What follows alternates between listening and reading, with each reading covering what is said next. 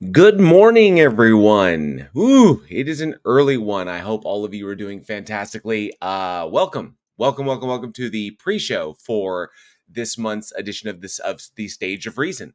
So I am JL. Welcome. If you are brand new here, thank you so much for joining us today.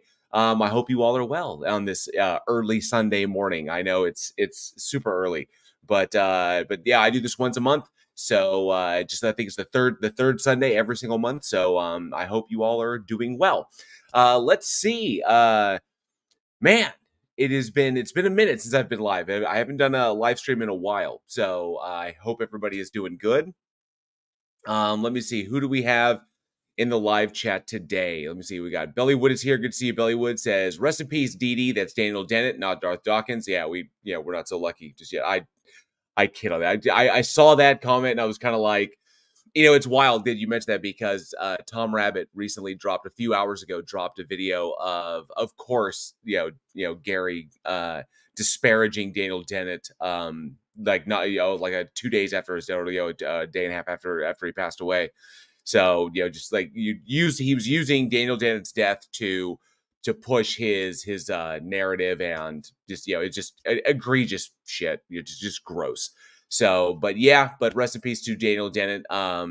Very influential on my own work. If anybody out there has not had the opportunity to read any of his books, strongly recommend them. Darwin's Dangerous Idea is one of my favorites. Consciousness Explained is great. The Mind's Eye. He's got all kinds of stuff. Breaking the Spell was a really, really good one. Prolific writer and philosopher, and a doctorate in his field. So really, really love his stuff.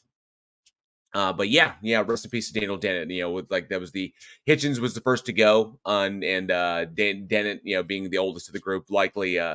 Then we got Richard Dawkins and Sam Harris. While I have my own opinions regarding the new atheists, or the four horsemen of the four horsemen of new atheism.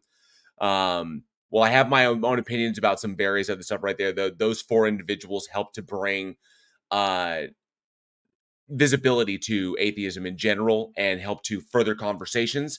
And so their work was, their work at that time was fantastic. And it's a shame when we lose a great thinker. So, but yeah, rest in peace to Daniel Dennett. Hi Inquisitor, good to see you. Says, let's go. I'm here. You can start. That was back in 913. Well, I appreciate that, Hi Inquisitor. Fantastic. Good to see you, bud. Dr. Nimrod as well. Good to see you. Says, hello, everybody. And yes, family's doing good. I'll hug the doggos and I will say hi to the wifey, but thank you very much. Hope all is well with your family as well. Let me see who else we got here. Charlie Welch is here, the only man on the internet never make a bet with. Good to see you, Charlie. Always fantastic to see the Welchster up in the house. Pinworm is here. Says, good day to all. About to earn some wages. Pinworm's got to work. Says, definitely catch us on the replay. Thank you so much, Pinworm, for stopping by. Says, I will take that like. I will take that like, and I will love it. Absolutely. Javier Hara is here. It says, Jello. Good to see you, Javier. Sorsha Red Hair is here. Good to see you, Sorsha. I hope you're doing well. Says, hello, everybody. Thank you very, very much. Yes, I do love that intro music as well. This is funny, because all of the music stuff that I utilize, I get off of Epidemic Sound, because I have an Epidemic Sound subscription, and I've recently fallen into Viva La Dirt League hole. So I was kind of like uh tangentially aware of them. Occasionally you could run across one of their shorts, something on YouTube, and I recently just fell into a VLDL hole with their board series, and then moved on to their NPC Logic and their video game Logic series. And those guys have built an amazing channel in just 4 years. They've done an incredible job, and so but I fell into a hole, and I've recognized a lot of the stuff that I use in my content. Like, if occasionally I'll hear music that they've utilized in their content in my own content, so I know they're making good use of that Epidemic Sound subscription. So, but yeah, I love this intro music here. It's fantastic. As a matter of fact, there was a section of this song of this opening music they used in a board in one of their board sketches, where they were Rowan brings them all pizza, and then they all chow down and get really, really full, and are just kind of like and then he sends them to work on a major task. So, but they used that in the eating sequence, which was hilarious. I know it's completely, just a little snippet. It's just like, okay. But anyway, James Apperson, good to see you. Thanks so much for being here. Appreciate you hanging out. Jeff C as well. Good to see you. Just call me obvious. Is anyone else getting massive lag? Let me know if anybody else getting lag. It seems to be working over here. All of my signals are good. Everything's solid. So I don't think so. But let me know if there are any problems, of course. Clive Wells, good to see you. And thank you all. Thank you so much for all of the alternative energy. I appreciate that, Clive. That's how I run this stream. I run this stream on alternative energy. That's how I do it. Old joke. For those not in the know, that is a very, very, very old joke. And rest in peace, Daniel Dennett. Thank you, Clive. Let me see. By the time the intro is done, it will be Christmas, or at least the 4th of July. So thank you, Dr. Nimrod. Mr. Colby, too. Good to see you. Says streaming well here. Excellent. Good to hear you. Or good to hear that. Just call me. Says can't stand this lag. Will return after rebooting my internet. Cool. Let me know. Let me know, Avi. Scott Duke says Bridge the Divide. I've been looking forward to this morning's stream. Fantastic. Thank you very, very much. This is fun. I enjoy doing these particular streams, and I only get to do this one once a month because that's pretty much what my schedule allows for. And because my this past weekend has just been booked solid for me, but I had this set since last month, and I get to come in here have conversations with believers about a variety of topics, whether it be science or religion or philosophy or whatever stuff they want to talk about, or they have the questions about atheism, like why am I an atheist, stuff like that. But to have these conversations in a more controlled and in an environment more conducive to progressive conversation, I think is really, really important. And while I appreciate what the guys are doing over on the theist helpline, every at the top of every morning, see, because we do this on the politics Discord server, and every Sunday there's a different show. And the one that they do on the very first of the month, that's the one with Taco and Ix and Randolph Richardson and Amy Newman, and occasionally T jumps in there. So, but on that one, I thought it was a little too top heavy and wasn't conducive to having good solid conversations, because there's a lot of voices on the stage. So I want to do a little bit more streamlined and have a little bit more personable conversations.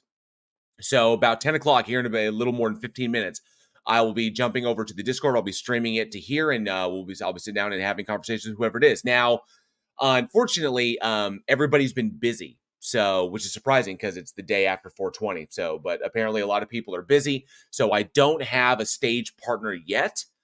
Somebody may pop in, I don't know, but I'll be running it solo until if one of my friends wants to pop in and join me. So, but apparently people had things to do, so that happens. So I'll be running the Discord thing solo until either we finish or someone pops in and wants to join in. But hopefully some good conversations. Hopefully we will. Hopefully it'll be good. Let me see. But thank you, Scott Duke. Appreciate that. Sorsha says late afternoon here, almost dinner time for me. So that would be okay. So I know that's not. I know you're not 6 hours. You got to be much further ahead than I thought. Because if it's not 6 hours ahead, given by Sorsha Red Hair, I always thought you thought you were, because that would be like 3 o'clock, three in the afternoon, right? Like 6 hours ahead. This would be like 3:45 where you're at. I think. I'm guessing. I honestly have no idea. That's what I guessed. I could completely be wrong. But enjoy your meal, Sorsha. Definitely. Spellbinder 101. Good to see you. Since it's afternoon here. Yeah. I got a lot of people. I think this is really, really cool. A lot of people in Europe. A lot of people in the UK, a lot of people in Ireland, Scotland, and I really, really dig that. Finland, Denmark. So I think that's awesome. So very, very cool. That's why I'm glad I can do this in the morning. That way y'all can catch it in the afternoon instead of having to wait to the next day or watch it like 1 o'clock in the evening or 1 o'clock at night in the morning. Mr. Colby 2 says, looking good, JL. Thank you so much. I do appreciate that, bud. 7 stone down.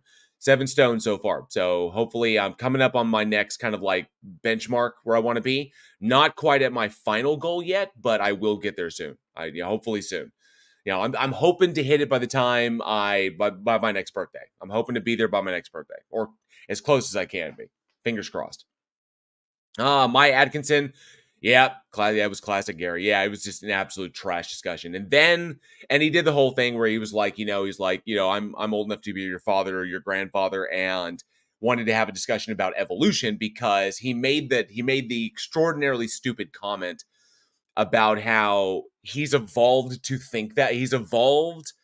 to preach God, and that the atheist has evolved to, like preach against God. And he was basically implying that social dynamics are, or basically, what was it, social conventions, or the things that people teach to other people are a result of evolution. And it was just I've heard Gary say some really really dumb shit in the past, and this damn near took the cake as far as like the dumbest things I've ever heard him say. It was absolutely ridiculous. But if you haven't checked it out, it's over on Tom Rabbit's channel. You can see it there. John Monahan, good to see you. Good morning. Good morning. Good to see you, bud. Fried Edges as well. So did you know Jesus once caught a fish and it was this big? Also, it's 12:40 a.m. on Monday after a hard day being a chef. Melbourne, Australia, in the house. Awesome. Very awesome. Very cool. As a chef too, that's pretty badass. And of course, my thoughts go out to the families affected by the events that took place in Sydney over the past couple of, I think it was like the past week. So that was some pretty crazy. That was some craziness. But I do know that Australia, and thanks to PhD Tony, who informed me about a lot of this, Australia has some of the best mental health access and mental health care for the public out there. But occasionally, the system is not perfect. No system is perfect. But that was wild to hear that happened. That was crazy. So my thoughts are going out to those families and their loved ones, because that's just freaking crazy. But still, if it had been a gun, it'd been a hell of a lot worse. So, but my heart, goes out to you guys in Australia. But you're a badass country, badass continent. You guys know how to do it. So, let's see who else we got here in the chat. Dib's here. This is on the television, so lurk mode-ish. Have a great day. Thank you so much, Dib. Oh, I'm on TV. Yay. Good to see you, bud. Let me see. Yeah, Sorcia says, love Viva. They are great. Oh, those guys are fantastic. And I think they're out of New Zealand, which is awesome. So, God equals square root of -1, says Bridget Fight has had John Wayne Gacy behind it. If you're talking about that picture right there, no, that's not John Wayne Gacy. That is David Howard Thornton in costume as Art the Clown from the Terrifier films. So, and I met David a couple of years ago, and really, really good dude. Really, he's funny as hell. Met him and director Damien Leone of the Terrifier films. And Terrifier 3 will be coming out this year. Be coming out, I think, around Halloween this year. It'll be Christmas themed, so which is funny. But yeah, that's David Howard Thornton. So let me see. So Freddie says, "You looking good, JL? You've been exercising something or something?" Yeah, no, I've been exercising my ass off. You get into a mindset where you kind of like, one day you want to get back to a place where you were in the past. And I used to be in really, really, really, really good shape. And so I kind of like stopped caring and I kind of let myself go.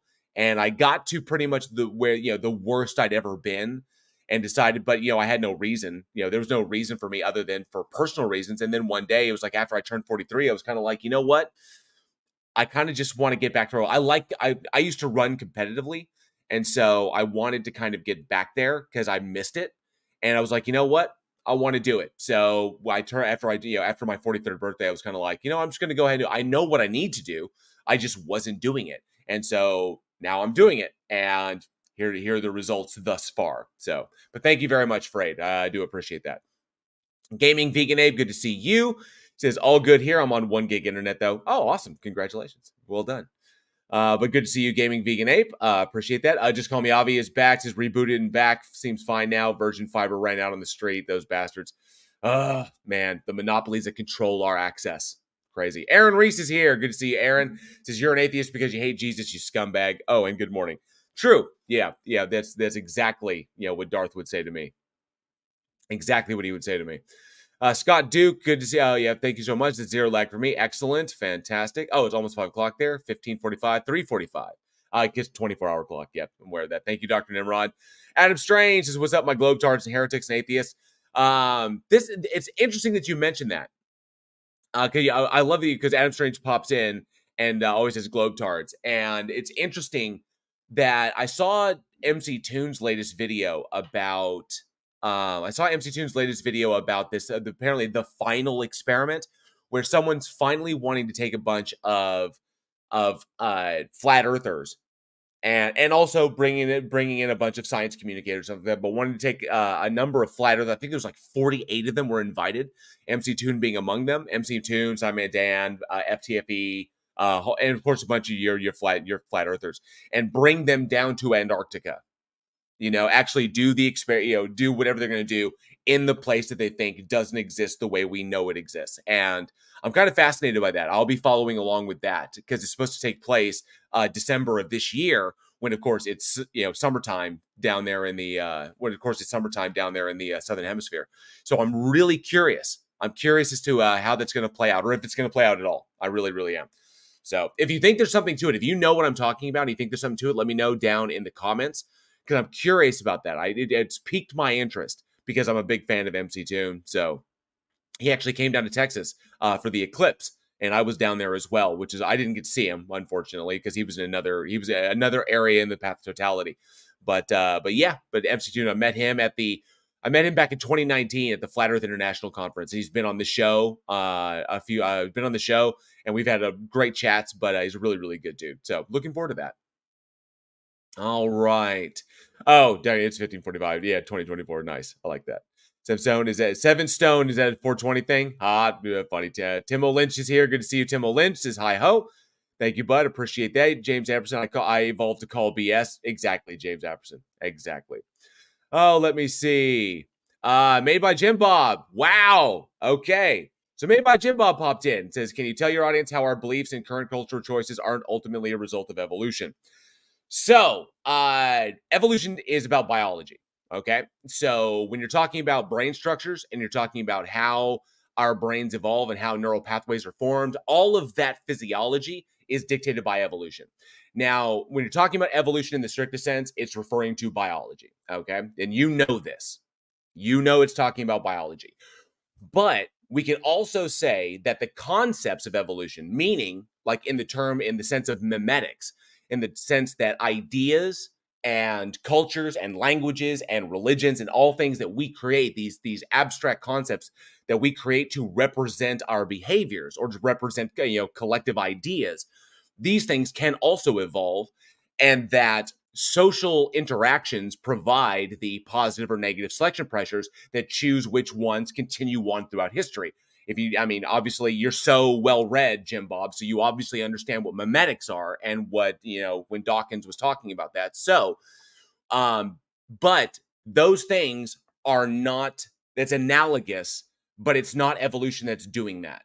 Because at best you could say, as far as analogy goes, that would be artificial selection, because humans can actively choose which ideas they want to survive, and then they can take steps to cull competing thought and remove it from the discourse to ensure that their ideas continue on. But even those surviving ideas that they've chosen are still prone to the selection pressures of people. So you can get an idea 2,000 years ago that you want to push through, or manages to survive long enough because it's popular in thought, it's popular in comparison to what's currently in power at the time. And then if that becomes the dominant feature, then over time, it itself will evolve as more and more people and more minds come together and begin to add things to it or reconcile things about it or begin to fix problems in its logic structures. So then you get different variations, which is why we have 6 families of, Christianity and 40,000 denominations of Protestantism. So that right there is technically what Dawkins referred to in memetics. That would be the evolution of thought, but they're not the same. Okay, so evolution itself, or the modern synthesis, does not lead us to have specific ideas and doesn't select for specific thoughts or even educations that we receive from the people above us. What it does do is it selects for how prone we are, or basically how the preconditions for how willing we are or how unwilling we are to accept new information, or how easily we can accept new information, but also how compliant we are with authority figures and how not compliant we are, because those particular behaviors are predicated upon certain things, but also the conditioning you receive during the formation of your neural pathways, the conditioning you receive would also play into that. And that would be artificial selection. That would be how your parents raise you and how your brain responds to that. But the information you're getting from external sources doesn't dictate your biological evolution. What it will dictate is your effect on memetics. Okay, so it's two different things. All right, that are not. It's basically, think of it in the terms of like trying to analogize evolution with a term very similar to like analogizing evolution with, you know, what's it? I guess you could say like uh okay, like when creationists call like genetics, when they say that DNA is a code, it's not a code. It's chemicals, is what it is. It's chemicals that do specific things at specific points and trigger other chemical reactions. Okay. But when they say it's a code, we use that to kind of shorthand the idea that it's doing a similar job in the way that we think about it, but but it is not the same. Okay. So that's essentially what that's saying. Okay, well, in this one, memetics is kind of utilizing evolution as an analog to describe the survival of certain ideas and the death of other ideas and how ideas change over time, given how many people are aware of them, how many people engage in them, and how many people critique them. So that's the best that I could do there. So two different types of evolution. One is actual evolution. The other one is just using evolution as an analog to understand how ideas change and move and change over time. That's pretty much it. So there you go. Caliban, good to see you. Thanks so much for being here. Says London, England is 5 GMT in Australia. Yeah, that's true. Yeah, because PhD Tony is quite a way away. Quite a way away. Absolutely. But good to see you, Caliban. Thanks so much for being here. Hiding Quiz says, stop. You need your ass. Just get in shape, but keep that ass. Unfortunately, that's already gone. That was actually like, it was surprising. It was one of the first things that kind of went.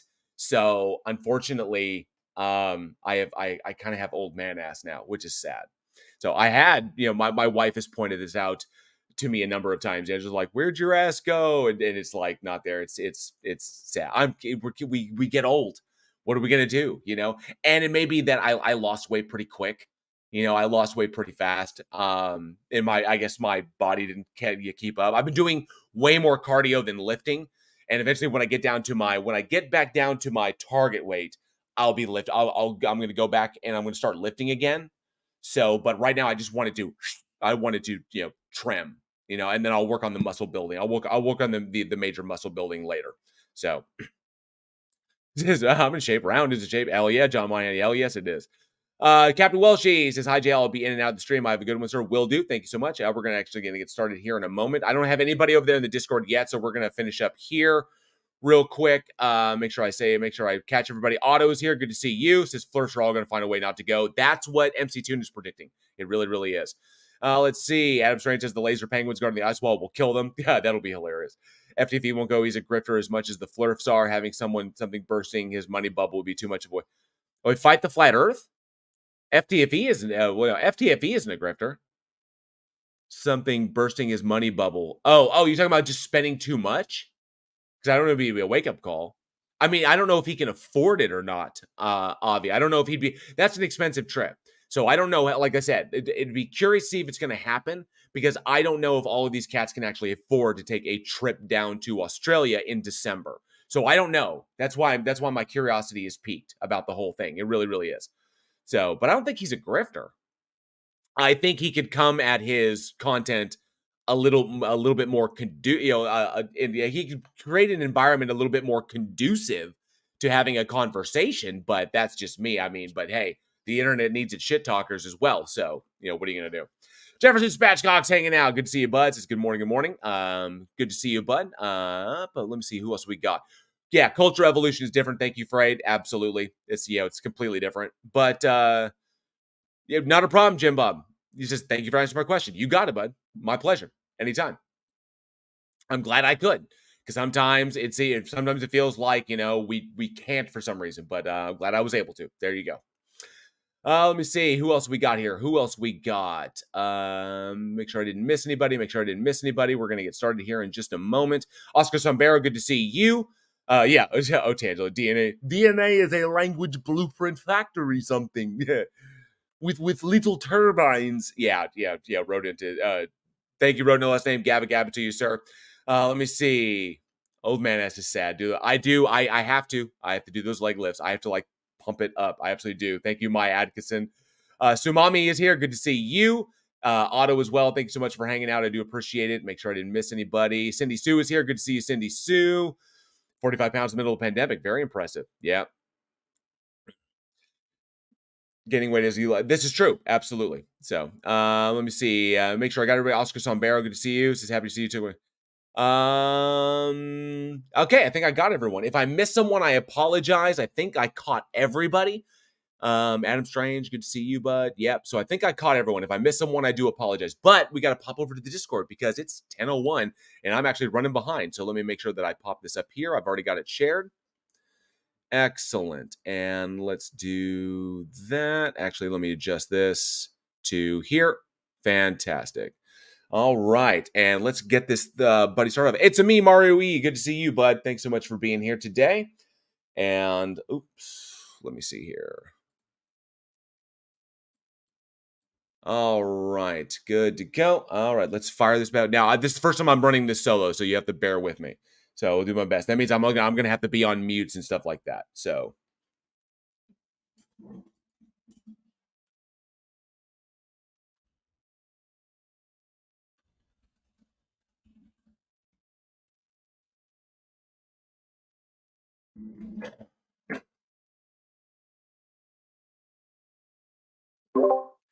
All right, I've officially kicked off the stage, and I'm going to start letting people file in here. So, as the audience grows, and I see some people, I see Dr. Nimrod in there. Thank you so much, bud. Welcome everyone to the Stage of Reason, a once-a-month secular stage event hosted here on the Politics Discord server. Just one of a series of weekly secular stages where our hosts talk to a variety of individuals about a variety of topics, including religion, science, philosophy, so that we can better understand what they believe and why they believe it. So I'm going to let the audience kind of come in and fill out. So give it a moment. And of course, if anybody is interested, if anybody wants to chat, just go ahead and put your name or put your hand up. It says stage is messed up. You can't hear me. No, my mic is up. Let me know if you cannot hear me on the stage. Vic Boxer or Vicob, Dr. Nimrod, Shaky. Let me see. I want to make sure that people can actually hear me there. So, Cartesian, good to see you. Increase my volume. Shouldn't. I should be good. Oh, maybe he needs to left click on me and increase my volume. Oh, people who can't hear. Yeah. Check your volume on me and make sure that you can hear me. It says no audio from it says Dr. Number says no audio from the stage. YouTube can hear me. Hey, West Side Girl Reacts, good to see you. I don't know what's happening. I don't know what's going on.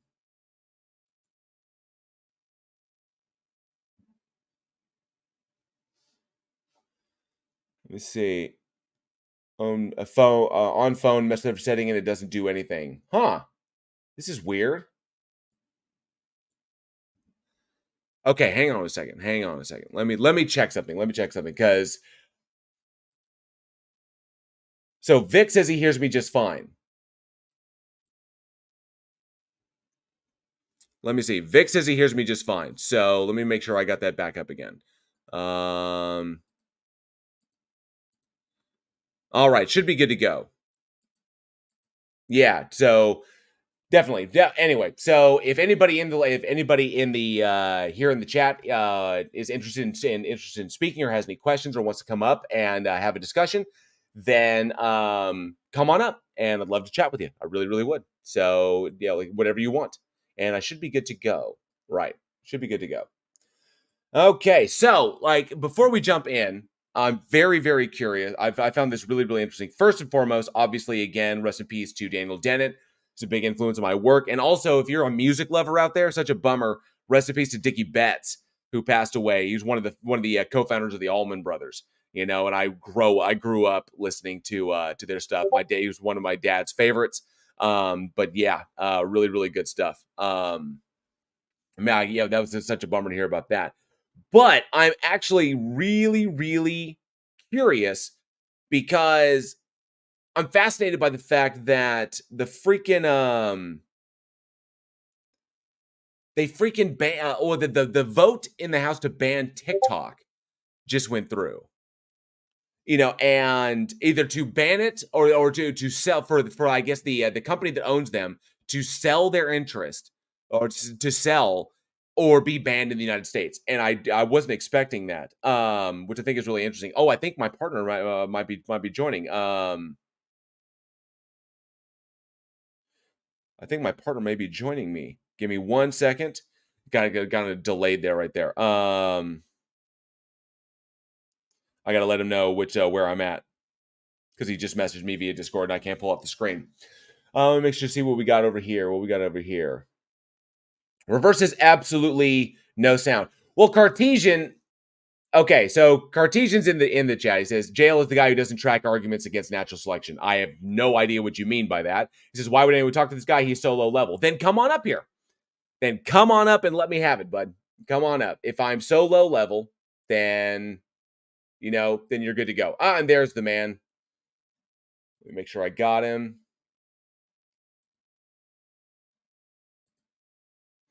Ix, you're up. There he is. What's up, Ix? Good morning. How are you doing, JL? I am good, sir. Good. I like running these with two people, just so I can have I think a better or I guess a better variety of thoughts. So I appreciate you popping out of your busy schedule to hang out with me this morning. It means that one of us can go to the bathroom, the other one makes the airtime not go dead. Exactly, and we can finish. And I was just gonna be honest, we can finish our thoughts and everything, which I find Yep. amazing. Let's see. So okay, so so people apparently. Okay, Dr. Nimrod says he can't hear me. He can't hear me on Discord, but other people are saying that they can. I don't know what the issue is there. So, but apparently others can hear me. So I don't know what it might be, Dr. Nimrod. Maybe it might be on your end, given that you're listening on uh YouTube as well as Discord. I have no idea. But other people have said that they can. So I don't know what it might be. And everything is sound on this side. So we seem to be good to go. Reverse came as Yep. well. So, Yeah, okay, you're yeah. loud and clear. Okay, so he said it was okay. So reverse is saying I think stages are borked via phone. That might be problematic. So that might be an Yeah, issue. the phone app is almost always kind of the second cousin, twice removed to the real thing. Despite the fact that they're both basically web apps, which both suck. It would be nice to see some like real native software that didn't like the thing that blows my mind is when you're on a call, you hit screen share or you hit video, and it starts this little spinny thing, and it can take minutes sometimes for it to figure out how to connect to the real operating system and the hardware and the camera or the screen share, Mm-hmm. because you're just talking to a web app. Most of the programs we're using these days, like Slack and Discord, they're just web apps. They're talking to a Node.js web server that's running locally on your computer and talking to a backend server on their machine. But it runs way slower than a native application would, and it's only loosely tethered to the operating system itself. That's why a lot of these apps just kind of run bad. I'm trying not to swear. I wanted to say a swear word for how they run, but I'm just going to say bad. Okay, now on this show, you can swear. So we're salty This as this we're salty as this is fuck more up here. So this is more like a New Week's resolution thing. I just noticed how much I've been swearing lately because for some reason when I talk about tech that isn't good or like other drivers and traffic or just there's like certain things that are my peeves that make me swear a lot. And I'm trying to cut down. It's like drinking less coffee. I'm not going to stop. This is not cold turkey, but I don't need to overdo it. I don't know if if I could ever stop. I wouldn't. I put I my scatological terminology is so important for my emphasis that it's just I just fall into it and I try. Well, okay, so in my YouTube content, I really do try not to swear, but occasionally Yeah. you got to drop a shit or an f bomb or something like that. So Yeah, it but makes it more exciting when you do it, right? The less you do it, the more exciting it is when you do it. It's only when you do it gratuitously that it just loses all impact. It just becomes like an inert. If you do it too much, then it's not fun anymore. yeah, gotcha. All right. Okay, so what are we doing? We're doing sort of street epistemology conversations. We're going to talk to people about interesting beliefs. What are we? What's the plan? Pretty much, yeah. And hopefully, I was, there were 40 people who were interested in the stage when it was posted up. So I'm hoping that people will come in. But it sounds like people that there was some difficulty with the sound there, and we've only got 4 people. And I know Andrew, and I know Dr. Nimrod, and of course the guy who was talking smack in the chat there is has left. So that would be Cartesian Theater. So who'd got nothing to say. Oh man. So I'm kind of curious. I'm hoping that people will be here. I hope they will, because the conversations that I mean, obviously, there are conversations that we want to have, and people that we want to talk to regarding what they believe and why. But before we get started, because nobody's got their hand up yet on the stage, before we get started, Ix, it has been a moment since we've been on a stage together. Yeah. I know you're It still has hanging, indeed. and I know you're still you're still doing the first Sunday of the month stage here on the Politics Discord server, Yep. hanging out there. But how are things with you? Like, we haven't caught up in a bit, so Life is good. I'm still a workaholic, so this is sort of like my fun break time where I take a break from Jira and Confluence and software, and I get to hear people express all sorts of interesting, all the way to wacky to head scratching. Like what are they trying to say? It's fun to figure out another person's worldview and just try to put yourself in their shoes. That's why I can't say no. Like I'm working this morning. I'm doing other stuff while we're talking, but when you say, do you want to do a stage? We've had so much fun in the past. I can't say no. It's just awesome. too much weird stuff that people come up with, and I learn from these stages too. We've had some interesting guests in the past who have had ideas that made me think and made me look at things differently. So I look forward to it. Oh, okay. This is interesting. So I just got a message from Taco, and Taco's currently working now. He says, "Oh shit, did not let you start the event. Let me remake the event." Okay, hang on a second. It Yeah, let Taco's been busy on YouTube lately. Have you seen a lot of his YouTube I videos? have been catching his videos, his little snippets that are coming out, and I do have to admit, I love his tongue in cheek way that he's presenting it. Yeah, I had that conversation with Otangelo. During Otangelo's AMA, I had to pop up, and I don't know why I'm such a masochist, and so I had to pop up and have a conversation with him. And of course, Taco put it up like Otangelo schools JL, or like Rex JL or something, which I thought was yeah, he hilarious. does the clickbait titles because the reason he does that, when he first did it for my conversation with him on the last show that he called into, which was kind of a milestone. It was like a bookend of a 2 year long. I don't know the exact time, but it was about a year and a half or 2 years since the first conversation I've had with Otangelo. He's been bluffing that he knew anything about abiogenesis and that he had some defeater for clay polymerization in a protocell abiogenesis. And the first conversation I had with him, he was like, "No, that's not possible." He showed me one paper that said it's not possible, or just that the initial experiments cherry picked like some like rare type of clay that wouldn't exist on the Earth. And when I came back to him with and I asked him, I said, "Have you done any research on this, or do you just like Google and get one result?" Because if I Google and I find half a dozen papers on other types of clay that all work better than this, I'm going to be disappointed that you're misrepresenting your level of knowledge and you're just kind of bluffing about this stuff. And I'm not claiming that I have a lot of knowledge about it either, but I'm just saying I'll do a Google search and we'll see if you actually have done your homework. And in that first conversation, the result was I found the 5 or 6 other clay types, which were very more commonly occurring, which had much longer polymerization chains. And they were getting into like the 50 and 100 molecule, or sorry, 50 or 100 um, codon polymerizations. So Nice. I showed him that, and I sent it to him, and I said, you need to read up on this stuff. It's actually very well established that these are naturally occurring clays, that they're ubiquitous around the Earth, and that the prediction was made: abiogenesis most likely occurred at these vents. So the earliest common ancestor, the Luca, would be at these vents, right? And so they took that prediction, they went and they looked at the vents, and they found the very oldest archaea that's still fossilized that we can find is at the vents. And so I Wow. said, look, we have a research program, which is that we can make predictions that work about where the earliest life forms are going to be based on the polymerization hypothesis. You don't have anything against abiogenesis anymore. And if you can't disprove abiogenesis, then nothing you say about natural selection matters, right? Because abiogenesis solves the bootstrapping problem of where did life come from in the beginning. And then all your complaints about natural selection are just changing the subject from having to admit that abiogenesis probably does occur, probably occurs frequently, like, once every billion or 2 billion years ago. Um, it would have occurred multiple times probably before one of those became the form that we, in the RNA world hypothesis, expect turned eventually into the DNA world that we see today.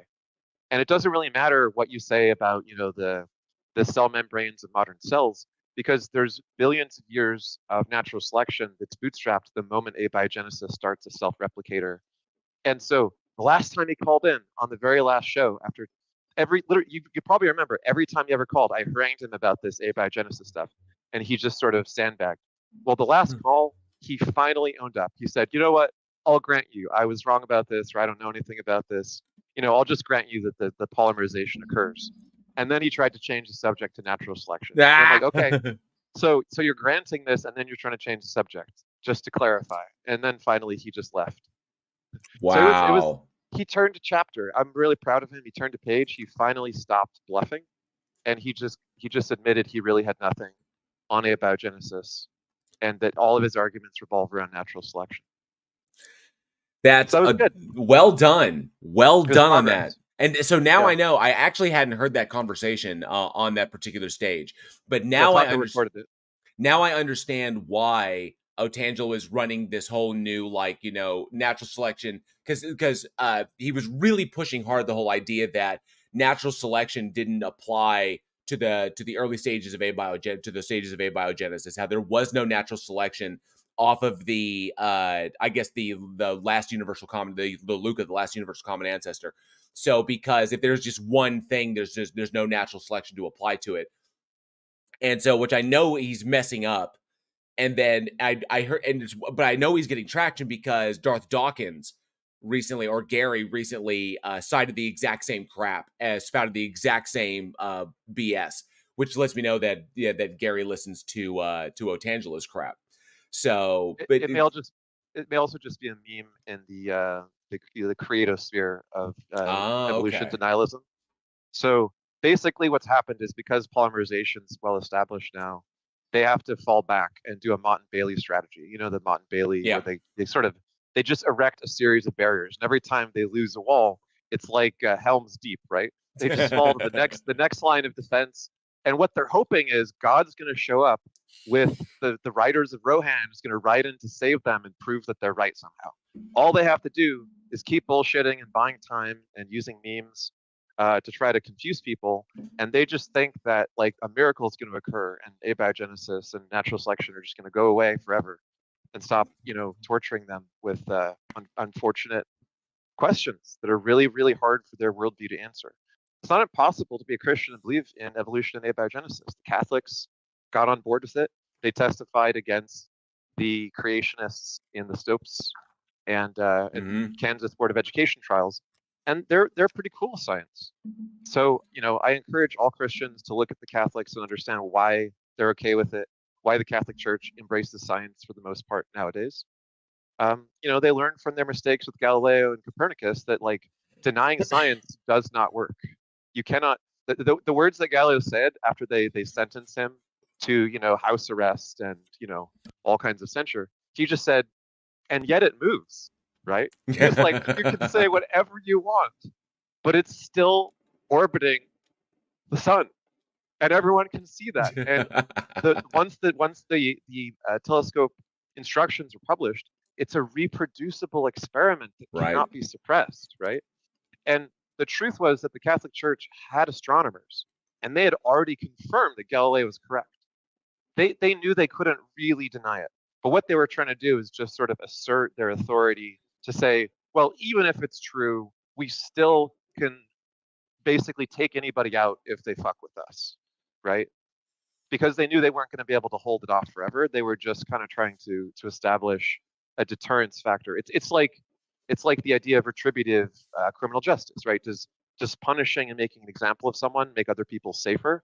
In a weird way, it kind of does in the psychology of criminal perception, right? It scares people. and that's what they were doing to Galileo and Right. Copernicus. They were just trying to scare people. You see, it's interesting because I don't know if you're familiar with the content creator made by Jim Bob, but Jim Bob, who I did a critique of one of his videos on my own channel, and actually popped into my live chat to ask me a question regarding essentially what Dawkins identified as memetics, and how thoughts themselves or ideas and concepts and things are subject to things that to a kind of analog to natural and or to positive and negative selection pressures, and that's how certain ideas kind of like survive over time, but how they can Yeah, also change and mutate like this, which is a fascinating topic. And so and it was in response to Darth Dawkins trying to equate to like Gary made the comment to another guy that he said that he is evolved to preach God, and that the atheist is evolved to preach not God, and that the reason hey, I know, right? It's so A- phenomenally. he thinks there's atheist gene. Like, yeah, I was kind of like I almost wanted to go because I was listening to it on Tom Rabbit's channel, and so he's kind of like, so because I'm just evolved to talk to spout God, and you're just evolved to spout not God. That means we're just two dogs barking at each other. It was. I've heard Gary say some dumb shit in the past, but man, this was just dumb. And every time the guy he was talking to tried to correct him on this, and be like, no, that's not the same. And then he would just like steamroll him and juggernaut him and just, and eventually muted him, of course, because that's what Gary does.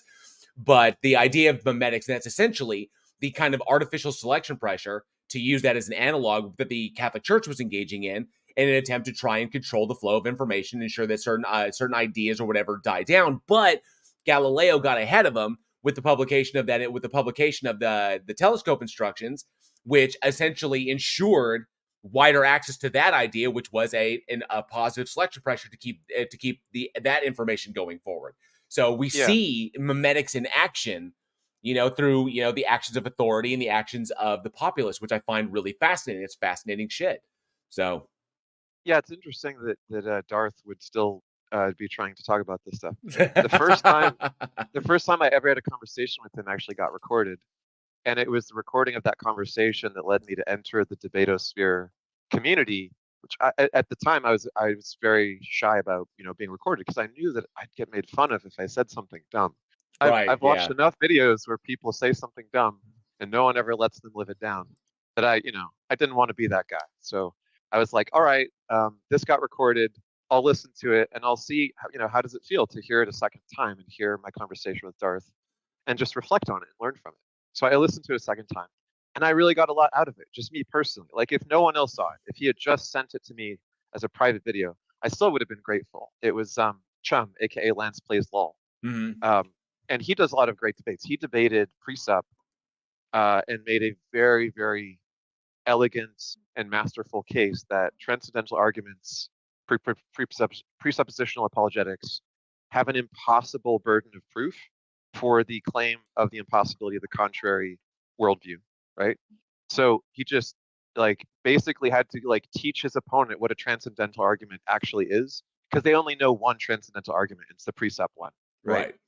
And most of them are not philosophers. They don't really like know the stuff um, that I think that the guy that originated it, um, Van, uh, You're talking about Van Til, Cornelius Van Til? yeah, Yeah. Van Til, he did have philosophical training, and he was kind of like riffing off of and using Kant's ideas because Kant did transcendental arguments for his systems. So he was trying to mutate the Kantian approach to transcendentals to God.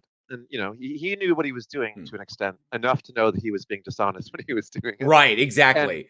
he kind of admitted it. He just said, look, it's not really a persuasive argument in a syllogistic sense, but what it is it's just kind of like a rhetorical strategy that shuts people up and confuses them, and it works. And I think that's why it's very popular with sort of memester, debate bro Yes. theists. Is they like the ability to just be a bully with it.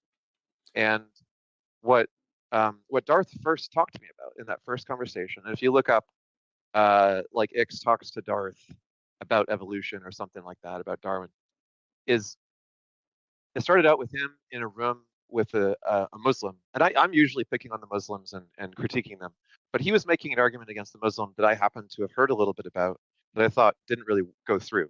And the argument was something like, do you think that the Quran is a perfect book? Muhammad is a perfect whatever? And they'll say yes, and he'll say, um, do you think that if he made a mistake or if he misrepresented something, that that would be evidence that he's not a true prophet or that the Quran is not the true word of God or not from the angel Gabriel or whatever? And the Muslim said yes. And he said, would you agree that Mormons are not true believers with a true teaching because they have a false prophet, Joseph Smith, who falsified fake gold tablets and so on? And the Muslims said yes. And I thought Darth was doing really good rhetoric. His rhetoric was great. He was doing a step by step to try to pin the Muslim down to not be able to evade. So then he said, okay, well, we would agree that there's evidence that like the story says that he ran through the forest while being chased by three able-bodied men with like a broken or damaged leg, carrying heavy gold tablets, which people testified weighed like dozens or hundreds of pounds, depending on which witness you believe. That's implausible, right? And like the claim that just a miracle allowed him to outrun these people doesn't hold water and is evidence that he was a charlatan. And the Muslim says yes. He says, well, okay, then if the Quran does something equivalent to that, then you would agree the Quran is falsified. And he says yes. So he's done the yes ladder. This is like what you do in telemarketing. You go, you live at this address. Is this still your phone number? Did you subscribe last year? You go, yes, yes, yes, yes, yes. And then at the end, are you ready to renew your subscription? Or are you ready to donate double what you did last time? And then they've said yes so many times that it's designed to make them feel stupid or embarrassed if they don't say yes, right? Right. So his final rhetoric is in the Quran. It says, "Do not believe in God as three. God is not Mary, Jesus, and the Holy Spirit or the Father, whatever." And it mentions Mary and Jesus and God, as opposed to what we would all see as a contrast with the Trinity as defined by Trinitarians today, which is God, the Father, and or sorry, Jesus Christ, the Father, and the Holy Spirit. And so this like triune, you know, complex concept of the Trinity that Christians believe in now, which actually evolved over time and wasn't totally clear and agreed upon at the time of Muhammad, but that's okay.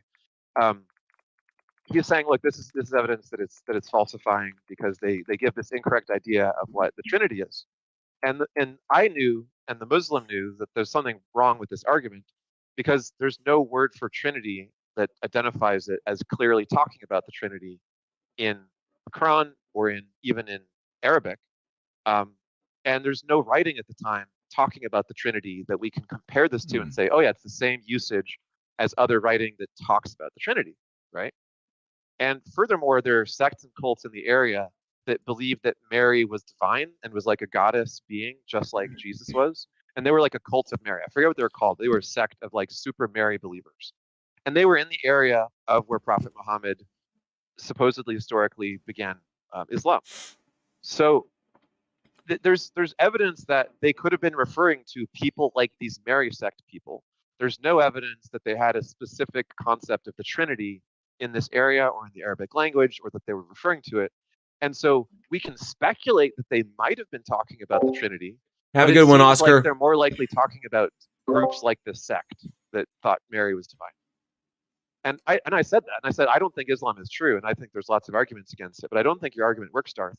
And he was like, "You're a troll. I'm muting you." He kicked me out of his room immediately. Immediately, he kicked me out. Right. Of So course, of I'm like, "All course. right, fine. I don't really want to talk to him anyway." I was just trying to like chime in because I thought the Muslim was being cleverly rhetoricized, but wasn't really being given a good argument.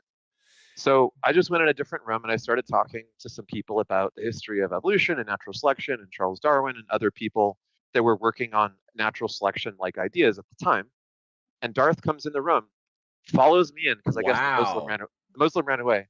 Now he just said I was a troll. He just kicked me out of his room where he had mod powers. But now he's come into the room where he doesn't have mod powers and he wants to talk to me again. And I'm Living like, oh, living in his head rent free. this Wow. this is great. Like we can have a normal conversation where he's not going to mute me. This will be much more interesting. So we start talking, and he's much more civil. He doesn't bring up the troll stuff. He just goes straight into are you claiming that that Darwin invented the theory of natural selection? And I said, no, I was actually saying that a number of people had ideas like that, all the way back to Democritus. There was a Greek writer, Democritus, who was the founder of kind of the modern form of atomism that was inspired by Leucippus's sort of water atomism, that became the very popular Hellenistic school of thought called um, Epicureanism. And the Epicureans taught a whole ethical system that was connected to the atomistic concept of the universe. And that included the idea that man came from fish, man lived in caves and had no civilization or language when he lived in caves.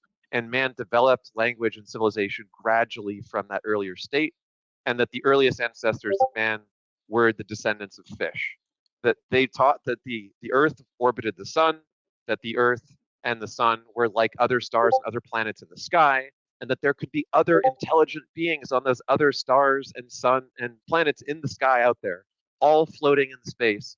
And they believed that everything was formed um, with atoms and motion in a void.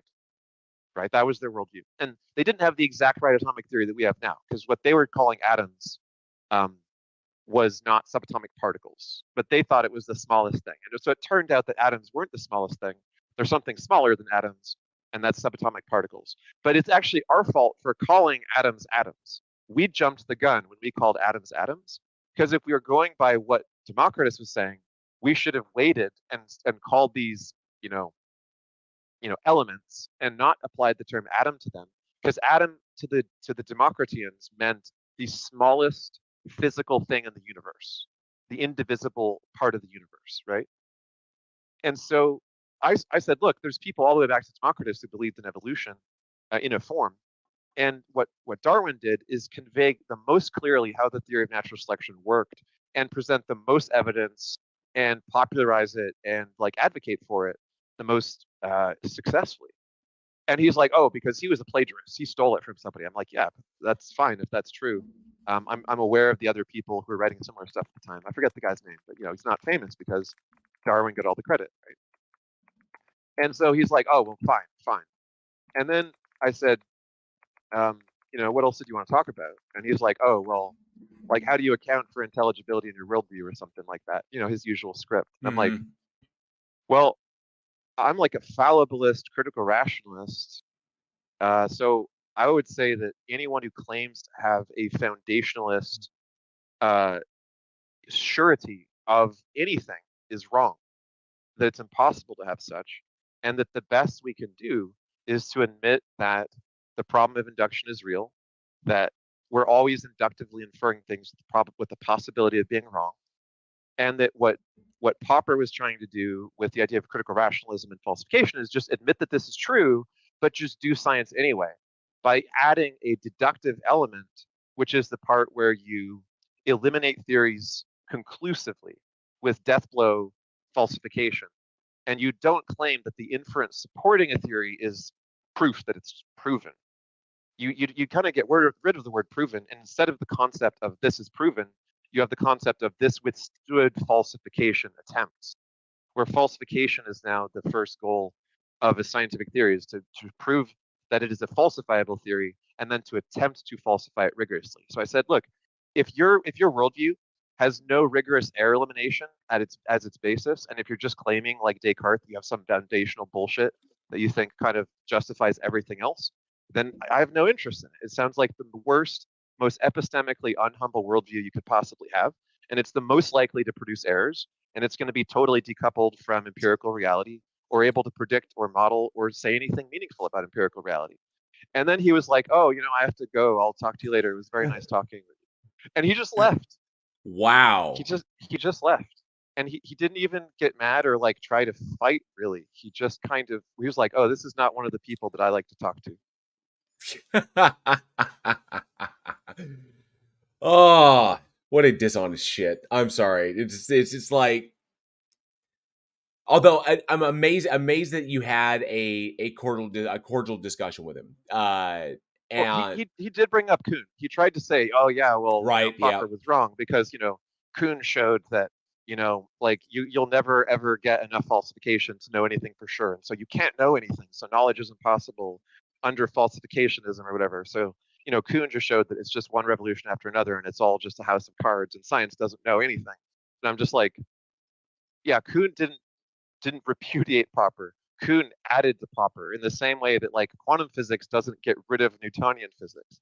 It just shows how Newtonian physics works more accurately for the edge cases that Newtonian physics doesn't quite work for, right?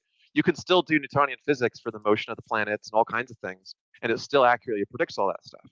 So extending a scientific theory through a scientific revolution is not falsifying falsificationism. It's just it's like the theory of natural selection, the modern synthesis, right? We learn Right. all the different mechanisms. We have horizontal gene transfer and all these other things besides the descents or descendant mutation. We have all these other kinds of mutation that happen, and that all gets added into the model. So Yeah. And yeah, he also, tried. It was a okay. good conversation. I actually had a nice conversation with him. That was the weird thing, right? That's crazy. That's wild. But it's that it can happen. I mean, I guess the a broken watch is right twice a day, I guess. And welcome Amy Newman. Hey, Amy. Woo-hoo, how are you guys? Amy's bringing love. That indeed I am. I'm doing good. Good to see you. Good to see you, Amy. Thanks so much for popping up. I said there were 40. It said in the deal that there were 40 people interested in the stage, and I was looking forward to how many people would pop in here. But apparently, there was some sort of issue. I guess with Discord, Taco was dealing with it, and like with the events. Gotcha. And so we don't have that much of an audience right now. No one's put their hand up yet to have a conversation. So we're pretty much just, X and I have just been, like killing time and catching up because it's been a minute since I've seen him. I do want to bring this up. Let me see. Oh, Jefferson Spatchcock would like to say, X crush Gary in a gentle way, of course. And I do want to say hello, Tux TV. Hello, I Killed Earl. Good to see you. Thanks so much for being here. John Fabiano as well. Good to see you. Lord Dissident. There's a guy in my live chat, the Dusty Underground, who's been arguing like this and ultimately just kind of like boiled this stuff down to an appeal to consequence. He's like, I have my faith, you have nothing but darkness. And so guys, so Dusty Underground, the link to the politics server is in the description of this video. It's the politics server. I mean, it's right there at the bottom. You should be able to see it. I've got it like set where it's very, very obvious. So if you want to come up on, come over to the Discord server, join the Discord server, come up on stage. We'd be more than happy to have a chat with you about the things that you are getting really, really wrong in my live chat. So, because all you're doing is straw manning. So, yeah, if you want to have that conversation, we're more than happy to have it with you. Okay, so if you want to, or I don't want to be that kind of guy who's like, if you can, but yeah, you're more than welcome. And welcome, Joshua Lee. Good to see you as well. Thank you so much. And to the scam people we have in the audience, I see a lot of names that I recognize. Andrew, mathematician, Lol said, good to see you, Dr. Nimrod, as well. I hope your audio is sorted out. Hopefully, we will get some people who want to put their hands up and have a conversation about some of these various things, about what they believe and why, because we'd like to explore these topics. These are important. So if you're in the audience, feel free to put your hand up if you'd like to come up on stage. Whether you're a theist, well, obviously we want to kind of put the emphasis on believers, people who believe in things like God or gods or whatever. We'd like to talk with them. We'd like to prioritize them. But if you are an atheist and you have something you'd like to talk about, something going on, or have a question, we'd love to talk to you as well. So definitely, I do have a question for both of you, being that Amy, you're more present on YouTube and X. I'm not sure the extent of your social media, like, or how hard you're pressing into that field. But I'm curious your thoughts or opinions on this whole ban, or this potential ban that has gone through the House recently. Which ban? The TikTok ban. Oh, I'm pretty paranoid go about for it. My TLDR is I'm very suspicious of China and TikTok. I think that the threat is quite real. They had a bunch of journalists exposing how they were misusing people's data in a way that is very, very dangerous. And their response to that was to misuse data, personal data of the journalists, to personally harass the journalists, which is kind of proving the journalists right. Right. So, yeah. What about you, Amy? So I'm conflicted because I guess I actually think what Ix is saying as well. And yet I understand that that medium is probably going to have to exist somehow. There's a reason that YouTube's trying to like lean into shorts because it means that that type of video content, I guess, is just what this generation is into. Right. So the question is TikTok possibly an evil organization? Probably. Is that content going to be what probably content that's going to be consumed is going to be as well in the future? Probably. So I'm not sure. It's kind of a conundrum. Yeah, I've enjoyed the TikTok short style content that's mixed into my YouTube feeds.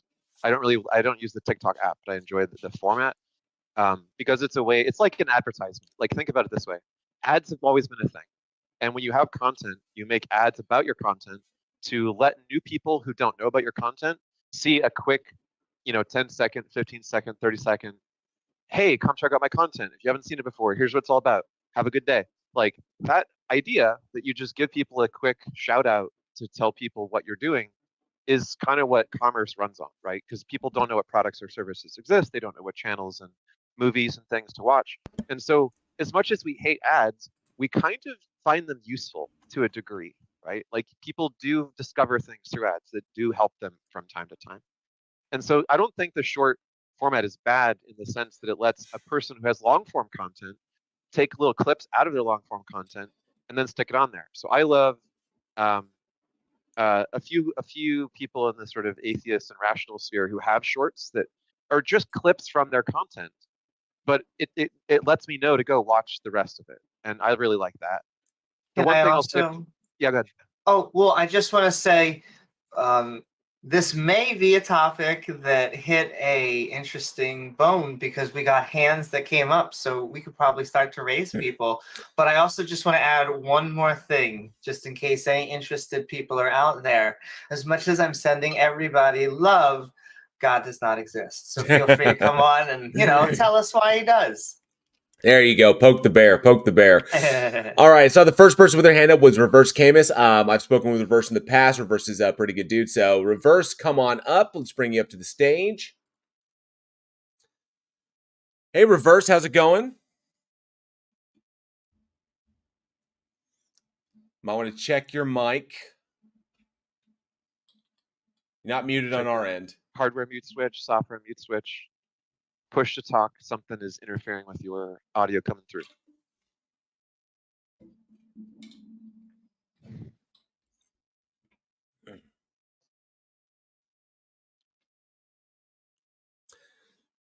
Are you good, Reverse? We may have to come back to you. We could leave him up just until his audio works and pull someone else up as well, just so he can like let us know as soon as the audio is working.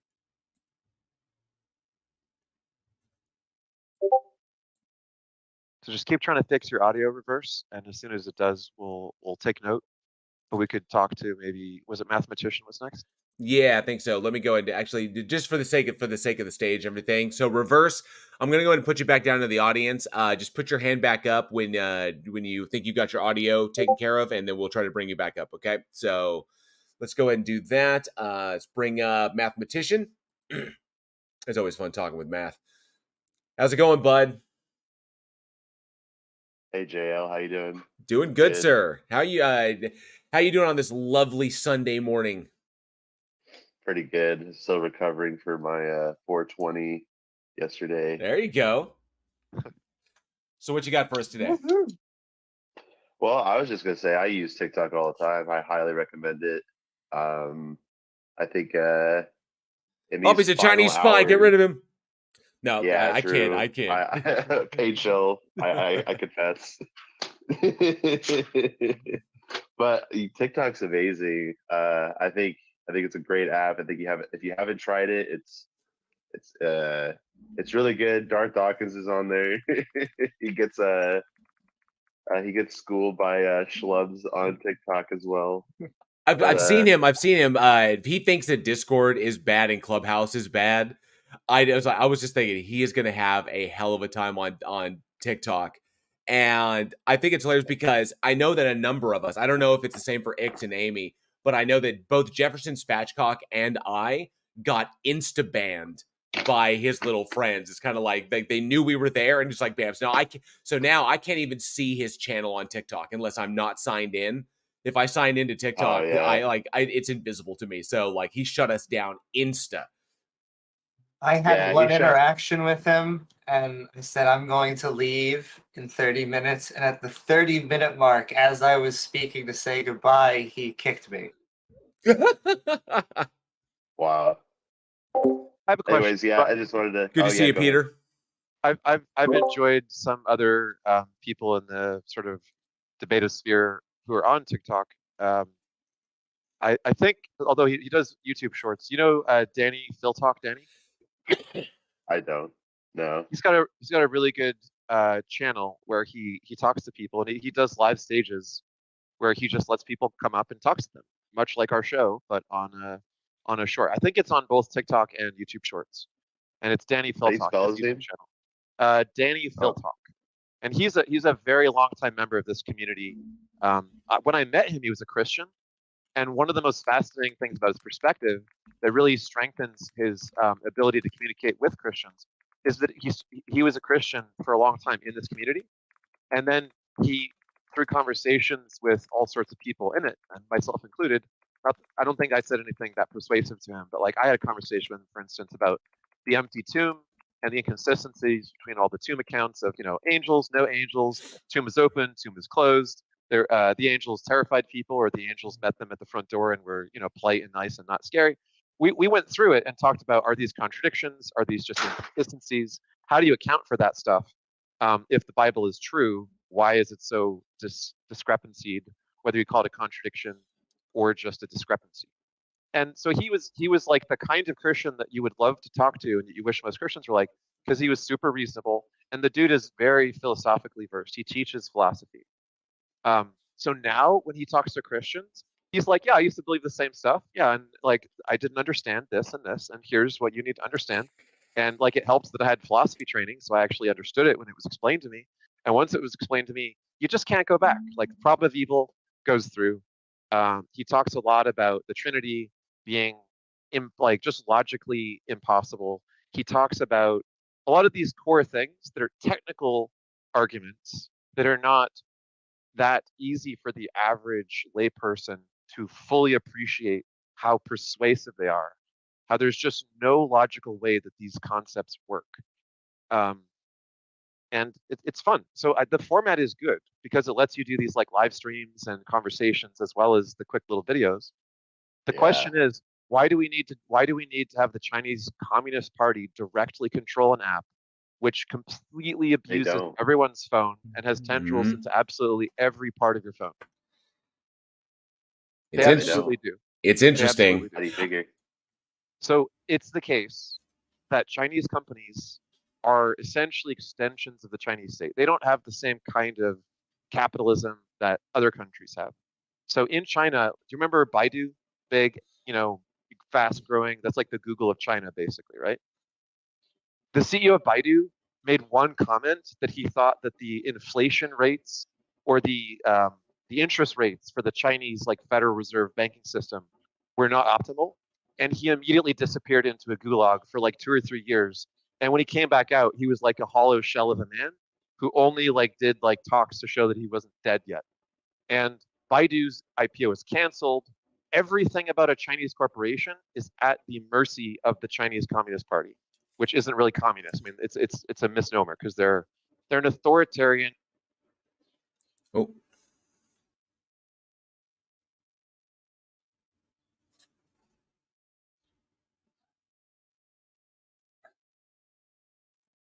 Talk. And so you're saying that because China has a different capitalism than we do, that because they have different laws than we do, right? That these companies have to abide by. That even though TikTok follows all American law, they didn't shut me down. I accidentally hit something on my phone. So they don't. Here's the reality. What law do they not follow? Okay, so they've already abused their ability to get people's personal information. So what they make you sign when you agree to use TikTok is essentially the ability for them to use absolutely everything that could possibly be used on your phone. And there's no reason that they need that much Do information. you have any evidence of that? Yes, like you have to do some research. Just Google it. So Yeah, sure. I'll Google. What am I Googling? okay, TikTok abuses information, privacy violations, abuse of journalists who accuse them abusing the personal information of those journalists to attack the journalists, accusing them of abusing personal information. They've used private information from journalists to go after and harass the journalists, accusing them of using private information, right? Yeah. So when I do a search, I found that there is a $368 million children's data privacy violation in Europe. All I'm going I to say is don't. this. Let's just say, like, let's say it's what you say, and let's say it's what I say, and we can both grant for the sake of argument. How would we handle it if that were true? And we can look at the empirics later, right? So we'll both do our research, and we'll come back and maybe have another conversation about this someday with more data. But for the sake of the Yeah, argument, that's fair. if what I say is true, okay, if you look into it and you find that I'm not bullshitting, then this is what policymakers are afraid of, and this is why the phones and routers and communications equipment by Huawei were banned from the U.S. government, from any kind of government usage. It's that the reason we know that they put backdoors in their equipment is because we put backdoors in ours, right? When it comes to the NSA Exactly. and U.S. companies, there are backdoors, there are zero-day exploits. There is a program called Prism. Snowden exposed it. So we're not accusing them of doing anything that we don't do. The difference is that we don't install an app, we don't ask China to install an app on their phone that gives them the kind of information that TikTok gives. And they would be insane to click accept voluntarily on such an agreement. And the stuff that TikTok takes is not normal. There's no other app on the App Store that takes as much as TikTok takes. And the reason TikTok takes it is so they can abuse it directly in the hands of the Chinese Communist Party. They have the same level of access to your info that the US government has to do sneaky stuff with the NSA and the PRISM program to get. You're just giving them the stuff that the NSA has to get shadily. You're agreeing to give it to them voluntarily. That's the problem. Correct. Okay. So what if I'm okay with that? What if half of Americans are okay with that? Do you think that those Americans shouldn't be able to choose a company that supposedly follows U.S. law? They have not been sued in the U.S. But again, they're, like you said, the American companies do this, but the Americans aren't on Instagram as they are on TikTok, right? Americans are choosing TikTok because for some reason Americans trust that more. So why is that? Americans are not well informed on these issues, so I fully expect them to just make irrational. I think you're not well informed. With all due respect, I don't think you're well informed about this issue. Okay, well, you could be right. How long have you been on TikTok? I don't use TikTok. I don't install programs that make those kinds of claims on my phone's data. Right, but there's a side of TikTok that, like, I understand I understand your concern very much, but there's a part of TikTok that is provided that TikTok there's a thing in TikTok that I get like an adrenaline rush almost from how good the videos are and how good the format is. It makes Instagram look like a joke to me. And to me, like, I enjoy the benefits so much that I don't give a shit that sorry, excuse me my language.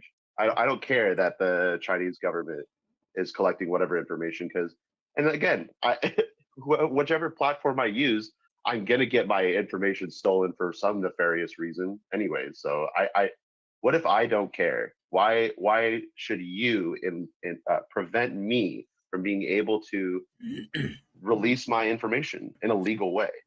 So I don't think you're being irrational. I think that every individual is only worried kind of about what they can see on their plate. And to them, if they like TikTok, It's very compelling. It's very fun. They're just making a rational decision that they just want to keep using TikTok. I get that. Like, I respect your. I don't think you're irrational or crazy. I'm not calling you like a poor reasoner for making the choice that you're making.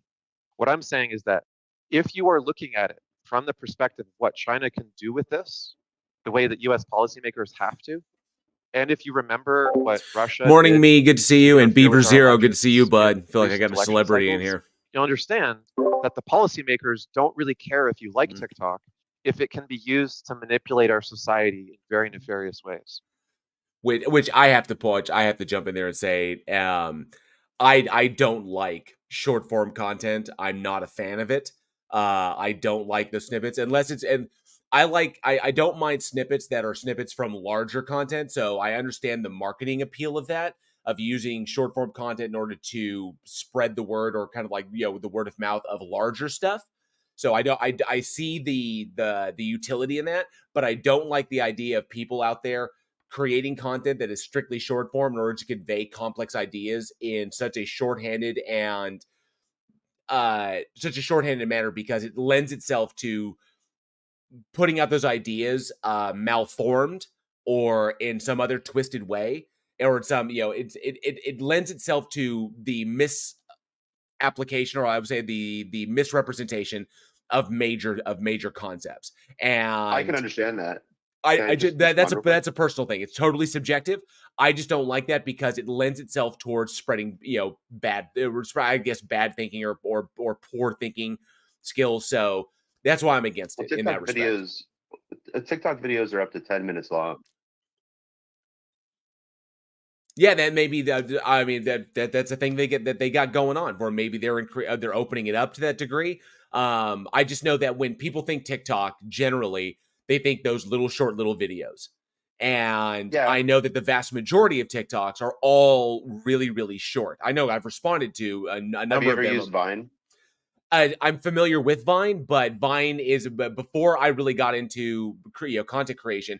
Vine was a little bit before me, but I'm familiar with what Vine with what Vine is, but I would say the direction that TikTok has gone, that Vines were short enough for people to kind of like basically lay down a proposition and people could argue for or against it from there. But it didn't really convey deeper, further topics or allow for the spreading of misinformation to the degree that TikTok has, or even Instagram has. So I'd say that there's a similarity, but I don't think that they're the same in the level of information they allow to push out there in the world. So, but then again, like I said, it's just a subjective opinion. Private platforms can do whatever the hell they want. I'm not a fan of it myself. But he wanted to give a case for why he disagrees, I think. Well, I was just gonna say, like, I mean, Vine, in my opinion, was it was shut down for. I think it was shut down because it wasn't as controlled as other platforms were in the early, like, or I would say the mid 2010s, when according to well, I guess I would say various sources that the FBI has their dirty fingers in a lot of social media platforms and a lot of control over social media platforms. But they don't have their greasy fingers on TikTok like they do on, like, for example, Twitter in 2016 and 2017. Have you read the Twitter files or like heard summaries of the response rates to? I've heard summaries. I haven't read.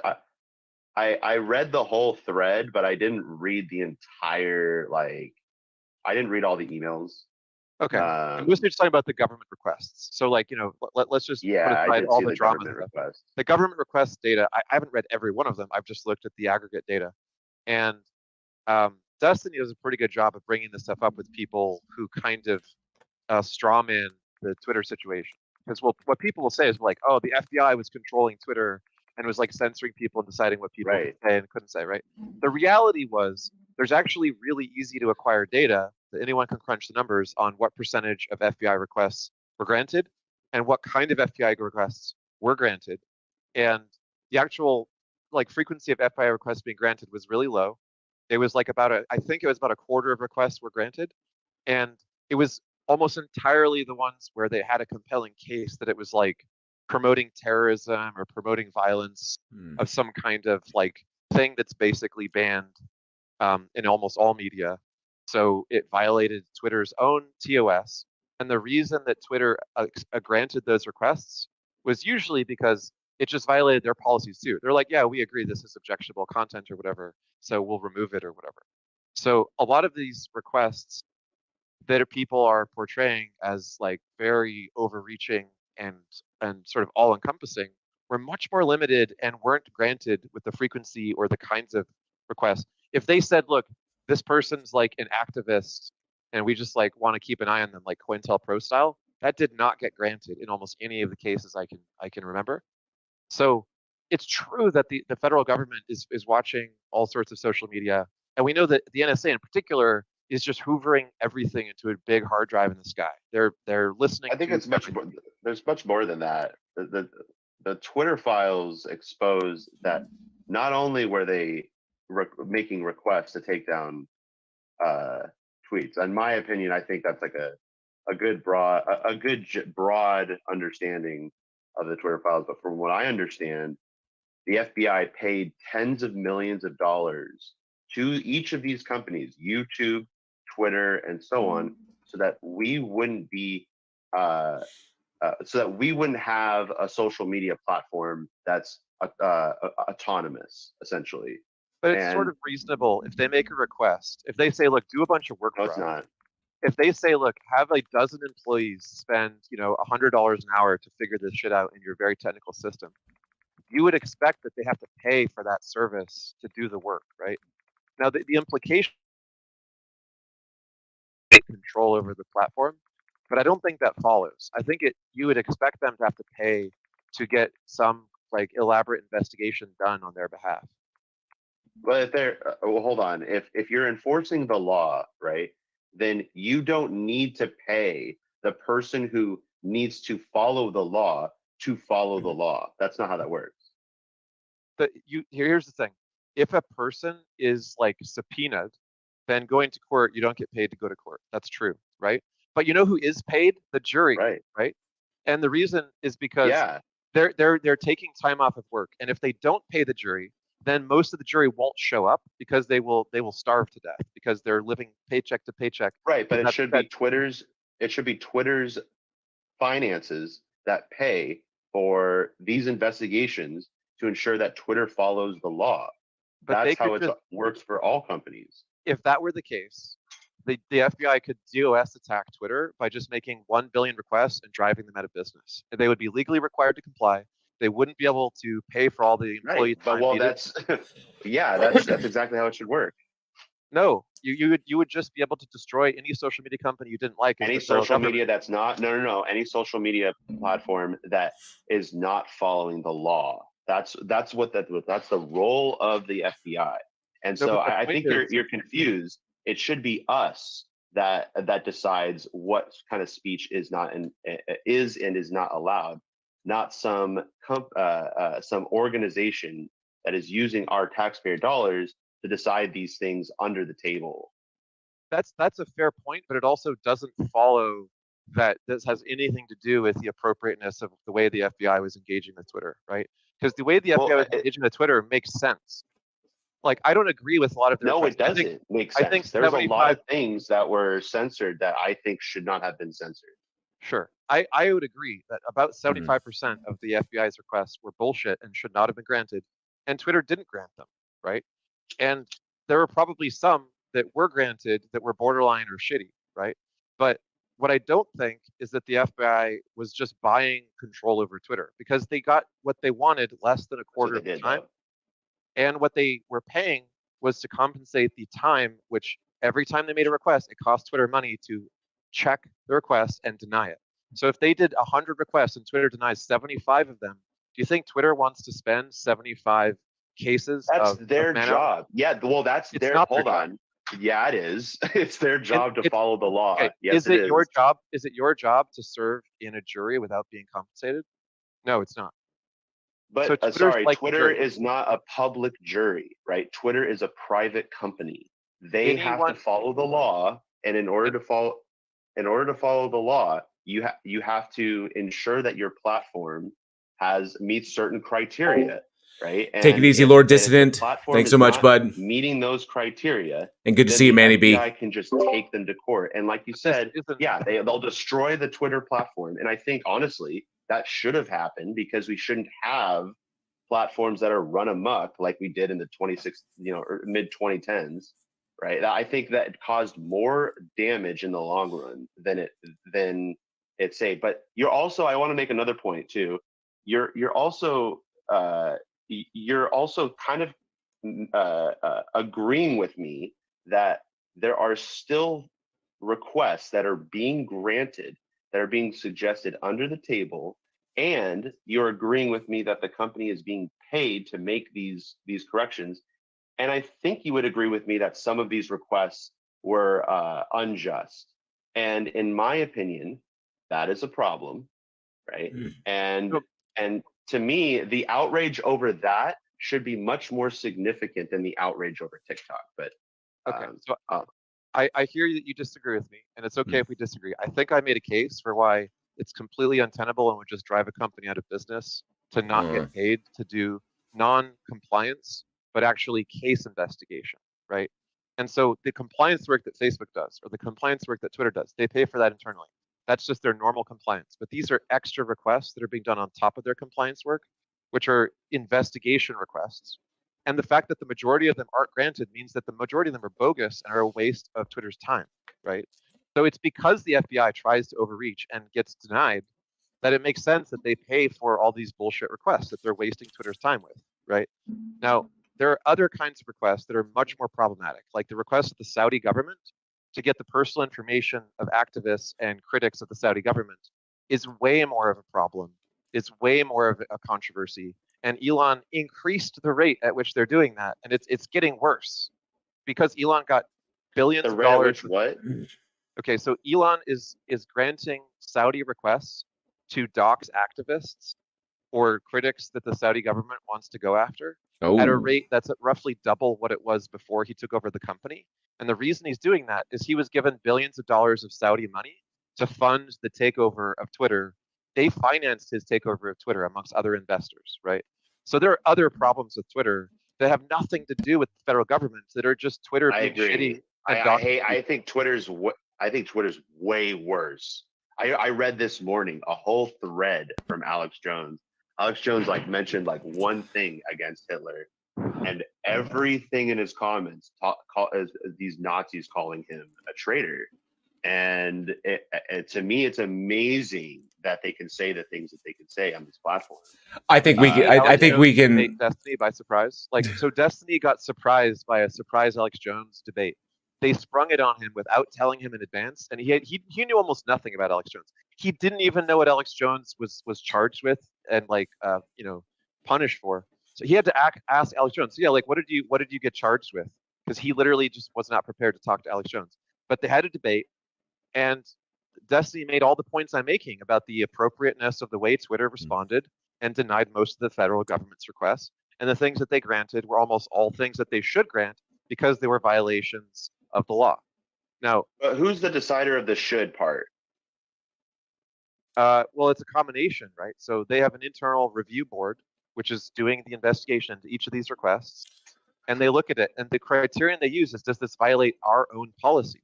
And if it does, then they grant it. If it doesn't, and the government is just making shit up and trying to abuse it and go after people they don't like, then they just say no, and that's 75% of the time. So what you're telling me, and correct me if I'm wrong, what you're telling me is that you're okay with the federal government paying Twitter money to investigate themselves in certain things so that they ensure that they're abiding by the law. Yeah. Okay, I'll tell you what I'm okay with, right? I would rather have a framework in which the federal government gets involved if and only if the Twitter is not abiding by the law, and they already have the evidence for that, right? They don't need to dig around if they don't have, and if they need to dig around, then of course they can pass whatever Patriot Act 2.0 that they need to pass in order to search, without a search warrant. But if you don't have the explicit content that needs to be removed, that's violating the law, then you're already overreaching. Because, and I'll tell you why. The reason is because a social media platform needs to have some level of autonomy where the people can decide what is and is not true. And when you decide that you have these under the table, in my opinion, the FBI and the CIA are the most corrupt institutions in the world, especially historically. And I would much rather have my own control over what I can see and what I cannot see, which is why I love TikTok so much. They have a great algorithm for me. I've learned so much from that platform. And for people to just say, no, you can't learn stuff like that anymore. Yeah, because blah, blah, blah, reasons. So we're And not it's for your security. And it's just, I hate that answer, honestly. so So mathematician. defeating. Let me say that's a straw man of what's actually been said. So what was actually said is that the Chinese government needs to be divested of its direct control of the company, and that if that's the case, then it wouldn't be banned. As long as a non-Chinese government Of course, they're not going to do that. as long as a non-Chinese government controlled entity owns Twitter or TikTok, then it's not a problem, right? As long as they are under the normal legal framework that the rest of the world operates under and isn't being controlled by the TikTok's Chinese not going government. to sell themselves, right? They're the largest app in the world, right? They're the number one app in the world. Every other country has TikTok as the number one app. And in the US, it's the number one app. And so they're not going to sell just for this 150 million users in the US, right? What they're going to do is they're just going to, it's a ban on TikTok. And for me, what that means is I can't watch good content. I'm gonna have to go to fucking Instagram. Instagram. And dude, that sucks. My whole social life is like it's completely upended because of that. It's crazy.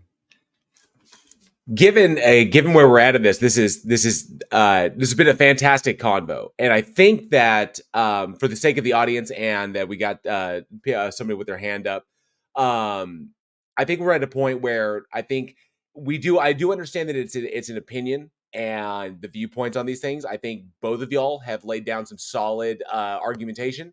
And there's stuff out there that can be read about these things, whether or not you agree with them or disagree with them, especially in, when you juxtapose them against what our own government has done, the apparent possible hypocrisy of our government in regards to they do this, but we're not going to let, China do or whatever. However it lays down, I think we're at a good point. And I do know we need to jump on to Demolish. Demolish has had their hand up for a minute.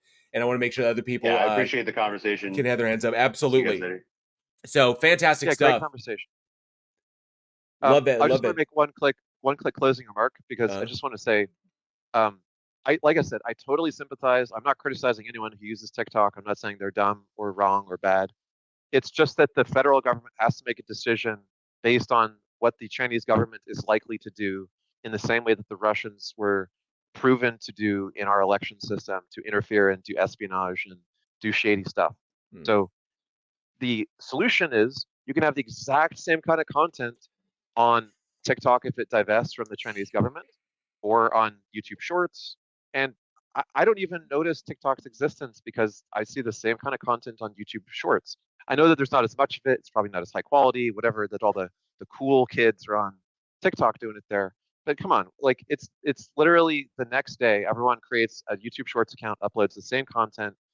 This doesn't disrupt anything. Do you think these content creators are just going to go out of business because of a ban? No, they're just going to switch platform.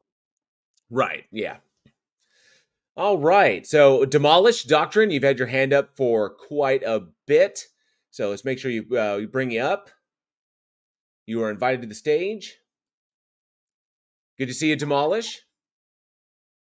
Peace and respect to you all. How are you guys doing today? Doing good. Thank you very much. What do you got for us today? Well, I'm a theist, Mm-hmm. and I would beg of Amy, if Amy, you're available, you give your opinion of me, so we can really leap forward in the conversation. Absolutely. I was going to say, this is Richard. He is one of the, I hate to say good theists. That sounds terrible. But he is a mensch who is also a theist. Very nice. Thank you for that, Amy. Oh, okay, so I am a theist, but you've probably not heard of I Am So Fringe. You've probably not heard of my arguments whatsoever. First time listening to your channel, first time coming onto your channel, and that's all because of Amy Newman. So know that Amy is spreading you guys around. Awesome. Woo-hoo. Fantastic. And there is no cream or spray or pill at the doctor that can get rid of me once I'm in. So I appreciate that, Amy. Thank you very much. Absolutely.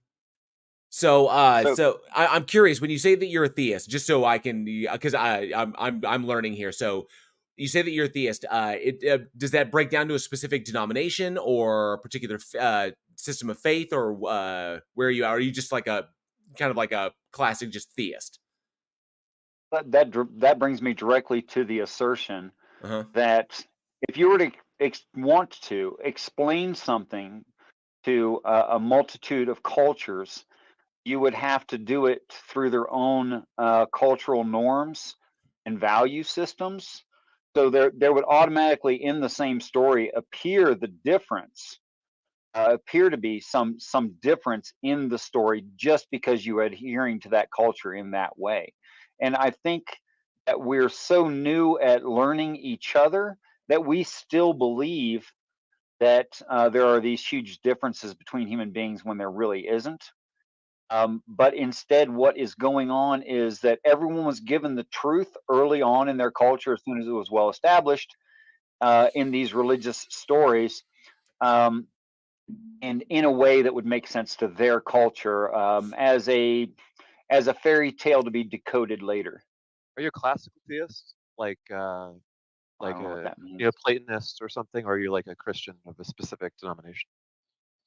Well, I believe that all of the ancient stories are telling a truth in a certain reading frame in different ways for different cultures. Okay. I'm curious. Oh yeah, go ahead, Ed. Sorry. I'm just trying to understand like your kind of your picture. So like there's different versions of this, but when we say theism or theist, we're often talking about the minimal definition that is sometimes called classical theism, which is the idea that God has omni properties, that God is the like the ground of, or the cause of the universe.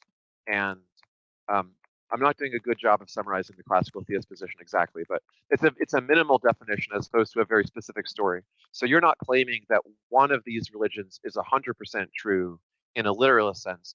You're saying that they're all partly true in describing some general kind of God's existence. No, the only difference that I see is cultural differences. I don't see any differences in the actual stories themselves or what they're trying to express. And no, I don't believe in any kind of a quad omni God because it's logically impossible. Okay. Okay, so you're not a classical theist. You're like more like a deist or a pantheist. Well, I would just make it easy for you as possible, because skipping forward is the best thing to do over these super minor topics that really don't add to the conversation much, just establish definitions. Is to just give you a definition for what I believe that God is. Great. As soon as there is man realizes that he's having babies, and that's going to be a society, there needs to be some structure that guides that society for that particular animal. And I think that almost anyone would agree with me. Some of the most valuable things, in fact, I cannot seem to improve on this list for all my trying. Some of the ideals that humans really need and are deeply benefit from are wisdom, knowledge, counsel, understanding, here as in respect, power, and conservation. And that those fundamental things are the descriptor of, at least in the English rendering of the Old Testament, Yahweh God. What were you going to say, Amy? Oh no, I just realized that when you guys were asking me questions, you couldn't hear me. I think my mic was muted. The only intro I wanted to say was I had no other way to say it, was he was one of the good ones. That sounded horrible, but he is a nice theist. He is a mensch who also believes in God, and like he says, he's probably heretical to lots of the other Abrahamic religions. Well, probably all of them. Cool. So I'm curious in that respect, because when I look at the history of our species, and the development of our cultures over time, and someone in my live chat brought up something interesting, and it kind of crossed my mind as well, that it sounds very Joseph Campbellish. The idea of like the like one God, many faces, the hero of 1,000 faces kind of thing. And so as we developed through time and we interacted with our environments and we established, small tribes that were able to survive, growing up to larger societies, civilizations, so on and so forth, that what I see is that human beings have a tendency to describe the things around us from from our own frame of reference. So the way we internalize stuff, we also tend to impose upon describing the external world. And in describing phenomena that we did not readily understand, we would describe those things in a way that made sense and kind of aligned with our understanding of ourselves, which is what lends primitive human beings to kind of anthropomorphize phenomena, or anthropomorphize the explanations of phenomena. And so I see a commonality there. I also completely agree that there was a utility in original religious ideologies, or that kind of the unifying thoughts that brought us together and held us together as small groups in order to survive, because survival in numbers. You unify enough people under one banner, you can get them working efficiently and more successfully. And so that improves the odds of survival. So there is a utility there, but Could be. I wouldn't say, but I feel like you're jumping the gap from the utility of a social convention to it actually saying something that about the reality in and of itself. Because just because you have a conceptualization that has a positive utility doesn't mean that conceptualization represents anything that exists, that really truly exists in reality. So I think that you're jumping a bridge there, it's pretty far. So I'm wondering how you do that. How do you reconcile that? Well, first let me agree with you, but it also works in reverse, that it's using natural surroundings to justify life seems in our intuitive nature. But also the reverse of that would be true, that if you wanted to explain a complex idea to people using animism, their local surroundings is a great way to do it, which is what I think happened. And that they're talking about something, these stories are talking about something that has not occurred, and just obviously has not occurred. Now, what you've asked me to justify lends very closely, or suggests very closely, that you would want me to justify the future. I can't do that. I can disprove assertions about the past that such things didn't happen, but of course I can't prove the future. Okay, so I'm not sure I'm tracking when it comes to like a reference to the future, because as far as the future goes, I mean, the one thing that we could posit is that if things like, this is awesome because it's the third time it's come up, but if the concepts like memetics keep moving forward, then give it 100 years, give it 200, give it 500 years, 1,000 years, even if human beings are still around, then we may be extinct by that point. But that these concepts will continuously evolve to a certain point, because certain information will fall to the wayside, other information will take its place. These concepts will mutate. They may revert back to more primitive forms. They may be completely eliminated in the face of evidence that we discover. So we can only say that the only thing that we could predict, I think, with any relative success, will be that these concepts that are current today will change in the future, just as those concepts in the past changed to where they are today. And we'll be able to track those changes through a variety of means. So essentially, it's just this kind of like snowball rolling downhill of human conceptualizations that ultimately change in the face of better information.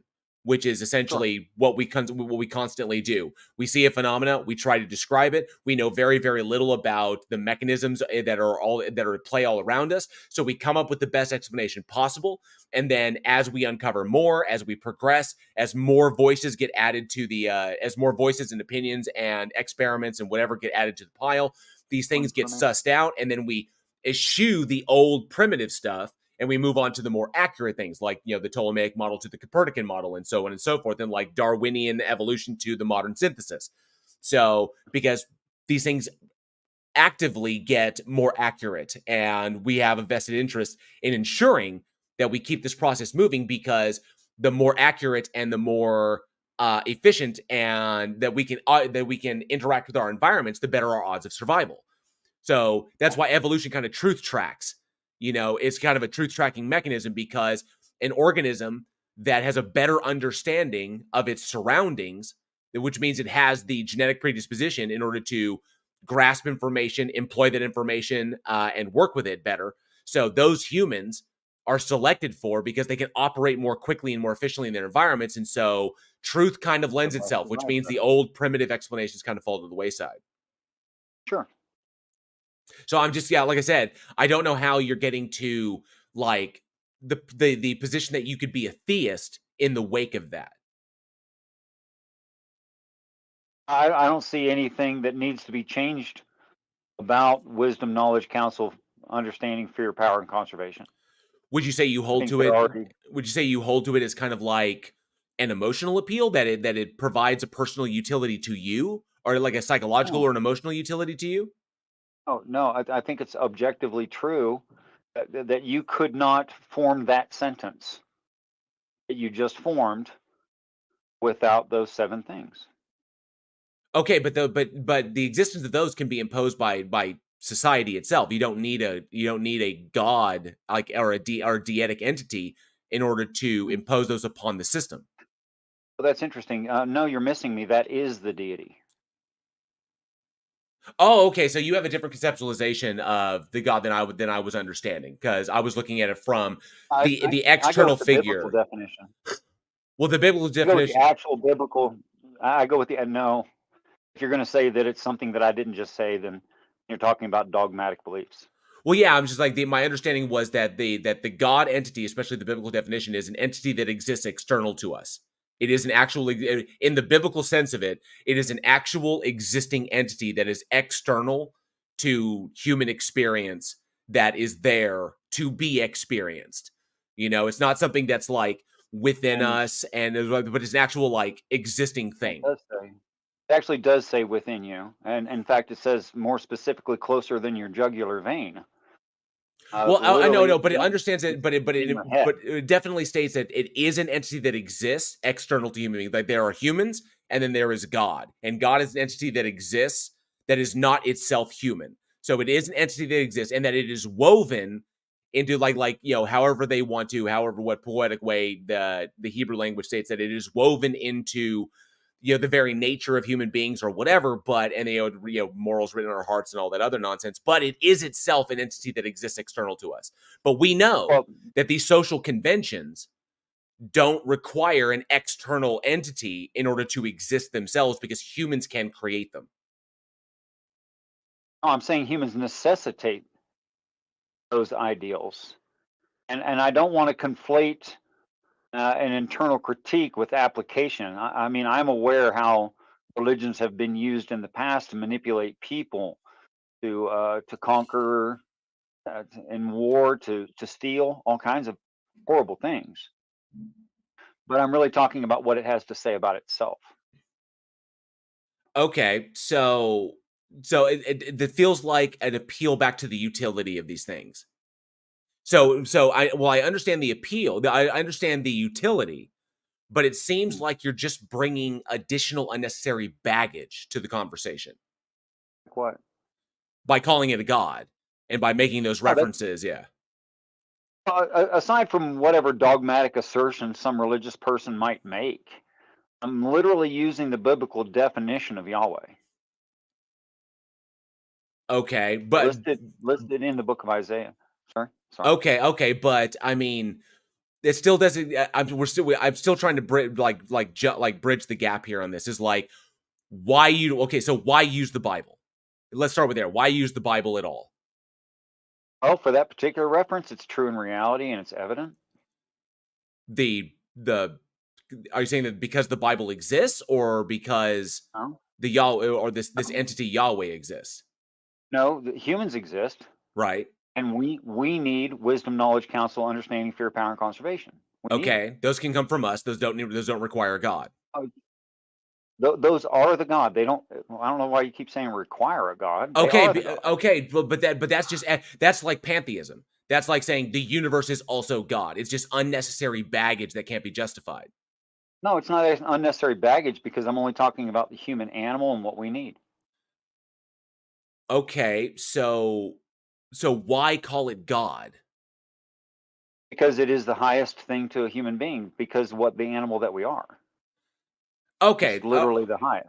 okay, so it feels very much, and I'm not trying to be derisive of this. It feels very much like you're co-opting the concept and applying it differently, which is fine. You're totally it's totally. I mean, words can be used however you want them to use, but there's kind of a social viewpoint that would say that when you're invoking that concept, that you mean other things. Now, I know you can go on to explain it that you're not using it in the same context as the biblical Yahweh, that is the war, the storm and war and metallurgy god that exists external to us, and whatever, blah blah blah blah blah.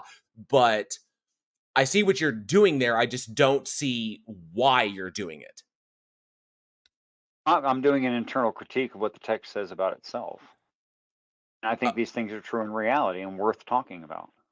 Okay, but you can talk about them with but the idea of invoking the concept of a god, it will, however you want to do it, however you want to define it, or however you want to apply it is fine.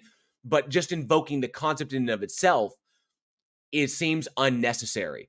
Just because human society or humans themselves hold a particular thing in the highest of esteems, doesn't indicate like that. It doesn't even justify calling it a god. It just means that that's something that we find very important. Because when you invoke God, when you invoke the term God, there are other implications that come along with that.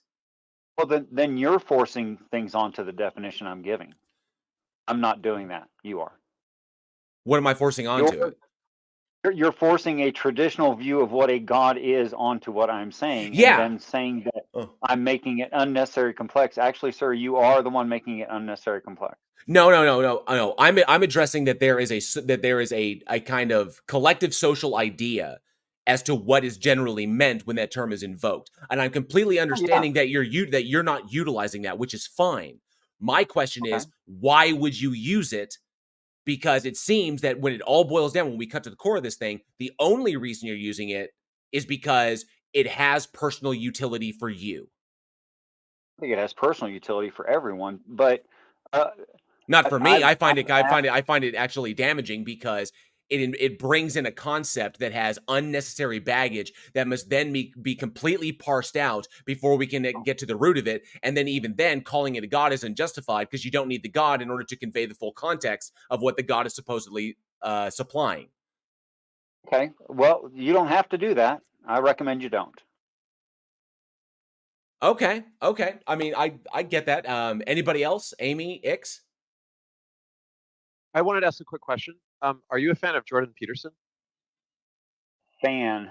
No, I'm not a fan of Jordan Peterson, although he has had some insight into a few biblical stories, though he didn't complete them. Okay.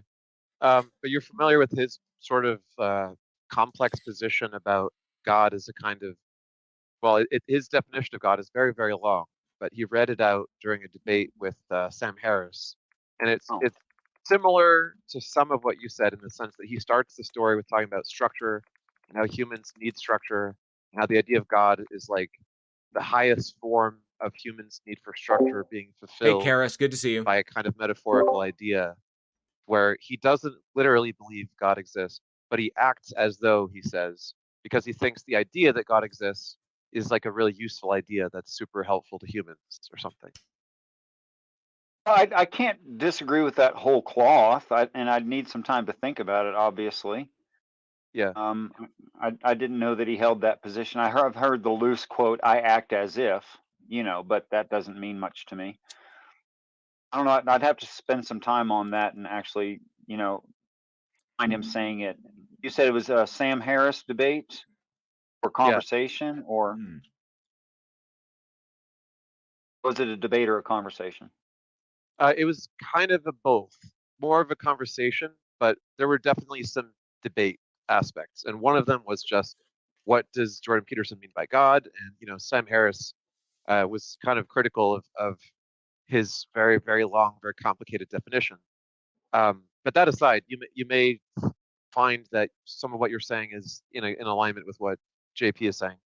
I'm not a big fan of this approach, other than to say like it's useful psychologically to analyze like our reasons for God. God belief is a natural phenomena, in my opinion, and this is a useful way to understand some of the appeal of the idea of God, or the usefulness or sort of justification for its success. The question is, does it matter to you if it's true or not? And if Yes. if it's not the case that any supernatural creator of the universe or anything like that is real, and if believing in this commits a person to an epistemic, by that I mean like the way they believe things, um, is now in a form that they're willing to believe all kinds of things, all doctrinal, orthodox things, many of which have very alarming consequences. Some good, some bad, but the bad ones are so bad, it seems, that it doesn't it's not like you just do a column and you're like, what are the pluses, what are the minuses? They believe this, that helps them. They believe this, it's very dangerous. There's more good than dangerous, therefore religion good, right? It's not a math equation like that. In my view, it's like, why not just believe what's true and explain the reasons for social contracts and societal structure the way that the deists who made America did? They didn't belabor the religious aspect of it, even though they mentioned it. They explained in things like Thomas Paine's Common Sense, for anyone to read and agree with, whether you believed in God or not, good arguments for the type of society that we want to live in and the type of structure that we need. Why not just do that and just base it off of the truth instead of tying it to God beliefs? Okay, well, I don't hold the definition of God that you're apparently referring to in a average Christian doctrinal, dogmatic, traditional sense. Yeah, I didn't say you did. I'm just saying But you support their believing anyway because it's beneficial or something. And I'm wondering, why should we believe in that manner instead of just believing in the thing that you think is beneficial without the God belief? Or that this is some creator of the universe. I don't think that's what's being claimed in the stories either, since the universe is never referenced whatsoever, and the only referent is the planet itself, and that's the only claim being made.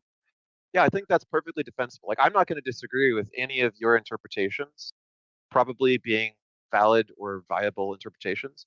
Like, all I'm asking is, look, if you support religion generally because you believe that it encourages people to have the right kind of reverent and respectful attitude towards the social I think structure. it's horrible. Well, okay. Do you think that we should believe in God because it benefits us to have a social structure that's inspired by it? Oh, you would have that. You could have that without that. Okay, maybe I just misunderstood what you're saying because I was a little distracted. If so, I apologize. Okay. Interesting. And also that there is no Yahweh. There's only Elohim before Adam. So it's powerful beings, plural, not monotheistic, writing the story. And then when the story gets to mankind, it flashes back in time to mankind needing this set of ideals, which we do. I see what I see where you're going with it. I think it's very poetic. But like I said, I don't agree with it. I think that you're identifying something that's common in humans and kind of running with it per the utility that it provides us as a species. I think I personally don't think that we need it anymore. That it's kind of ancient thinking, but I understand the appeal to the utility there. I get that completely. So, I mean, if you don't think that immaterial constructs are important, how are you talking? well, okay. So when you say immaterial constructs, if you're just simply talking A about, language. yeah, if you're talking about abstracts, okay. So literally, like, I understand abstract concepts. Like I said, I understand your appeal to the utility. I get that completely. Okay, there's historical precedent all throughout, literally going back thousands of years. So I get it. I just don't think that it is necessary anymore because we have grown beyond the need for those things. We've grown beyond the need for wisdom. No, we've grown beyond the need for thinking that there must be something external that gives those things that allows for those things to be, like an explanation for that. Like, why do human beings need wisdom? Okay, what is wisdom? Does wisdom even exist? Can we actually know anything? Or, can we make absolute statements about reality? Forgive me, but it So, seems that you're assigning personage instead of just being. Am I wrong? okay, so I think we're at an identity issue here. Is like, does this conceptualization of this Yahweh character in your mind have its own identity separate from everything else? That it's a list of immaterial constructs, yes, but it doesn't have personage. Okay, so like, again, that's similar. I'm not calling you a pantheist, but that's similar to pantheism. That's calling the universe God. No, it's not the universe. It's just No, just a set I'm analogizing it. That's like pantheism. That's basically taking something that we identify. Okay, we can identify the universe, and then there are people who also call the universe God. They say the universe is also God, and I say, okay, I understand why you're calling it God, but why call it God?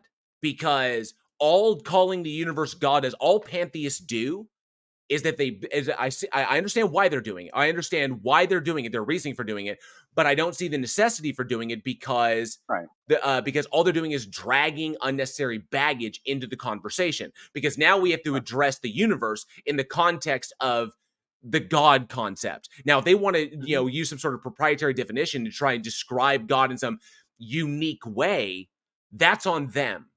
Because the social paradigm is not going to say, oh, we're going to willingly accept this very unique descriptor of God in order to justify the usage of the term, when the term itself is unnecessary. Because all it does is muddy the water. All it does is make things unnecessarily, complex. And the reason I'm wondering is, like, you do this. You operate in this capacity either because it fulfills some personal utility for you, some emotional utility, or it answers some question that you don't think anyone else can answer, or it bridges some gap in our human reasoning that you think must be bridged. So I'm trying to find out why make that leap? Why make that jump when the jump is not necessary? When all the answers are on this side. So I have to agree with you that the word, the term God does carry a lot of additional baggage that I don't have any value. Right. I don't assign any value to, but I just don't. I mean, if you want to suggest a better word, I would hear you. I don't think there even needs to be a word. There doesn't need to be a word for the most fundamental things that are immaterial constructs and or spirits. That's the way they're often referred to. I would can I propose something? For the human animal, so that they can live cooperatively as a successful society. You don't think that needs a label? Because it was really hard to say that. Go ahead, Ix. Go ahead. Well, I wanted you to respond first, and then I'll make a proposal. proposal. Oh, okay. So what you're doing is you're taking a lot of the individual identified things that are necessary that we have found to be necessary for a progressive human civilization. Okay, the things that we should endeavor to strive towards if our collective subjective goal is the prolonged success and increase of our society. Okay, and I get that, but you could just call that the social contract. You could just call that social convention. You could just call you. There's a number of things you could utilize, but even then, you don't even need to lump them all together into one thing. You could simply identify each and every single one of those things individually, and people kind of collectively understand what you're talking about. You're talking about the norms of social convention, is what you're talking about. So each one of them has their own label. Each one has their own label. I don't think there's a necessity or a need to group them all together, lump them all together to call them something. Well, I think they're human evidence and societally necessary. I'm not certain that everyone is settled on precisely that list, and thereby it's not universal. Yeah, I would agree with you. I'm It is not sure entirely subjective. Yes, I would agree with you. I'm not sure I could say it the way you said, because that would at least suggest lightly that it was universal, and I don't think it is. Yeah, I also don't agree that it's, I believe it's completely subjective to the individual, to the group, to the society, to the nation, and to the planet. And the difficulty is coming up the middle and trying to find a middle ground that every single person on the planet agrees to, which seems impossible, but is not impossible to do, but is obviously, we've seen, is a very, very difficult task. It hasn't happened yet. I have to agree with you. Yeah. Cool. Awesome. Well, I mean, we do have some other people with their hands up, and I think Ix wanted to say something. Oh yeah, X. Yeah, go ahead. I do have a proposal. So what I wanted to suggest is I've often speculated along this same line of reasoning, which is, what are the things that are of most transcendent value and are the best things for people to kind of almost revere and emphasize in the way that we teach people in our education system, in the kind of things that we encourage and cultivate in our society. And it does seem to me like there are quite a few candidates, and it's okay if we don't have an answer right away, but it's kind of like studying a compound or a bundle like consciousness. So if you look at people studying consciousness, there's a lot of really good neuroscience, there's a lot of really good artificial intelligence, and there's a huge feedback loop between the neuroscientists and the artificial intelligence people, where neuroscience says something about how the brain works, they do an experiment and they prove that it works, and they can predict what people are going to do, or they can read people's brains or whatever. And then AI says, oh, that's just like a thing that we've been thinking about doing, and then they do better AI, and they go back and forth. Now, if you look at the people who are trying to define consciousness philosophically or figure out how we should talk about it scientifically, they can't agree on what it even is, right? But what they do agree on is what its ingredients are. So like, everyone believes that consciousness is a thing because they experience it and they're studying it. They all agree that there's, awareness, there's agency, there's the ability to predict the environment, to predict what other people feel and think. There's a huge laundry list of capabilities that humans have, all of which we would bundle and say they're connected to this consciousness thing. But what people mean by the word is they're trying to narrow it down to not all of those other things, which would be like implementations of consciousness or versions of consciousness or parts of consciousness. They're trying to say, what's the minimal definition of consciousness, such that we could identify an animal and a human that both have it, even if the animal's very different from humans and can't do 99% of the things on that big list of cool stuff that we do with consciousness, right? Right. So what's the minimal definition, right? And so the search for a good definition of consciousness involves studying hundreds of things which aren't included in the definition but are connected to understanding it, and then kind of ruling them out, but still studying them and how they relate to whatever consciousness is going to be defined as. It's okay if you don't have the right word for it, and I totally understand calling it God for now, but I would like to see the rigorous study of what are the most important driving ideas for human beings to flourish, and what should we call those things culturally going forward, as a kind of a research project, just like what should we call consciousness, how should we study that. Someone in my live chat suggested there already is a word, and it's virtues. Virtue's part of it. Yeah, I would agree that's in there. Like, if we were to just make the consciousness style list, what's the Christmas list, or the checklist of all the things? Virtues are going to be big, but I think one of the concepts that I would pick that maybe a lot of people wouldn't, because it's the source or the explanatory mechanism, is the word emergence. Do you like the word emergence, or do you think about that in terms of the universe and how the universe gets to be the way that it is, Demolished? It's a fine label for now, but it has no explanatory power. It's just observational. Well, So I don't really like the word emergent. Okay. So, I mean, it depends on which usage you're talking. I think philosophically, emergence, a lot of views that are called emergent views are bad views because they're talking just about properties and like very like obscure philosophical senses of the word emergence. But if you talk about it the way that like empirical scientists talk about emergence, when we say that culture is emergent from language, or when we say that like chemistry is emergent from physics, we're saying that there's something which allows this other thing to come into being, which is you could be a reductionist and you could say that the other thing just reduces to the thing that it comes from. Like chemistry just is physics in different words, and culture just is the usage of language and other things in a bigger context. In the same way that traffic involves cars, you could just describe traffic as a bunch of cars and never use the word traffic. But traffic is a very useful concept to describe huge numbers of cars in an efficient manner. So the question is, shorthand. Yeah, so like when we develop concepts, we do lumping where we say all these things are one big concept, and we do splitting where we say let's break it down to the lowest level, or let's break it down into all the subcategories. And both are useful for different use cases. But what I like about emergence is it says, what is the thing that we should be studying the mechanisms for, which I agree are not, the word emergence is not the mechanism, but it's a category of mechanisms of which natural selection is one, of which stellar formation is one, of which the self-regulatory behaviors of social systems are one. And it's something we can model computationally. Different kinds of emergence happen, and they all have slightly different mechanisms.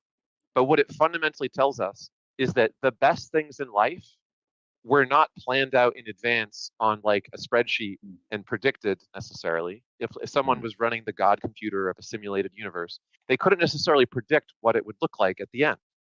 But what can happen is from some raw ingredients, you can get amazing things that are, you know, from the perspective of a reverent person, blessings. But you're not thanking a person for planning it all out to be this way. That's where the God belief stuff gets kind of problematic, is the teleological approach to just thinking the whole universe is someone's plan is missing the actual mechanism, which is that good things come about all the time without there being a plan. And that's really cool. And so we should understand how good things come about so we can encourage more good things to emerge rather than to think that there is a big plan by a creator in the sky.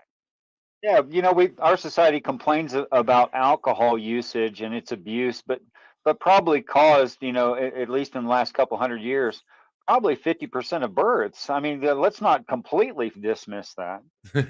Well, you guys have been a pleasure. Amy was completely correct. Thank you all so much for adding to my experience.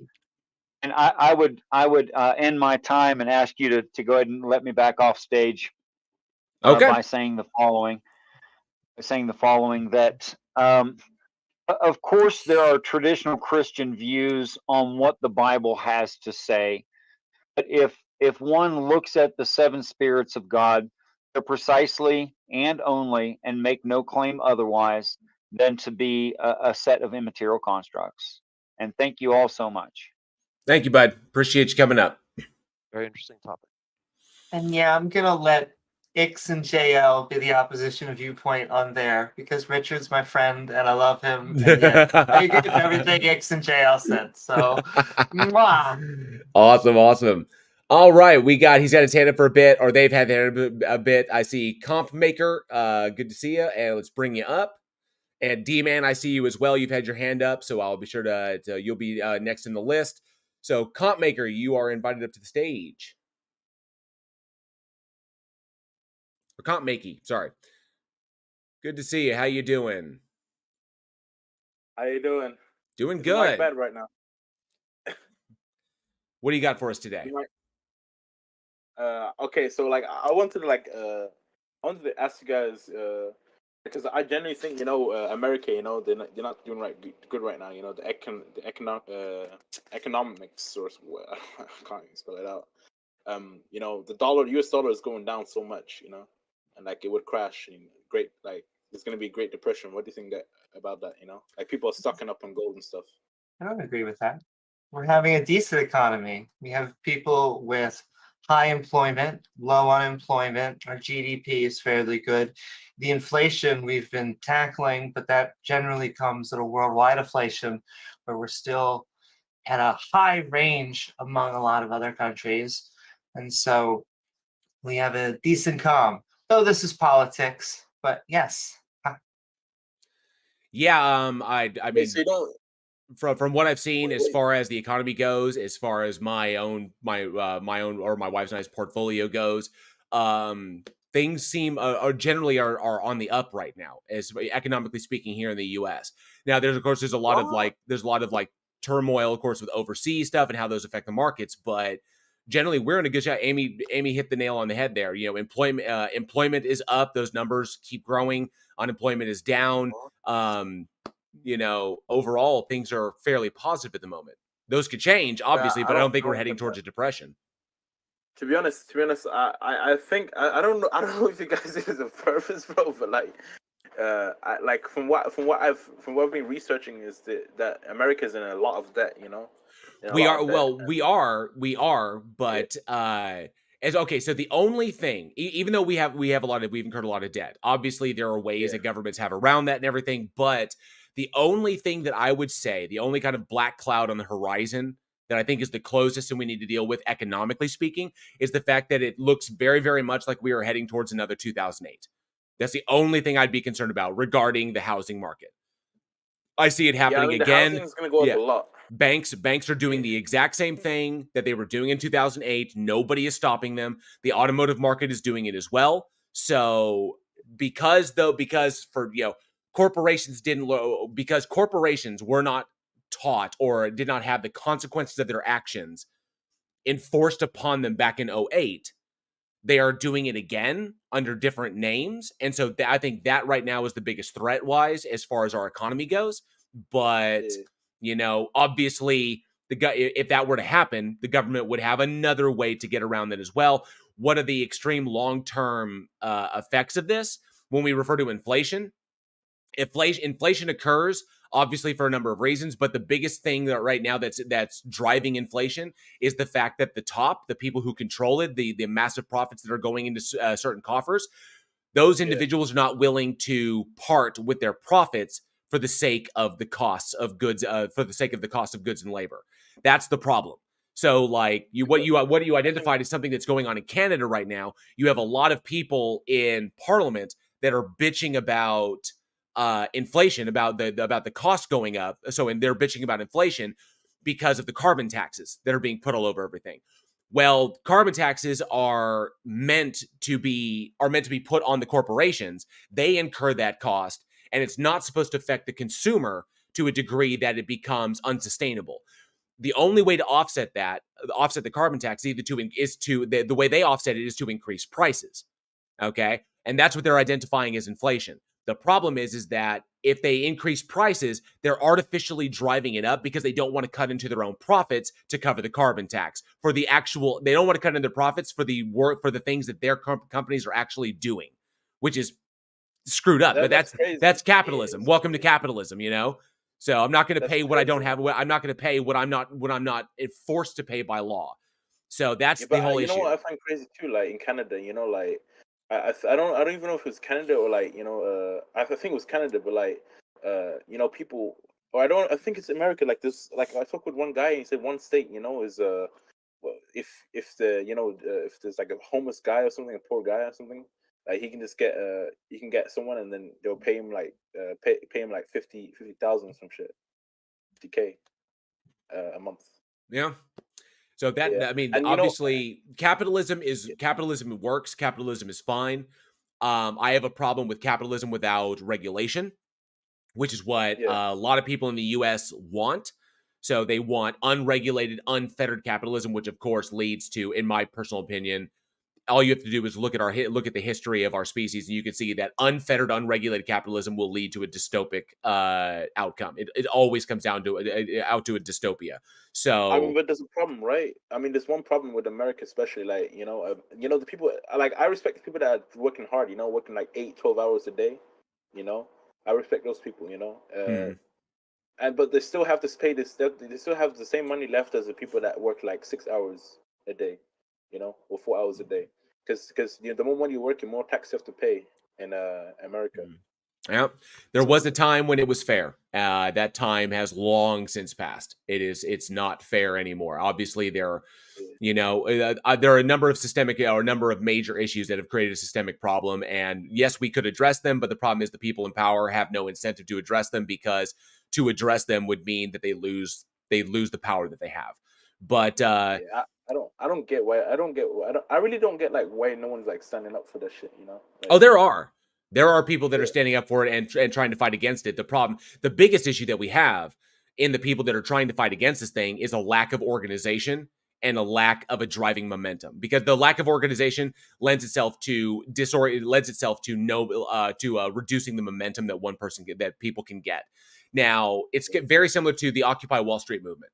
Occupy Wall Street movement was in my eyes was the right idea, but because it was so completely and utterly disorganized, nobody could get going in the right direction. So it was a whole bunch of people who were angry about the right thing all coming together and then being fundamentally unable to agree upon a singular target to go after, which was ostensibly at that time was the banks. And then they just kind of like milled around bitching about what they're mad about. And it's like we had the pieces of the spear, but we didn't know how to put the spear together, and we didn't know how to throw it, which is where we need that organization. We need that commonality. But until we get that representative in politics, until we get that whole movement thoroughly represented in politics, it's never going to happen. Yeah. Unless the people come together. Say, I just want to point out one more thing, which, not to date this episode, but the person that is president here right now is a reformer, and reformers generally work very gradually. And unfortunately, what we have in the upcoming election is a reformer versus someone who, in my opinion, is going to upend the American experiment. And so it is basically a degenerate con artist versus a nice old guy. Even though they're both old, for some reason, that's more a focus on Biden. And so with those two within the discourse, after we flush that election along and we keep on having a country, maybe we could try and get some sort of more revolutionary ideas and we should have healthcare that covers everyone and things that every other modern country takes for granted. And we have the money to do so. Yeah. We just need to figure out how to allocate it. We have to figure out like America. Oh, go ahead, Com. Sorry. Yeah, that's good. I don't get why America doesn't like try to be like Switzerland. Like, Switzerland, the president actually listens to the people, the environment around them. Two words, rugged individualism. Yeah. American's gonna American. I think ultimately we have to find a solution. Otherwise, we're just going to repeat history, and eventually the guillotines are going to start coming out. Because it seems like history repeats all the time. Like, right, yeah, yeah. In America, especially, like it repeats all the time. Like, well, it's crazy. I like it may not repeat, but it often rhymes. I see it going one of two ways. Like someone brought it up and yes, Andrew's correct. Cost going up due to a new tax and being passed out is an artificial. Assuming who is going to eat that cost is what is artificial. Technically, you are correct, Andrew. And Jeff C brings up unregulated capitalism leads to consumerism and oligarchy. Agreed. And we need to find a solution for that, a social solution for that. Otherwise, we're just going to wind up in our own version of the French Revolution. And instead of the monarchy that's in the guillotines, it's going to be the billionaires in the guillotines. So, we can keep doing what we've been doing and just run the same shit over and over and over and over and over again, expecting different results, or we can actually try to stand up and do something different. Who knows? I don't know where it's going to go. Likely, I won't see any of this stuff in my lifetime. But I will do my part in my local community to try and push for these things that we desperately need. Yeah. Why if they at least to step in and just to help the average Joes?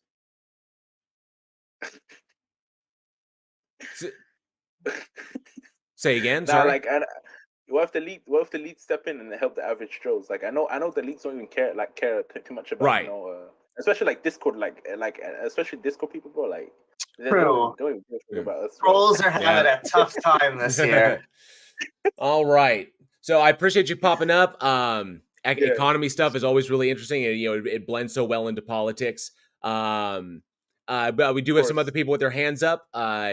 So I appreciate you coming up, Comp. It's an interesting discussion, and of course, if people have their thoughts, definitely leave them down in the comments on my channel because I'm live streaming this currently. So, but yeah, it's definitely it's a big thing that we can dive into. But I appreciate you coming up, Comp. Appreciate you. Thank you, bud. Have a good one. Have a good one. All right. We got D-Man with his hand up. Let's invite D-Man up to the stage. Had his hand up for a moment. D-Man, you are invited. Good to see you. Hey guys, hello. Thanks for letting me come up on the stage, I guess. Absolutely. What do you got for us today? So I guess I just wanted to respond to the topic because I was like in a different PC and I saw the topic of this. Yeah, to address like the question that what do I believe and why, I want to say that I believe in the God of the Quran, Allah subhanahu wa ta'ala. Okay. And I believe that he is the creator of the universe because it doesn't make sense to me that the universe could have come from nothing, or it always existed. We just believe that it always existed without any sort of like proof. Well, to address something in there. So you mentioned that you don't think you don't think it's, I guess it's valid to believe that the universe came from nothing, which is not from my experience, and it's definitely not what I believe in as well. So, but that's a cosmological that references cosmology, the origins of the universe. Now, the evidence that we have is that energy in and of itself can neither be created nor destroyed. And so the energy always existing is not something that people have a problem with. And that this universe is a current state of that energy. Okay, the singularity, if you trace everything back, was also a state of that energy. So the energy was always there, and has always been there, and will always be there. So there's no problem with that. That's what the evidence indicates, that the energy was always there. Now, prior states to the universe, we don't have access to, so we can only hypothesize about them with mathematics. Okay, but that doesn't lend. That's a big gap that you're jumping with the God explanation. That it has to be a God that made these things, when there's no evidence to indicate that there's the existence of this entity in the first place that you have to assume in order to provide it as an explanation. And a question that I have right there is, but you believe in your worldview that your God created everything out of nothing, that it willed it into existence. Correct? I mean, I'd rather address the first 2 points that you talked about first. Okay. But yes, the answer to your question is yes, and I would appreciate it if you could like keep it precise. Okay. Yeah. Yeah. So when you say that you have a problem with the something from nothing, obviously that's not what atheists are claiming. That's not what cosmologists are claiming, and that's not what atheism entails, or is even what it is predicated on. So atheism, cosmology, different subjects. Okay, that's fine. Not interrelated. Okay, so going to your deal, you pointed out that you have a problem with the something from nothing, yet that's what's entailed by your worldview, that there was Allah, and Allah willed everything into existence from nothing. Okay, so basically, right? Like the first thing that you mentioned was energy cannot be created or destroyed. Right. Trust on that. Now, this is what the science tells us. Like we didn't just come to the conclusion that energy cannot be created or destroyed just because that's like the reality that we have to accept. The science shows us that that has to be the case, and that's why we go with it. And this isn't really a set in stone thing. I'm not saying we reject the science. We should go with the science because that's what it tells us now. But knowing, when we delve into scientific fields and methodologies and theories, it normally turns out eventually after some time that, what we thought about a certain thing to be true, turns out that's not the truth. There is a different truth to it. And now we have to disregard what we believed. And, obviously any sane mind would accept the current truth. So this idea that energy always existed is only through, you only come to the conclusion using the scientific lens, right? And just so I'm clear, again, I'm not rejecting this idea, but there still appears to be a window open that this could turn out to be false. Now, I obviously, in my religious paradigm, I don't believe that something that we see within the observable universe, anything that is out there, always existed, right? Well, no, the matter that things are composed of has not always existed, because matter is a transitional state of energy, right? So you're saying energy always existed. The energy has always existed, yes. So that's you're saying the same thing then. No, but yeah, because matter and energy are interrelated. So matter is just another form of energy, and that matter returns to energy, energy turns into matter, so on and so forth. And that, but so the problem is that you stated that the likelihood that the laws of thermodynamics will eventually be proven false. Number one, no, like at all, no. That's like saying that. This is where I have a problem. Where now you're making a definitive statement. Hang on, D-man, hang on. No, don't mischaracterize me. I am making a definitive statement about the laws that describe this side of observability. Okay. And can I actually add on to what I agree with JL? And can I give you an example of what happens? It's not that something normally turns out to be false. It's that with new and better instruments, with more science, we get a better understanding. For example, I would appreciate that. Amy, hang on, D-man. Let her finish. Thank you. And I appreciate. She kind of came into the conversation, but okay. Oh, because I want to give an example of what I think you're trying to say. Like, it could one day turn out that it can be created or destroyed, but that's really just our understanding right now. It is true that it could change with better science, but let me tell you an example of what I think normally happens. We learn that Newton has his laws of gravity, and this actually gives us great rules for objects like solar systems and apples falling from a tree.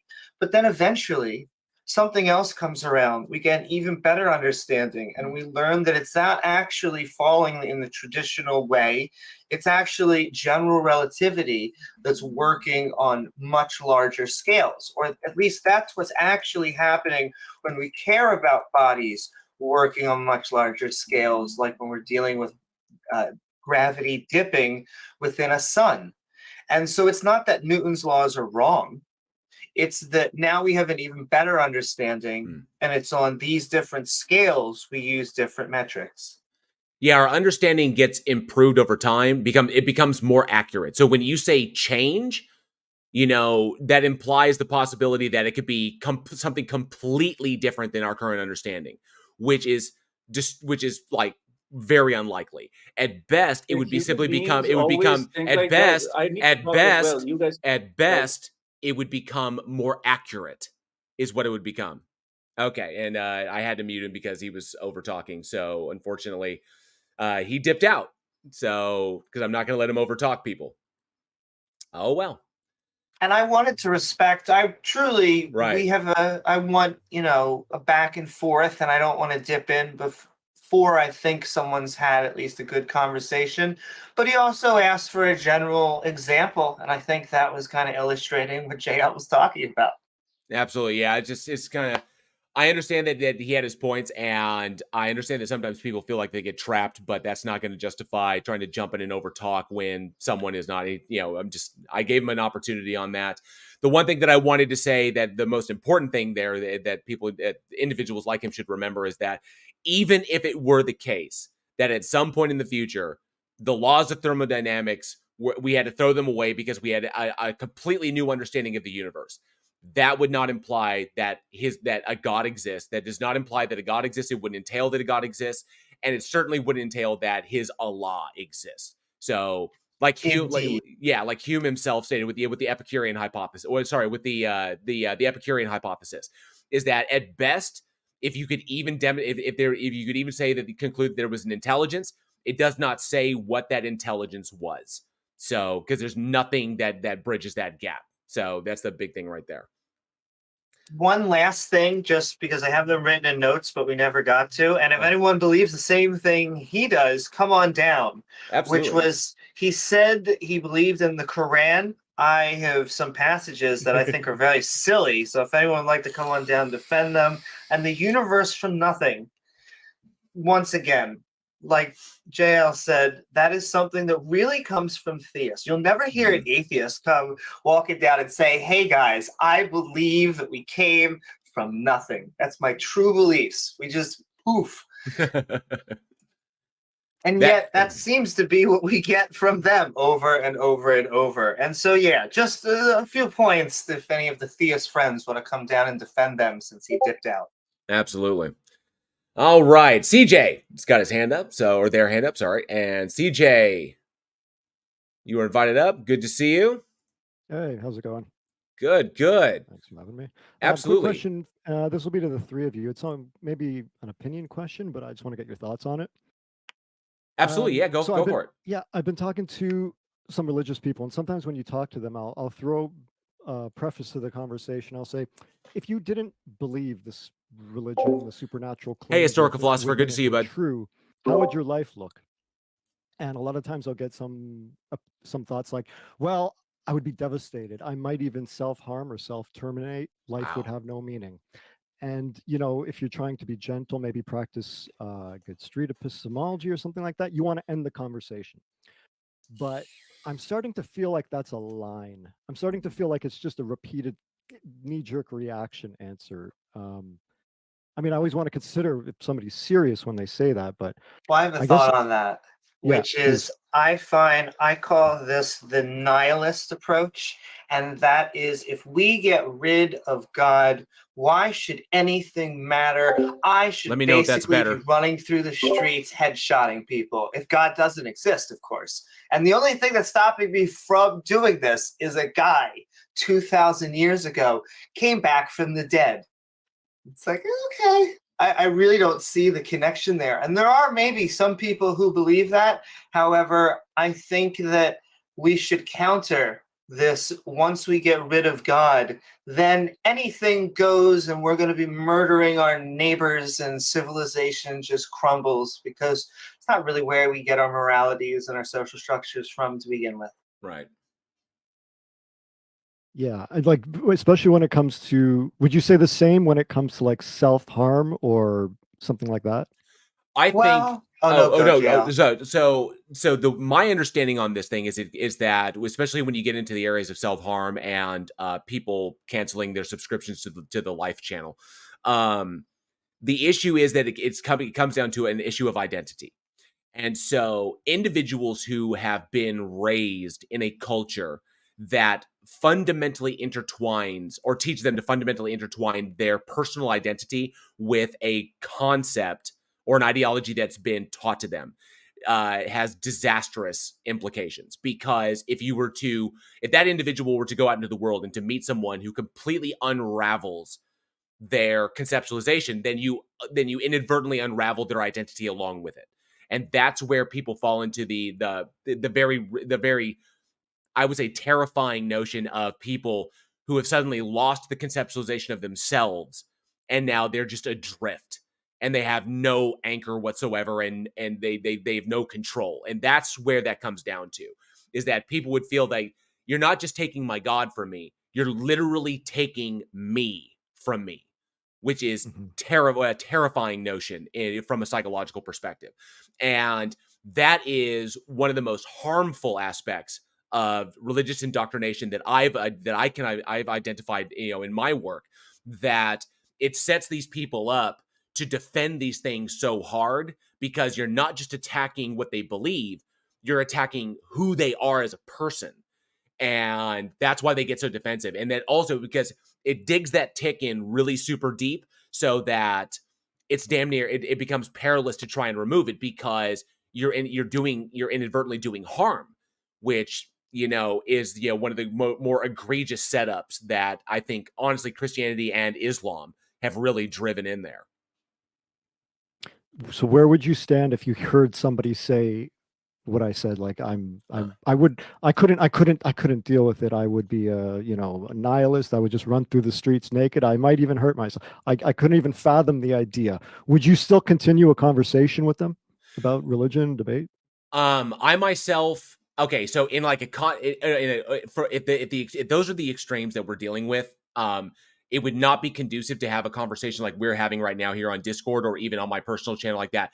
That individual needs legitimate dedicated therapy. That's got to be a scenario where there is one person that they can talk with, that you can develop the level of trust that is necessary for the therapy to have any effect, and to identify one of the biggest issues with therapy is that therapy really only works if the individual wants to change, is identified a problem within themselves, they want to change it. So even then, therapy might not work if the person does not want to change themselves. If they haven't recognized that there's an internal problem that they have to reconcile and they need the therapy to do it. That's very, very dicey territory. I myself would not continue it in this kind of venue. That person needs dedicated, consistent therapy, professional therapy, in order to work through a number of problems, and to work through trying to unwind their personal identity from the ideology that's been taught to them. That you're trying to undo conditioning. It's almost like, like deconditioning from a cult, deprogramming. And that's really, really dangerous business. So I would say only in a professional setting.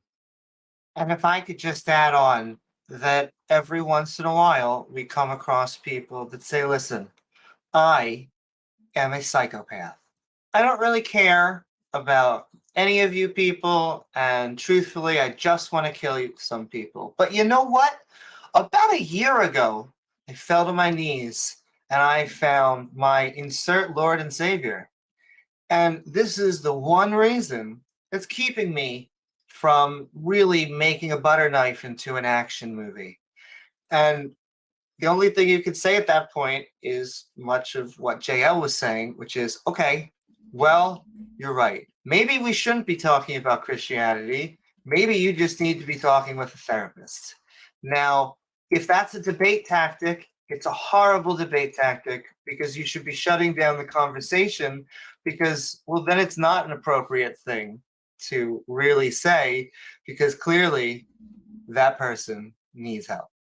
Right. I think there's a point where I think, CJ, I think you've identified something really, really important there. And that is identifying when the conversation can continue safely, that for some individuals, it's not safe.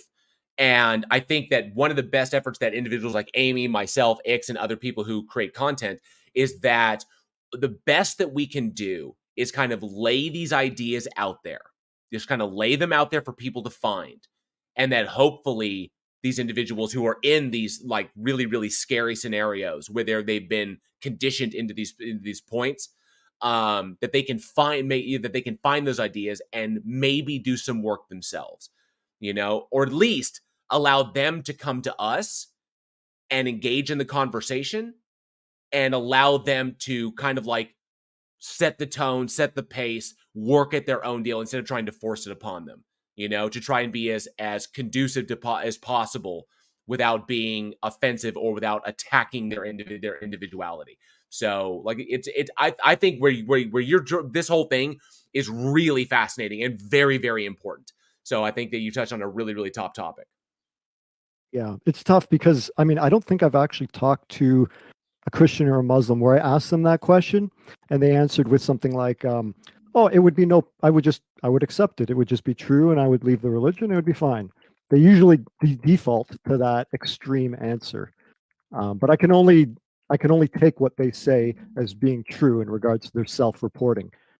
I I highly doubt they're going to self-harm and all that, but you kind of have to assume that you never know. Right. Exactly. Yeah, you got to take it on a case by case basis. Has been what I've found. And there's a level of unpredictability. You don't know how the individual is going to react. I've brought theists onto my channel to have conversations, and one that went really well was with a dude named Gospelologian, who's a Calvinist and really, really hardcore. And we came to a point where we can agree to disagree, just on the social implications of what he believes and stuff like that. But then I had another dude on, Dr. Whisperer, or what was it? Dr. I can't remember what his name is, but when he got challenged, he went full on screaming proselytizing on my channel because that's all he had, because that's how interwoven he is, because he couldn't even respond coherently. It was just immediately start preaching from the Bible. It was like, wow.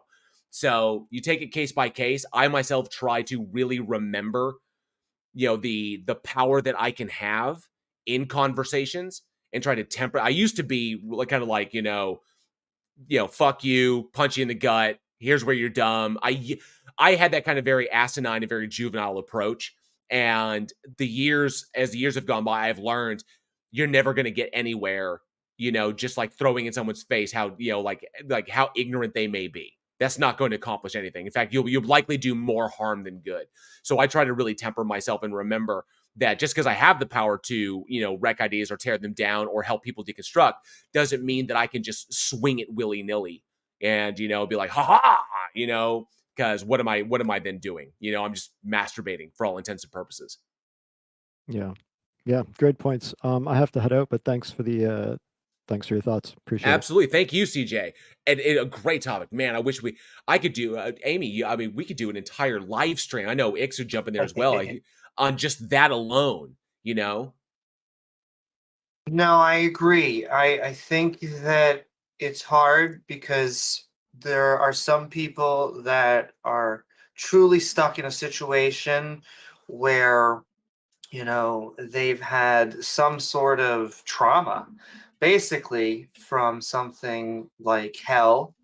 And then you have something like this, where we almost have a moral dilemma about should we even deconvert them for the sake of the debate when it could do something like self-harm.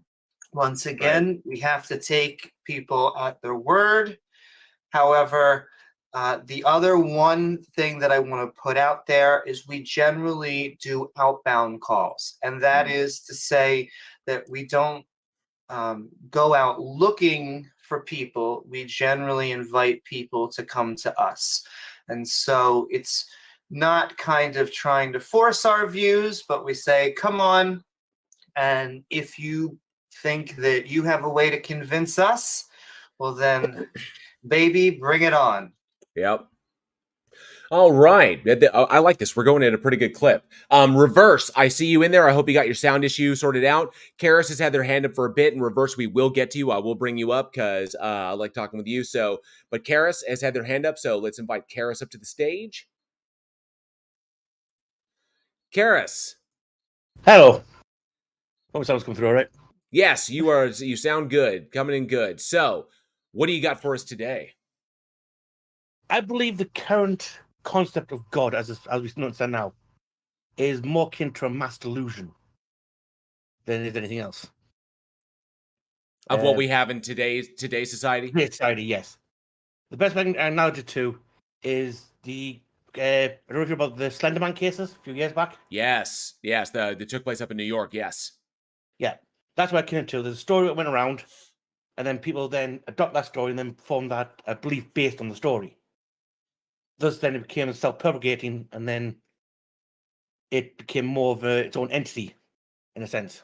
Right. Well, I can just say that what happened with Judaism is that it was an oral tradition, and they believe that writing actually was heretical about some beliefs up until the point of about Second Temple Judaism, when they thought that their beliefs were going to be threatened and destroyed. And so they started to write things down.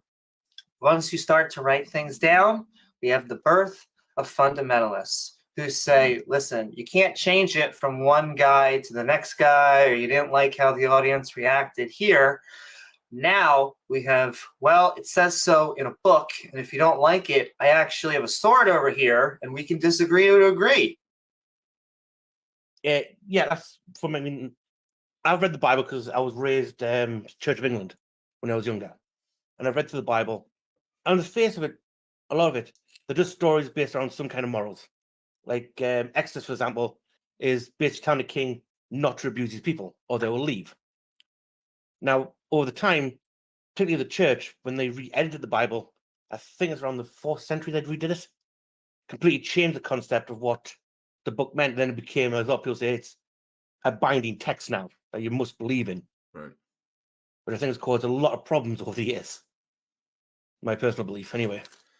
Yeah, I can definitely see definitely see how you can come to that particular conclusion. I myself, I mean, I understand the idea of it being almost appearing to us today as kind of a mass delusion in that respect.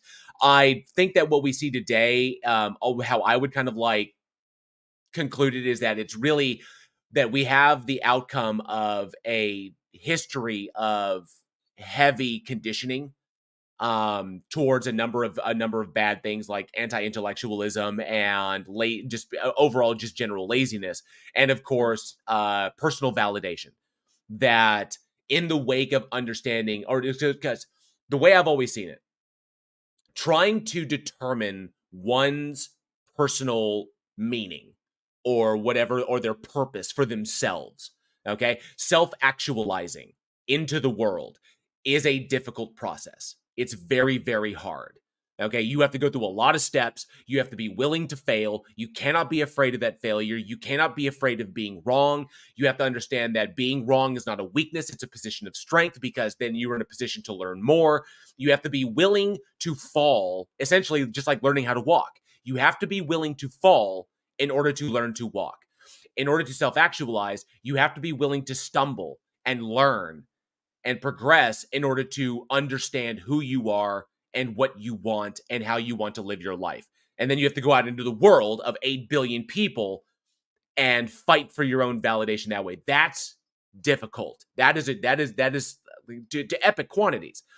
What religion does is it removes all of that and says, here's this thing that gives you all that stuff. You don't even have to work for it. All you have to do is accept that it's true. And we reinforce that by telling you what information not to listen to, what people not to interact with, what things not to do, controlling your behavior and the information you take in and the way you think and the way you feel. You have the Hassan bite model down to a T. And then when you control all this stuff, here's this thing. This is what gives you value. This is what it is. Don't question it. Don't challenge it. Whatever. And here's the society that comes along with it and all the support structures. But the minute you start challenging it, it all goes away. It all crumbles. So it's this constant historical conditioning that creates individualistic tribes that are self-supporting. That is the easiest way to get about. You know, it provides safety in numbers. It provides personal value. It provides all the things you need. You know, there's a social utility there. And that why do anything more? And so people fall into that. And, you know, it progresses, it evolves, just like we were talking about memetics before. And then over time, things change. We get different families of Christianity, different, denominations of Protestantism. And then we get other things playing their roles. But ultimately, you know, is it true? You know, how dangerous can it become? But yeah, I see that this mass conditioning towards, for lack of a better term, towards laziness and fear. Yeah, but also, and using the same guidelines, you can also see that kind of effect starting to happen now, like with social media, a lot of the time. Mm-hmm. That's why I think the Christian religious groups themselves are now using it, because social media lends itself to that same kind of concept a lot of the time. Agree. Validation for the bottom, and then fall into the social hierarchy of how much you validate that chosen person you follow. Yeah, what we see on social media is really just a reflection of what we see in regular humanity. We just see it happening at the speed of light, because that's how fast information travels, and we see it happening in far greater doses. Because once you ramp up this spread of information, you will see the outcome of the spread of that information rather quickly. In concordance with how fast that information is traveling. So, at a time when information traveled as fast as people could walk, or even sometimes as a bird can fly or whatever. But at that time, you'll see these things very far. You'll see these little tribes very far apart. Not a lot of challenges to what they believe, and so they get established. They firm up and whatever. But nowadays, we're just basically seeing human history play out on social media, just at a much faster rate. Which means that the evolution of those ideas will also mutate faster as well. So, just a repetition of stuff that we've done in the past. I mean, yeah, I've seen that because I've seen a lot more what I don't know what you call them weird Christian churches which have some kind of very skewed version of the Bible, like the snake dancers from back in the 80s. I've seen a lot more of those churches type pop up recently, particularly on like Facebook and Twitter and all that. Oh yeah, and it's actually more slightly worrying how fast they're appearing and growing in our side than there's anything else. I mean, I've never liked religion from the get-go from when I was young, because I think religion's inherently dangerous as a concept. Because, again, like I say, it devoids people of thinking for themselves and not understanding actions have consequences. It's the verbal, well, I was a state in the Bible, he without sin cast the first stone type concept, where, unfortunately, nowadays, everyone believes that they are without sin and more willing to cast that stone at people. If that makes any sense to anybody. Yeah, I follow you, definitely. Absolutely. And I think that's inherently dividing in our society right now, where, given the state of the current world, division is not really something we need more of. I would agree with that. Point in time.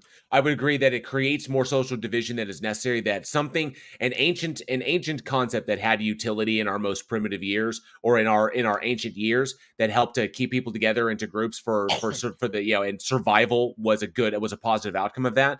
Something that had that kind of utility, a social construct that had the utility.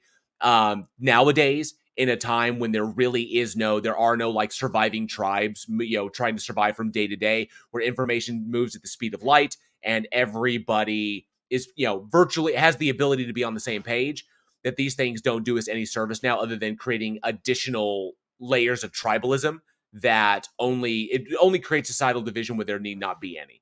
And so I see an old concept that had use we have now outgrown its use, and now all it does, it's a hanger on that just creates more division it stymies conversation. That's all it is. So yeah. I think my big, I noticed from, because like say I'm about 37 now. Like I noticed from like the 90s, where a lot of these, you see the churches now on TV trying to get donations. That died quite off until the internet became one of those things that was readily available. And then people got lazy again, instead of like going to the library looking for information. Google came out, which is a great tool. Don't get us wrong, but it's also because it's based on an algorithm that just pushes whatever's popular. Right. A lot of people find it, and believe me, best concept I give that one to this current time is the current war between Palestine and Israel. If you can really call it a war, to be honest. There's a lot of information out there, but no one can verify what's true and what's not true half the time. Right. I think it's getting the same way with religion. Is no, my book's better than yours, and it's creating more and more divide in between people supposedly believe the same thing, also getting into conflicts with each other. Also, I can solve that war. I know it's been going on a little, and I know a random person on the internet. It's true. But if you just took out this little thing, I don't know if anyone's heard of it, but it's called religion. And everyone's like, Amy, you can't simplify it that easy. You need to come up with this complex solution. There has to be something. There has to be some reason that we're avoiding and missing and can't get a grasp of for why these two countries are telling them that God gave us land. We'll never know. I mean, that's true. I mean, before I can tell, when I used to like do some research on the Bible and stuff, if I can tell the 3 books involved in the conflict with Jerusalem all stem from the exact same source. These got changed in their understanding later on down the line. I think somewhere around the Jesus period and some of the prophets that came around. That's when most of the books then divide off from each other, as far as I can tell. I don't know if you agree with that concept or not, but that's how far I can see. Because a lot of the base stories in them books are exactly the same. They're all Yet they fan use it to- fiction off the others. They use it to beat you over the head with constantly for the past 50 odd years. Right. Okay. Yeah, I think we're on the same page, Karis. We really, really are. I agree with you on that. And I also agree with Amy in that it really, if you take religion out of it, this idea that, you know, arbitrary places on the earth were put here specifically for us, you know, and without diving into the geopolitics and the history of the current conflict going on over in the Middle East, which is just fucking asinine as shit. More so in the favor of one group than the other. I don't know if I should throw those out there because I don't know how people react to it, but nonetheless, but yeah, it's when it comes down to it, it's all bullshit in my opinion. It really is, you know. Yeah, I mean, thanks for letting us know. Absolutely. Chat. Thank you, Karis. You have a great one, bud. You too, mate. All right. I see Reverse is back. Hopefully Reverse got his audio sorted. Reverse.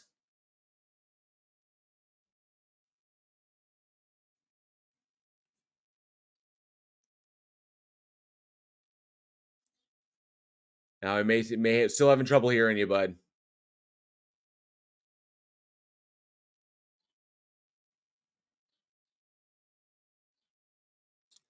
Hello? Hey, there he is. Hi. I can see my voice going, but I can't hear you guys. Let me try and pull up YouTube again. Well, we can hear you, but he can't hear And us. wait, Hello? don't pull up YouTube. It would be a Discord thing. Ah, come on. Yeah, that would be a Discord thing. I don't know why you're not receiving Let's sound see. from us.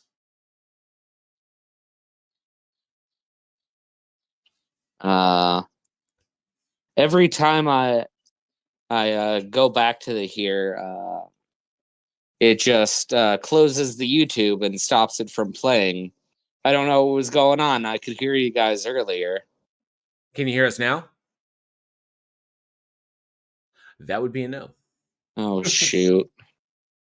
It's hard, maybe. Why can't I hear y'all? We don't. We don't know. Very specifically, it's because God does not want you to hear us. Dun, dun, dun. Let's see. Can you hear me now? Yes, we can hear you. Good.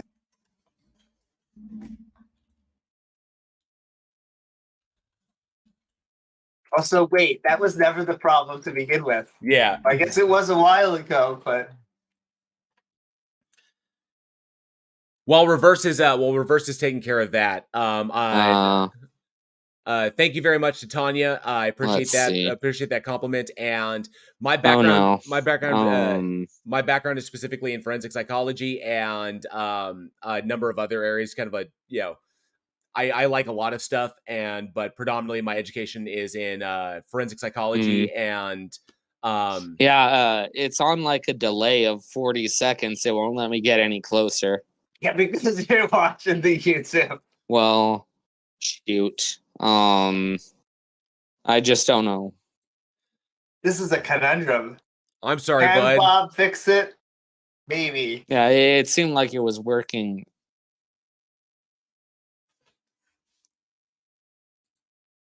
It did, even with the 40-second delay. Cool, Tanya.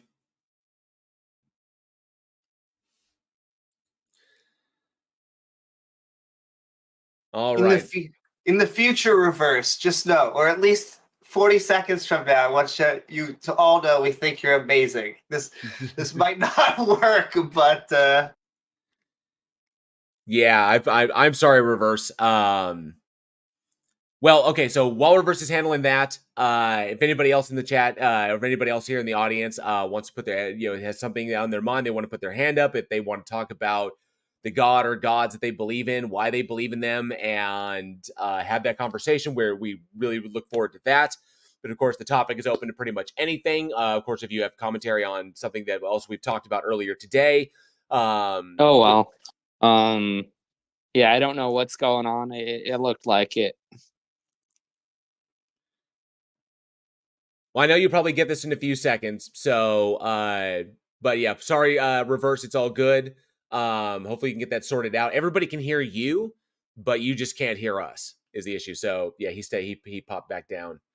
So hopefully he can get that sorted. I don't know. I honestly don't know what the issue is there. I really don't. Everybody can hear him, but except for he can't hear any of us. Kind of a bummer. All right, man. We're about 15 away from 1 o'clock, and we don't have any hands up in the audience. So, one thing I also want to do, and Ix, I don't know if you're still there, Ix. He may have stepped away because I kind of wanted to hear his thoughts on that because obviously, now that I have some people on the stage with me here, Amy, unfortunately, a couple of days ago on the 19th, we lost another member of the Four Horsemen.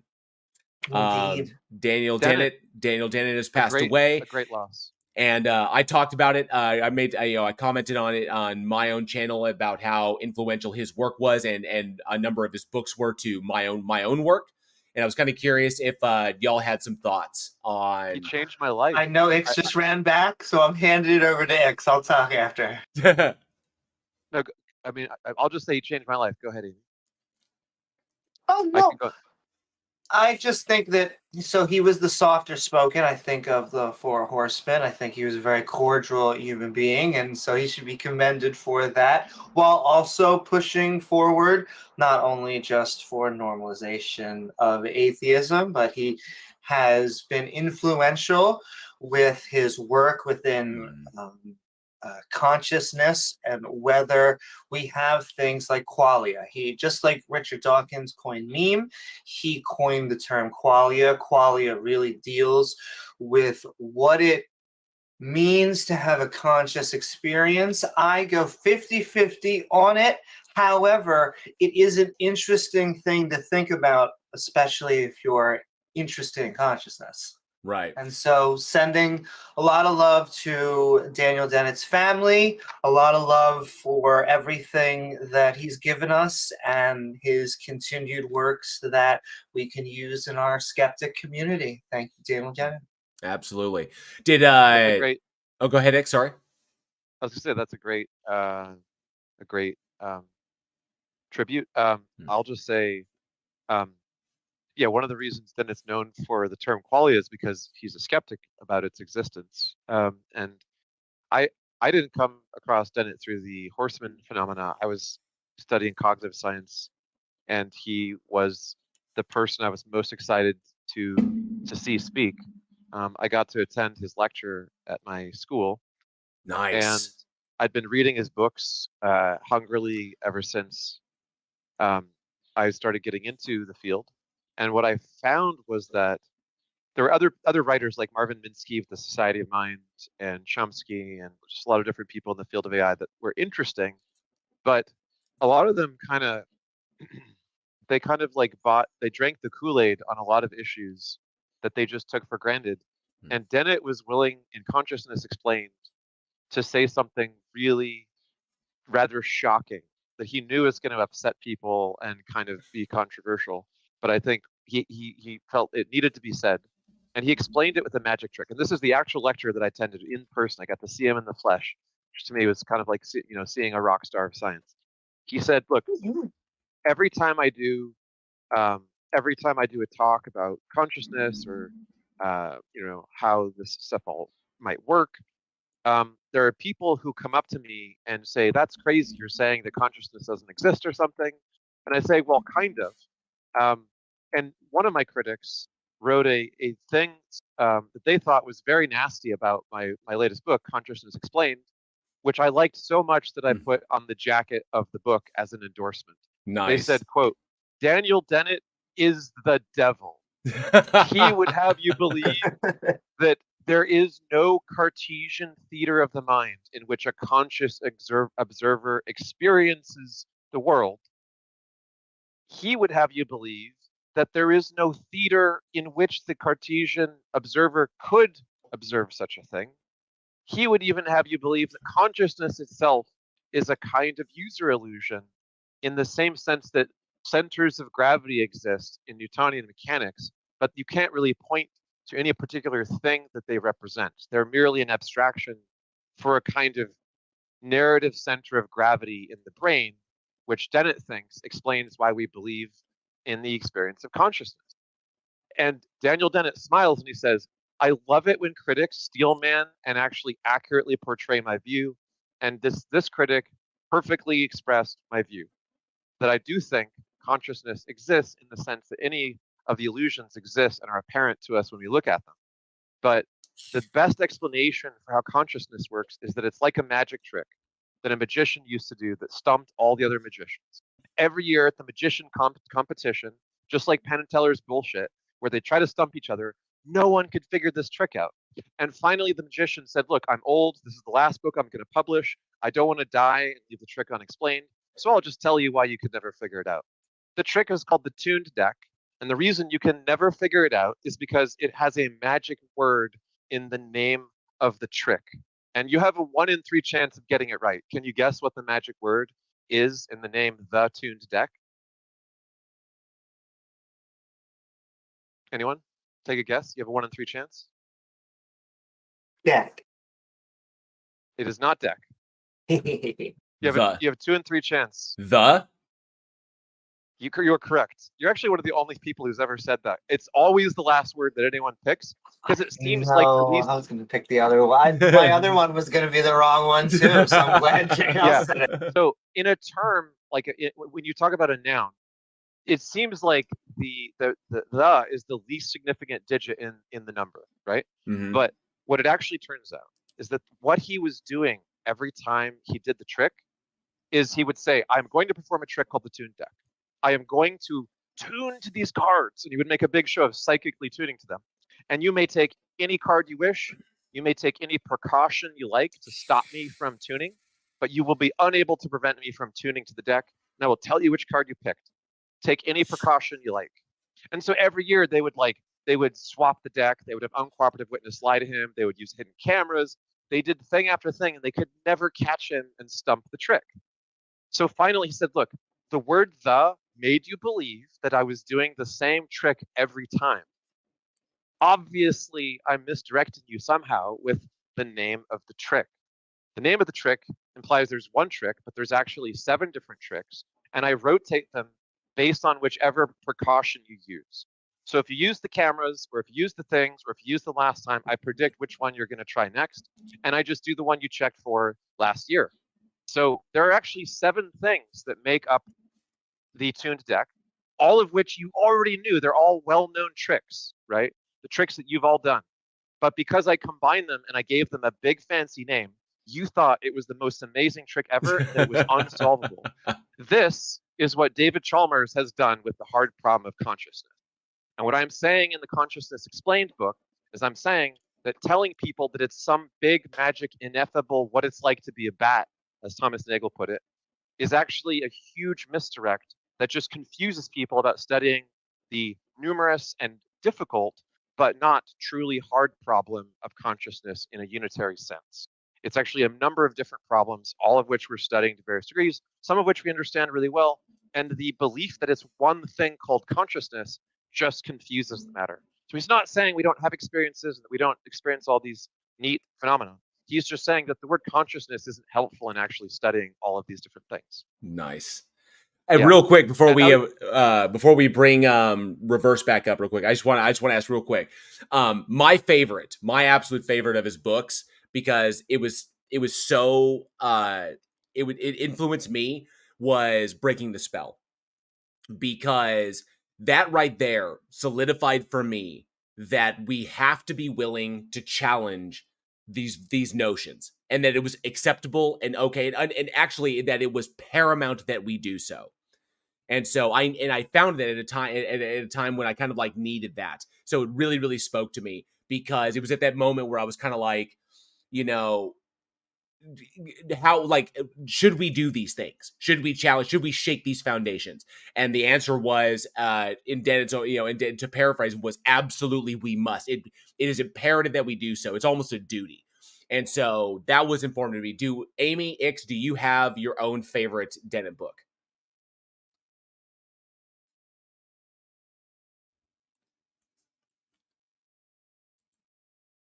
Can you all hear me? Yes, we can. Are you deciding? Okay. Sorry. Well, first. I was gonna say, I'm like most people. I have read something more like Breaking the Spell. I think that it's more important to talk about skepticism, not more, but then once we have people on board science, then yeah, I'm gonna hand it over to X. But then I also have something to talk about Mary's room. Oh yeah, the argument that he no longer believes in. Yes. Oh well. No, I mean, go Frank, X. Frank Jackson. Frank Jackson doesn't. Yeah, he's a skeptic about his own argument, which is funny. That's a good topic. I look forward to that. Okay, but I just wanted to say my favorite books are the science books. So Nice. Consciousness Explained is very important, and it kind of gave a foundational approach to those who are trying to build a research program to understand how the brain actually works, how artificial intelligence reverse engineers and reproduces some of its competencies, and how neuroscience allows us to then test those predictions and use those tools from AI to better understand what the brain does in the most productive research program that's been the most rapid advance of the last 15 or 20 years. We're now at the point where it's just AI, AI, AI, AI. That's because of people who read books like Consciousness Explained and just weren't intimidated at all by this so-called hard problem stuff. And the Mysterians is what we call the people who think that there's some kind of in principle impossibility theorem that will say we'll never understand the brain, or it's in principle or we just don't have the technology or something. All those Mysterian views are understandable because the brain is the most complicated thing we've ever studied. But Consciousness Explained just laid it out and said, look, it's not a hard problem. There's no such thing as consciousness, really. What there are is a lot of things which we call consciousness because that's how humans experience life. But obviously, every species that's ever evolved is going to have a slightly different thing that maybe isn't technically consciousness, but it does like a Venn diagram of the same things. What we really have are competencies, and competencies can be understood in a kind of Venn diagram like way rather than this so-called consciousness thing. And he wrote another book called The Intentional Stance, which just kind of demolishes this like, oh, how does a neuron have an intention? Molecules can't have feelings. Like, I've got into so many philosophical debates with people on Discord in the debatosphere where they double down on the impossibility of neuroscience having any role in their philosophy of mind. And these are smart people who know more philosophy than I do, but they're a priori idealists about the mind. They just think the mind is this like abstract thing. Science can, in principle, never give anything more meaningful than some kind of internal perspective. And they just don't even want to hear about neuroscience. Right. So intentional stance just kind of blows apart that whole Mysterian attitude. And the intentional stance has a really memorable line. He says, watching a room full of philosophers and scientists argue about how to solve the hard problem in terms of why intentions can only be explained through consciousness is like watching a room full of people try to unlock a door that's not, or try to break down a door that's not even locked, right? And it's there's true. a They're more trying to solve a problem that is not there. Probably right. not there. Right. And there's a more, I could give a more detailed argument, but that's beyond the scope of this. Just read The Intentional Stance. And then he has another book called From Bacteria to Bach and Back. Yeah, I knew you were going to cite that one. I had a feeling. Yeah, I did. And that's about the neo-Darwinian kind of take from Dawkins's Selfish Gene book with the concept of the meme, all the way through to how did consciousness evolve? How did we get the brains that we have? Can we take away some conjectures about the likely evolutionary psychological development of the brain that are going to be explanatory to how we understand how the brain works now and how consciousness and culture develops in the future? And I think he has one idea in there that's really useful, which is the idea of a what does he call it? A free-floating rationale. So a free-floating rationale is like a reason for something being the way that it is, which is, it seems teleological. It seems like this thing knows what it's doing. Like if you look at ants do incredible organizational feats that a corporation full of highly paid individuals would struggle to replicate, given the same resources and all the know-how of modern corporate psychology and sort of organizational practice. The ants have no idea what they're doing conceptually. They just do things based on rules that evolved in them based on chemical signals, right? But the ant hive behaves as though it knew what it was doing to a very high level of intelligence, because the rationale for why the ant hive does what it does isn't tethered to an individual's consciousness. There is no place that understands what ants do. But when we look at ants, we can see this incredibly intricate, sophisticated rationale for why they do what they do. Right. And that's what biology does. That's what people like Fodor just don't understand about like the way in which natural selection is used as a lens for a whole family of theoretical explanations, which are not, they're not summarized by, oh, natural selection, the end. But people like Fodor strawman evolutionary psychology and biology and evolution in general as it's practiced by saying that natural selection is like a meaningless theory, despite the fact that he actually predicts all the same things that natural selection predicts. He just doesn't like the word. Right. That's a very rigorous defense of the use of memetics, because memetics became unfashionable for a while. Like people stopped using memetics as a term because they were made fun of, and people would say, "Oh, it's just cultural development," or "It's just, you know, heritable, cultural, blah blah blah." They would make up all these words to avoid saying the word meme, because they were offended by this new sort of Richard Dawkins style approach to cultural psychological phenomena. And historians didn't like it. Cultural people didn't like it because it was their turf. They wrote all the books. They had all the PhDs, and they didn't want people to use biological analogies for the stuff that they were the experts of, basically. And the last one is he just wrote a memoir, which now is going to be very poignant, which is I've Been Thinking.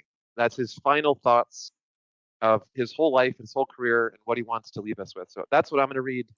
I'm going to buy that today, and it's going to be bittersweet because I wanted to meet this guy so badly in person and just do more than hear his lecture from across the room. Can I ask you guys what you think about, so very specifically, when it comes to the Barry's Room experiment, because I know he talked about it, and I know that you said he changed his mind, and I kind of... The one who wrote the thought experiment. Oh, who actually wrote it. Frank Jackson does not believe in his own thought experiment. He did it to illustrate and work out the problem, and once he thought he understood it, he was like, "Hey guys, like it's over. Like this is not hard to understand. It just, you know, we had to think about it a bit." Well, I have a way of thinking about it that I think I kind of agree with getting over it, which would be, so if, for those who don't know, it's Mary in the hypothetical lives in a world where it's just black and white, there's no color, but she's like, she is the world's expert in knowing not only a color, but like the color red. And she just knows every fact about it. She has read every book about it. And then all of a sudden, one day, she enters the world and she sees the color red. What did she learn? And the nebulous answer is, so she sees the color red. That really isn't the what does she see. What she ends up seeing is, hey, maybe there's a stop sign and it's the color red. And so it's not that she's learned something new. It's not that there's a new fact about red. It's that red has now become an indicator and a separator for how we sort our data. And we go, okay, this object is that quality. It is the quality of red. We have receptors to pick up on that. And so I do think that there are answers to this solution, which is, what did she learn? Well, if you just say, what did she learn about red? Well, she didn't learn anything new about red. But if it's an object and she's learning about it in the real world, then she has learned something. She has learned about something new that has that quality. Right. All right. Reverse Camus says he's got his audio sorted. Reverse, can you hear us? Yes, I can. There he Before is. hold on, before we change subjects, can I just tell you what Frank Jackson's solution to his own thought experiment was? Yeah, what's up? So Frank Jackson came to understand it in terms of representation. So knowledge, like Amy was saying, is a fact about the world. Experience, and you don't have to use the word qualia to just talk about experience. Dennett doesn't use the word qualia. He just thinks it doesn't exist. It's a misnomer for experience. But experience is something where if let's say that there's one fact and the fact is, I don't know, red. If I look at the red next to some blue, the red looks different than if I look at the red next to some yellow, right? And so there's all these facts about how color adjacent to the color we're looking at is going to change our experience about it, right? Now you could say that there's like an infinity of facts about how each color affects each other color, but what you actually get is an absurd explosion where there's just an infinity of like ridiculous micro facts about micro facts. And you can't really formulate these as facts. They're not facts. What they are is raw sense data, right? So an experience is the totality of all the things coming through your sensory organs, and it's the totality of all the sort of response, second order reactions that are triggered by it. Experience is this complete total process that you undergo physiologically. And there's the part that you think about that's the memory consciously, but it's this whole chain of how your body's affected by some sensory experience. The part that's the fact is that light has a certain wavelength, right?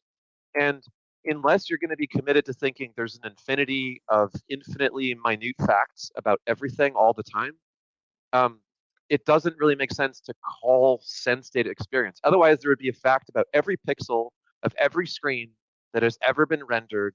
There'd be a fact about every blur between the pixels. There'd be a fact about the blur between the blur between the blur of the pixels. You're just committed to like an infinitism of absurd facts.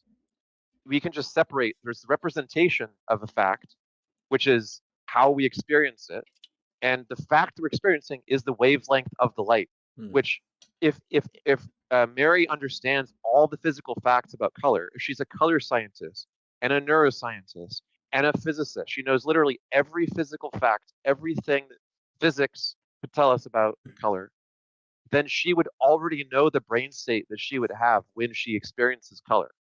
That would be something she could predict, and there'd be no new information, no new data about how the world is. She would just have some sense data that's representing it to her. But there's an infinity of representations about everything that you can't really pin down as facts.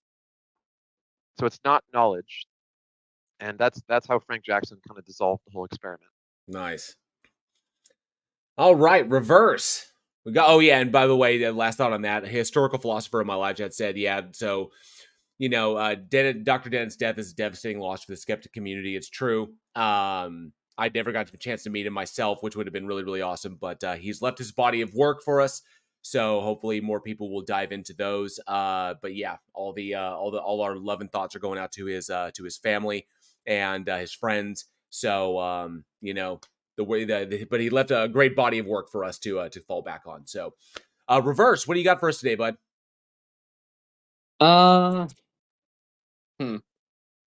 Like, I guess what immediately comes to my mind is just how frustrating it can be talking with other theists, especially Christians. Like, because, like, especially on some of the channels, they're like, Christianity is the only worldview that is internally consistent. So if I'm a different religion than them, like, it makes them look inconsistent. So I end up getting muted when I try and explain myself. Your argument is that Christianity is internally consistent? No. Or wait, I didn't quite get what you said. Are you talking about precept? Sounds like you're talking about talking to precepts. You're saying you talk to people who assert this. Yeah. Gotcha. But yeah, I agree with it. It sounds like you're like when you're talking to a lot of presuppositional apologists who that smacks of their argumentation that intelligibility itself, is not possible unless these things exist, which is just, absurd. But and so you're saying that, you getting shut down because simply you have a different viewpoint, correct? Yeah. That's, I mean, it's with, like I said, this kind of goes back to what I stated before, that religion and the various permutations, all they do today is create societal division where there need not be any, and it's all tribalism and just self-validation, self-validating echo chambers. I don't know. I personally feel that, like, like presuppositional apologetics is a dying form, that only its most staunch adherents or its most strident adherents are the ones that are going to keep screaming at the loudest from the mountaintops. But I think they're slowly but surely recognizing that nobody's really listening, because it's well understood why it fails, that it fails on the most simplest things, and that people kind of like don't need it anymore. But yeah, you're going to find a lot of that in these echo chambers here on Discord. You will. Yeah, the only way that presuppositionalism can survive is if you have admin powers, apparently. Yeah. If you're an admin, you can get your presup in before them. So you constantly got the other person on the defense. Yes. They don't also accept things like I don't know, which is actually generally the thing you should do when you not only don't know something, but in many of these questions that are the scientific frontiers, like abiogenesis, or the question of like necessary for a Big Bang, which may be the improper formation of that question to begin with.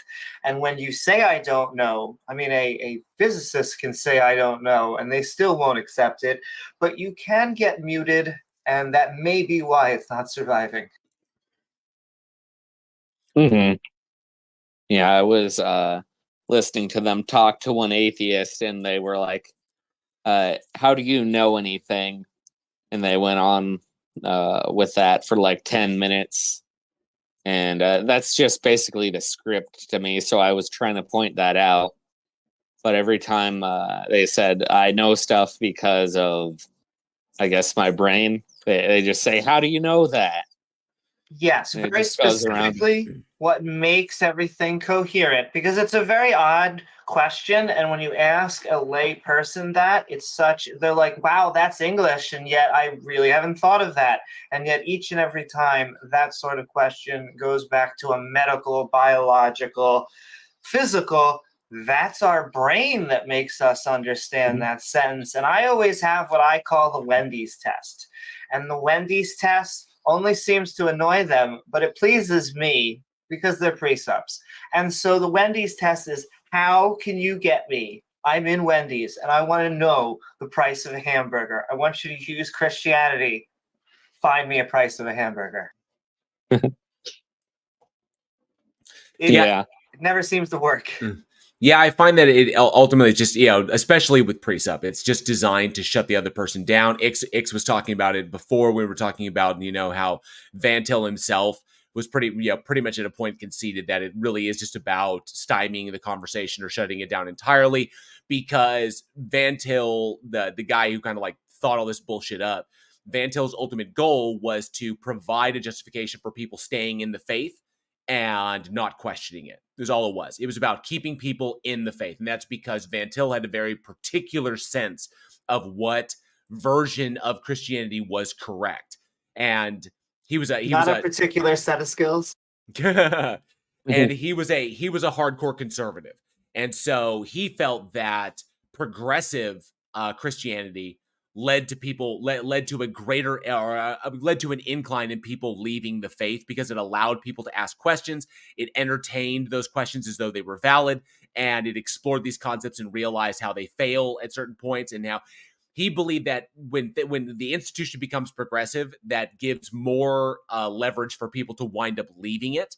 And so he held to this very, very strict, very, very hardcore,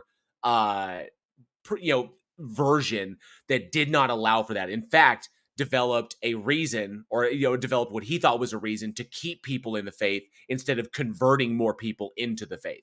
because that just wasn't going to work. And if you notice that through his lifetime, every time he was with a particular institution, that if he found it, like when he was with Stanford, is that as he saw the institution growing more progressively, he would just leave and he'd go somewhere else. He ran from progressive thought because it was just anathema to his very identity, until eventually he set up the whole Westminster thing, which is what we kind of happens here on Discord. If you can't be a part of the larger system and maintain your own thoughts and fight for those thoughts, if you don't want to do that, then you just run somewhere else and create your echo chamber there. And that's where where the whole Westminster thing came from, is that was his echo chamber with him and the other the faculty that helped to found that. So, because everywhere else was becoming more progressive in thought, and he didn't like that. But there's a reason why he ostensibly lost that debate against Clark, because, when it comes down to it, for lack of a better phrase, Van Til was full of shit. And everyone else knew it, except that, he was so popular at the time that they weren't ready to just dump his ass. But he lost that debate against Clark because Clark identified where he was wrong and the mistakes that he was making. And the church recognized that. So Van Til, not the towering intellect that a lot of people think that he is, or think that he was. Good. Yeah, I don't know any of these people. The Van Til Clark controversy is a really fascinating read when you dive into that. And basically, two guys who believe kind of the same thing arguing over as to whose version is the best. And ultimately, Van Til wanted to have this debate because he wanted to see Clark excommunicated from the church, because his ideas were, in his eyes, too progressive and allowed for too much wiggle room for people to wind up leaving the faith. He felt that Clark was a threat to the Reformed movement. But the higher ups, I guess the powers that be at that time, did not side with Van Til, and Clark was not excommunicated. Because they recognized that Clark was right in what he was trying to convey during that whole. It's really fascinating shit. Just because when there's no atheists around, ostensibly these individuals will eat each other. Mm-hmm. Yeah, I've definitely experienced that, to the extent that I don't even say that I'm a Baha'i, but like, if they ask me a direct question, if I'm a Christian, like, I've got to answer honestly, but it always ends up with them debating me on why I believe something different, when they think that their belief is the only internally consistent one. Right. There's, it's interesting that you bring this up, because I've seen in conversations that theists have amongst each other, especially those that hold to different ideas of Christianity, or however, whatever permutation that there is that it ultimately comes down to not that are you a Christian, but what kind of Christian are you? And I find this really fascinating because there's a new movie coming out, because people know me, know that I'm big on movies, called Civil War, which is about a possible future civil war here in America between the varying states or whatever. And there's this fascinating scene that actor Jesse Plemons, who is married to Kirsten Dunst, Jesse Plemons came into the scene where he asks that question, but from a political standpoint, where it's not that it's not about that we're all Americans. Where Jesse Plemons posed the question, but what kind of American are you? And I'd love that. That's a political sense, but it's the very same thing that's going on in religious circles today, and it's still going on. It's been going on to time immemorial. It all comes down to, but what kind are you? Does it ultimately it doesn't matter that y'all kind of believe the same tenets, but ultimately, what are the little minutia that you're going to draw the lines on? What hills are you willing to die on? And it ultimately comes down to the person. Do they want to be affiliated with you? And so they're trying to figure out what kind of person you are and if you fit into the echo chamber. And so we see that across all spectrums in everything. It's like, well, he's like, oh, you're a scientist. Well, what kind of scientist are you? You're a musician. Well, what kind of musician are you? Oh, you're an artist. What kind of artist are you? And shit like that. Yeah, and I just find it really fascinating that the social things spread across the whole spectrum. Mm-hmm. I like that. Yeah. Like this, someone in the live chat here said, Vic says, "What kind of you're an atheist? Well, what kind of atheist are you?" And I'm kind of like, "Well, it's wild because it bears thought, but how much thought does it really bear? Or what is the implication of asking that question? Is that how have you broken this up, and how do you justify breaking it up into these little like tribes, and like why have you broken it up? How have you broken it up? What justifies the breaking it up into that? It's like oh well, I'm a new atheist. It's like, well, what does that entail? And ultimately it's really and it gets down to the subjectivity, how we all subjectively interpret these things, which I think is interesting. I just think it's funny when it happens around theists who all claim that who pretty much claim that they have an objective viewpoint of reality and are able to make absolute claims about what is real, which I just think is hilarious. Yeah. A lot of the time, I feel like I do have to revert to the I don't know on a lot of questions related to God, because I don't know its nature. Like I had someone talking to me like she was a hardcore monist, and I was like, maybe that's right, but I don't know exactly how God works in relation to the universe, so I can't say for sure. Yeah, there's these questions, and it was a bummer because we had Otangelo. Otangelo actually came in and put his hand up for a moment, and then he ran away, which really bums me out because he walked that same tightrope as well, and I was hoping we could dive into some of that stuff. Plus, Ix is here, and to hear the two of them go would have been really funny. But yeah, but the conversations I've had with you in the past have been solid. I understand why you hold to some of the religious concepts that you hold to. But I like the fact that you're doing the work, that you don't see I don't know as a weakness, but as an opportunity. It's a position of strength. It's an opportunity to learn more, and that you're doing the work. So that's a good thing, that you're not afraid to ask questions. You're not afraid to learn more, even if what you might learn could fundamentally change your position. So I think that is literally the best place that you can be always, is always be able to say, yeah, I'm willing to put it all on the line and be like, wow, I was so wrong. And you're not just looking at the things that validate what you want to believe, what you hope are true, what you desire to be true. So.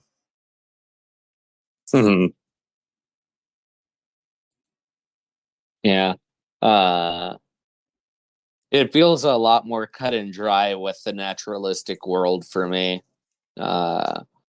Just explaining things through naturalistic processes, but then I also have the supernaturalistic processes that I think about, that I don't even know which ones of those are correct, because as an ex-atheist, it all sounds like woo, but like I realized, or I came to the conclusion that I was wrong about God. So it makes me think, what else was I wrong about? Was I wrong about crystals? God forbid I was wrong about homeopathy. Like, it's hard to know what's correct when your worldview changes like that.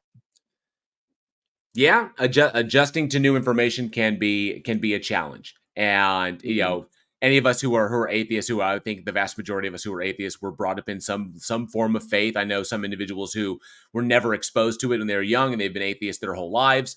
But here in the West, pretty much, I think the vast majority of us were brought up in some religion, and that ultimately we found that these concepts are either incoherent when you cut them to their core, or they are just stopgap explanations that aren't backed by any kind of evidence whatsoever. And so trying to understand that and trying to get that across some people is really, really hard sometimes, because like we mentioned before, you challenge not only their beliefs, but also their very identity when it's predicated upon these concepts. But that's part of the struggle. That's part of the difficulty in that.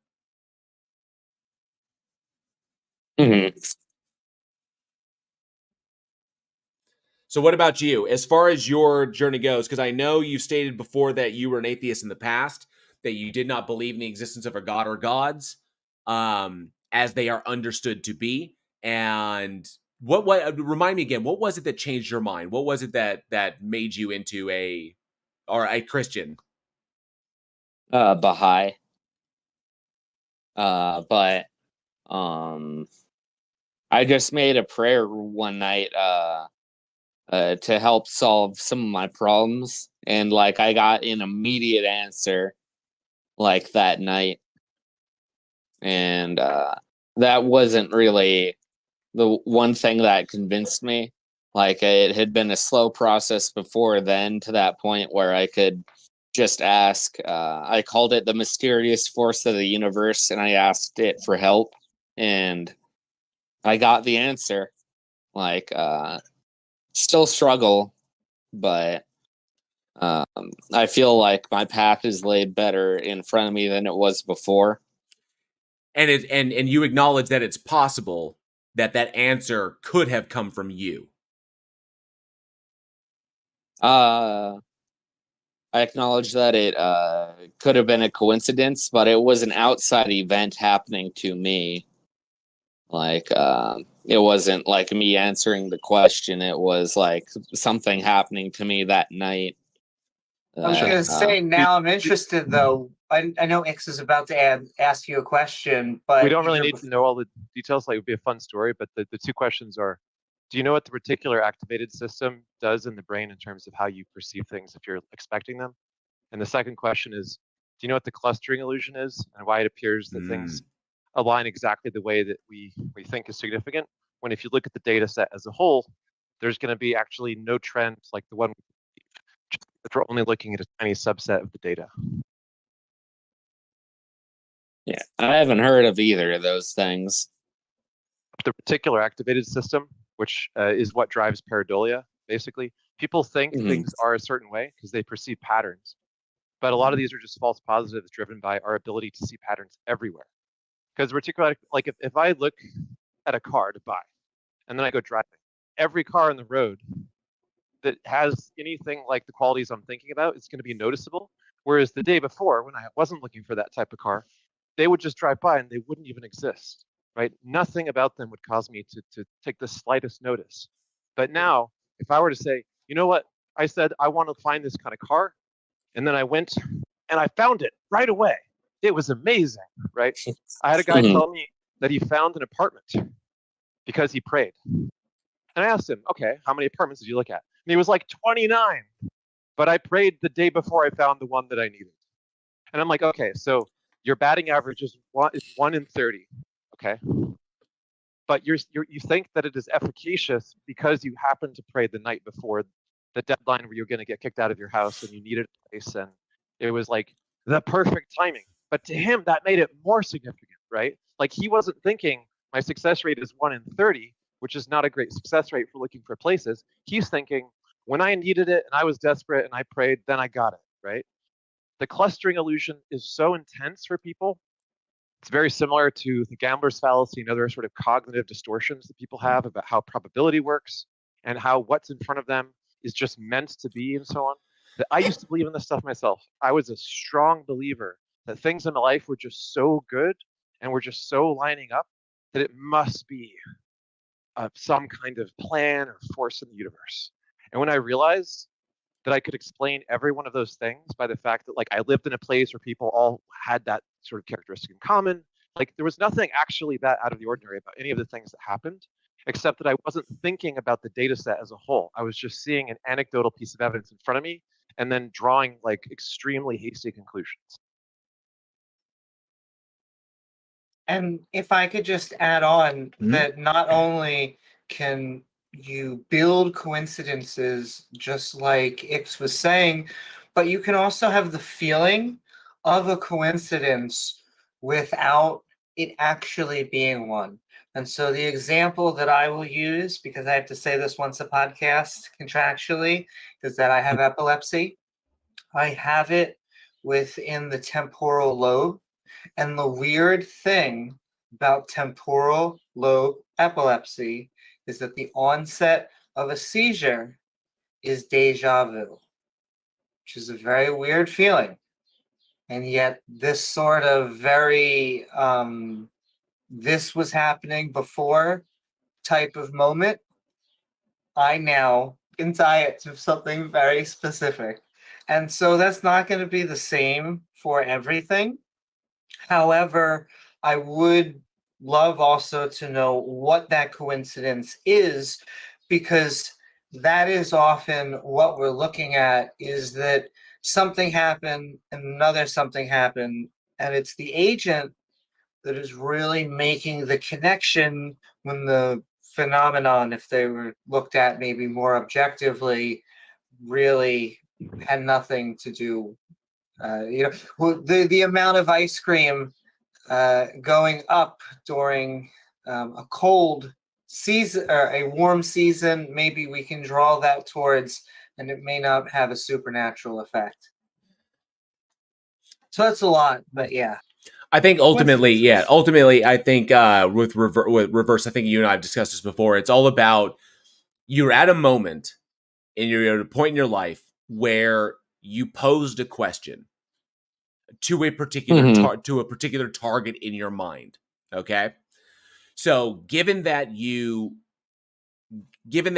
posed a question to a particular target, implies that the target is there, that you believe the target is there, or at least the possibility exists that the target is there, and that you can possibly get an answer. So there's an expectation there. This also lends itself to the placebo effect. Okay, there's an expectation effect.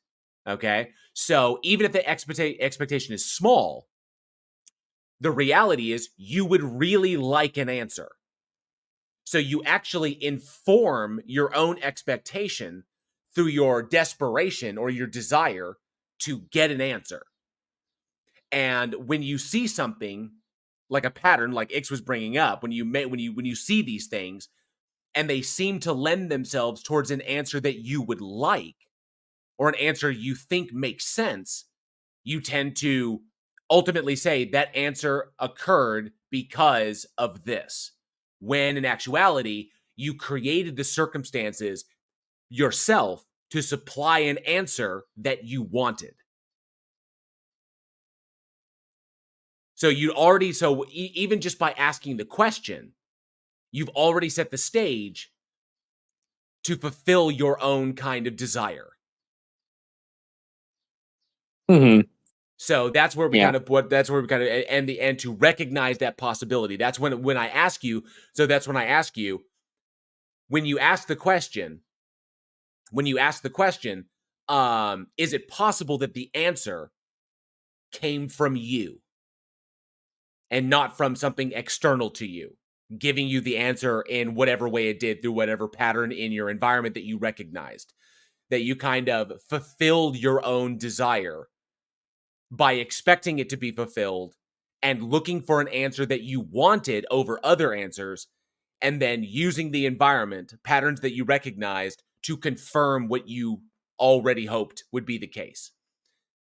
And unfortunately, the term that's often thrown around there is a level of self-deception, because it often is. Like, human beings are really, really prone to that. I mean, we make type 1 and type 2 errors all the time. Pareidolia, apophenia, a number of things where we derive meaning from the patterns we see that confirm what we already expect, or what we're anticipating, or what we're expecting to occur, or what we hope to be the case.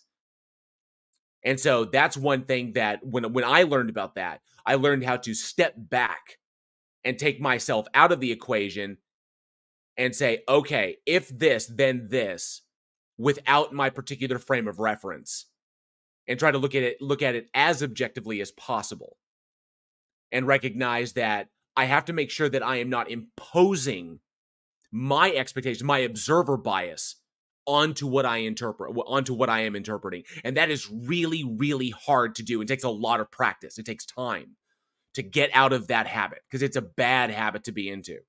Because then it leads to the next thing. Because the you do it once, and then it becomes easier to do it with something else. This is how you get from the basic tenets of, oh, there's a creating end, or there's this intentionality behind the universe, And unfortunately, it is a pretty slippery slope that can lead to things like crystals have healing power and homeopathy is more than just water.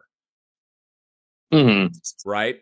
So that's where those irrational beliefs, because like my whole channel is, irrational beliefs often lead to irrational behaviors. You start with one, the next one becomes easier.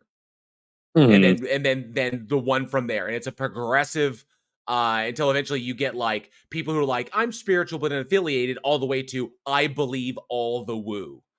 You know?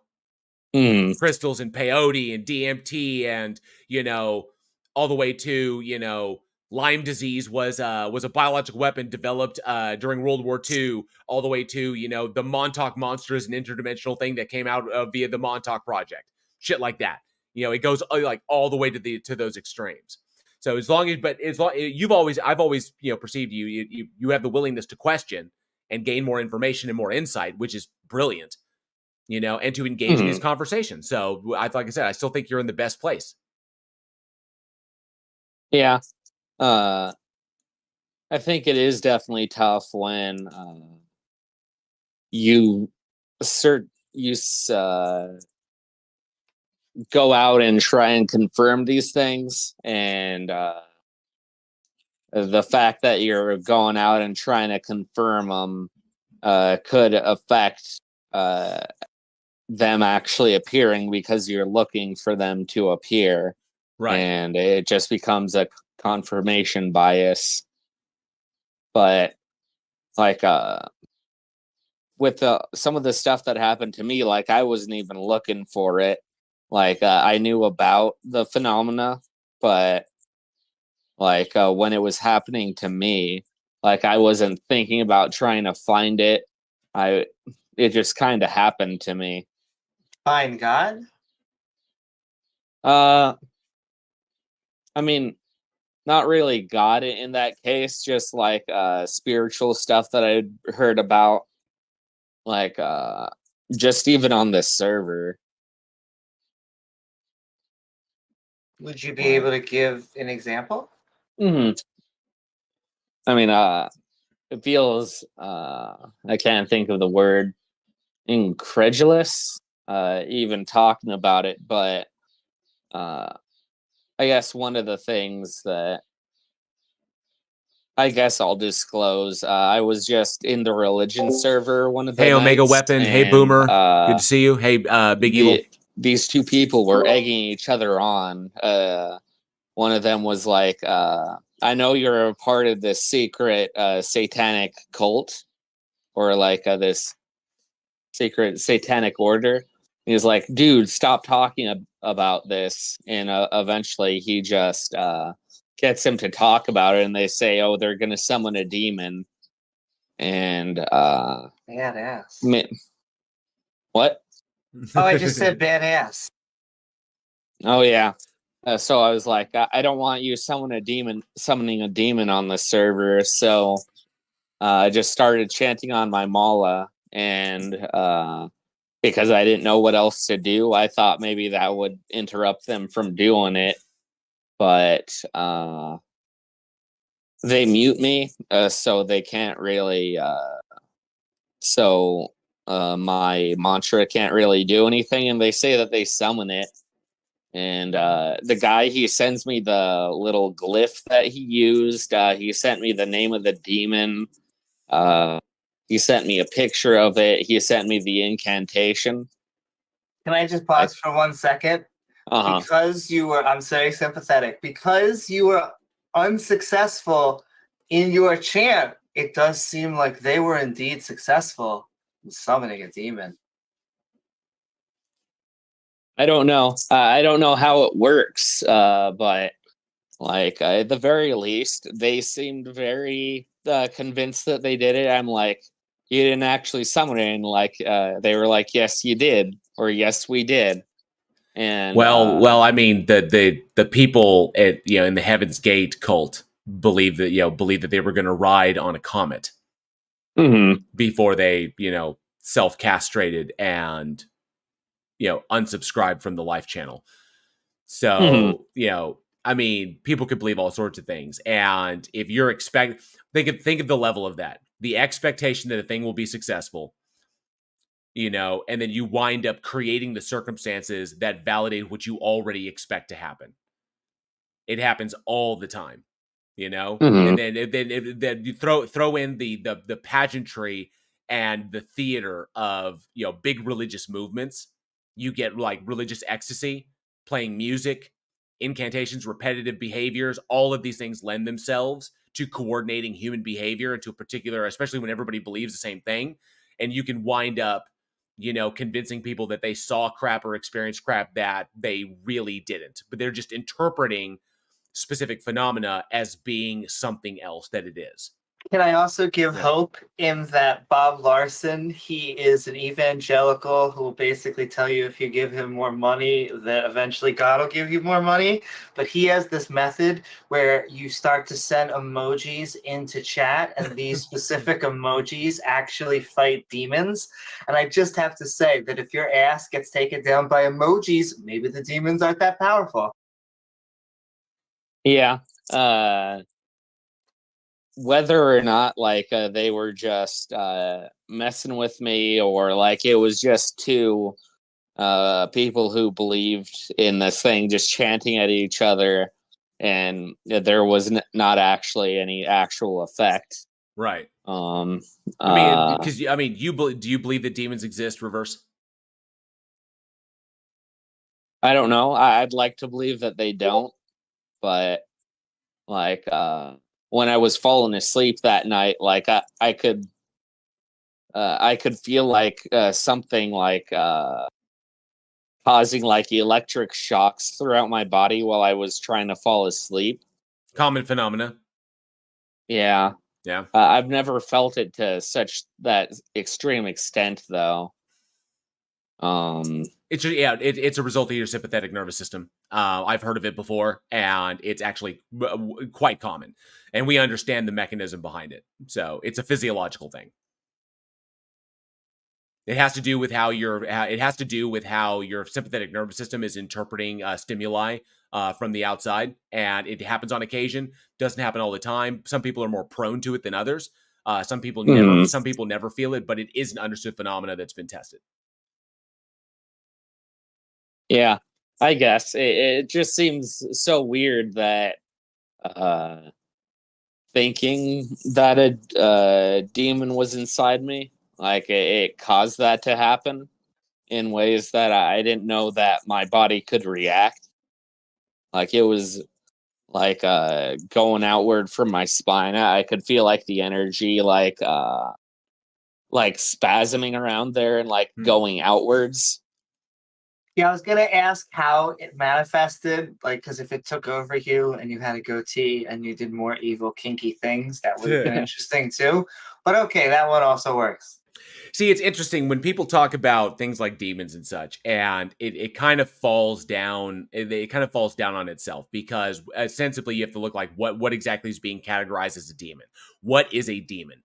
What is the purpose of a demon? What is the demon? What would be a demon's goal? Stuff like that. And you think about it as well, if the demon's goal is ultimately to spread the disinformation, or to spread information that either delegitimizes the other side. So if we're talking Christianity, you've got, God and angels, you've got Satan and demons. Okay, well, what is their purpose? What would be the purpose of a demon possessing a human being? Well, I mean, the actions that they partake in would be to spread, evil or whatever like this. But the problem is that when supposedly a demonic possession takes place, that ultimately the possession has the opposite effect of what the demon's trying to do. Because to Christians who fully expect the demonic possession takes place, all that does is confirm their faith and make their position stronger, because they interpret it, they expect it to happen, they think they see it happen,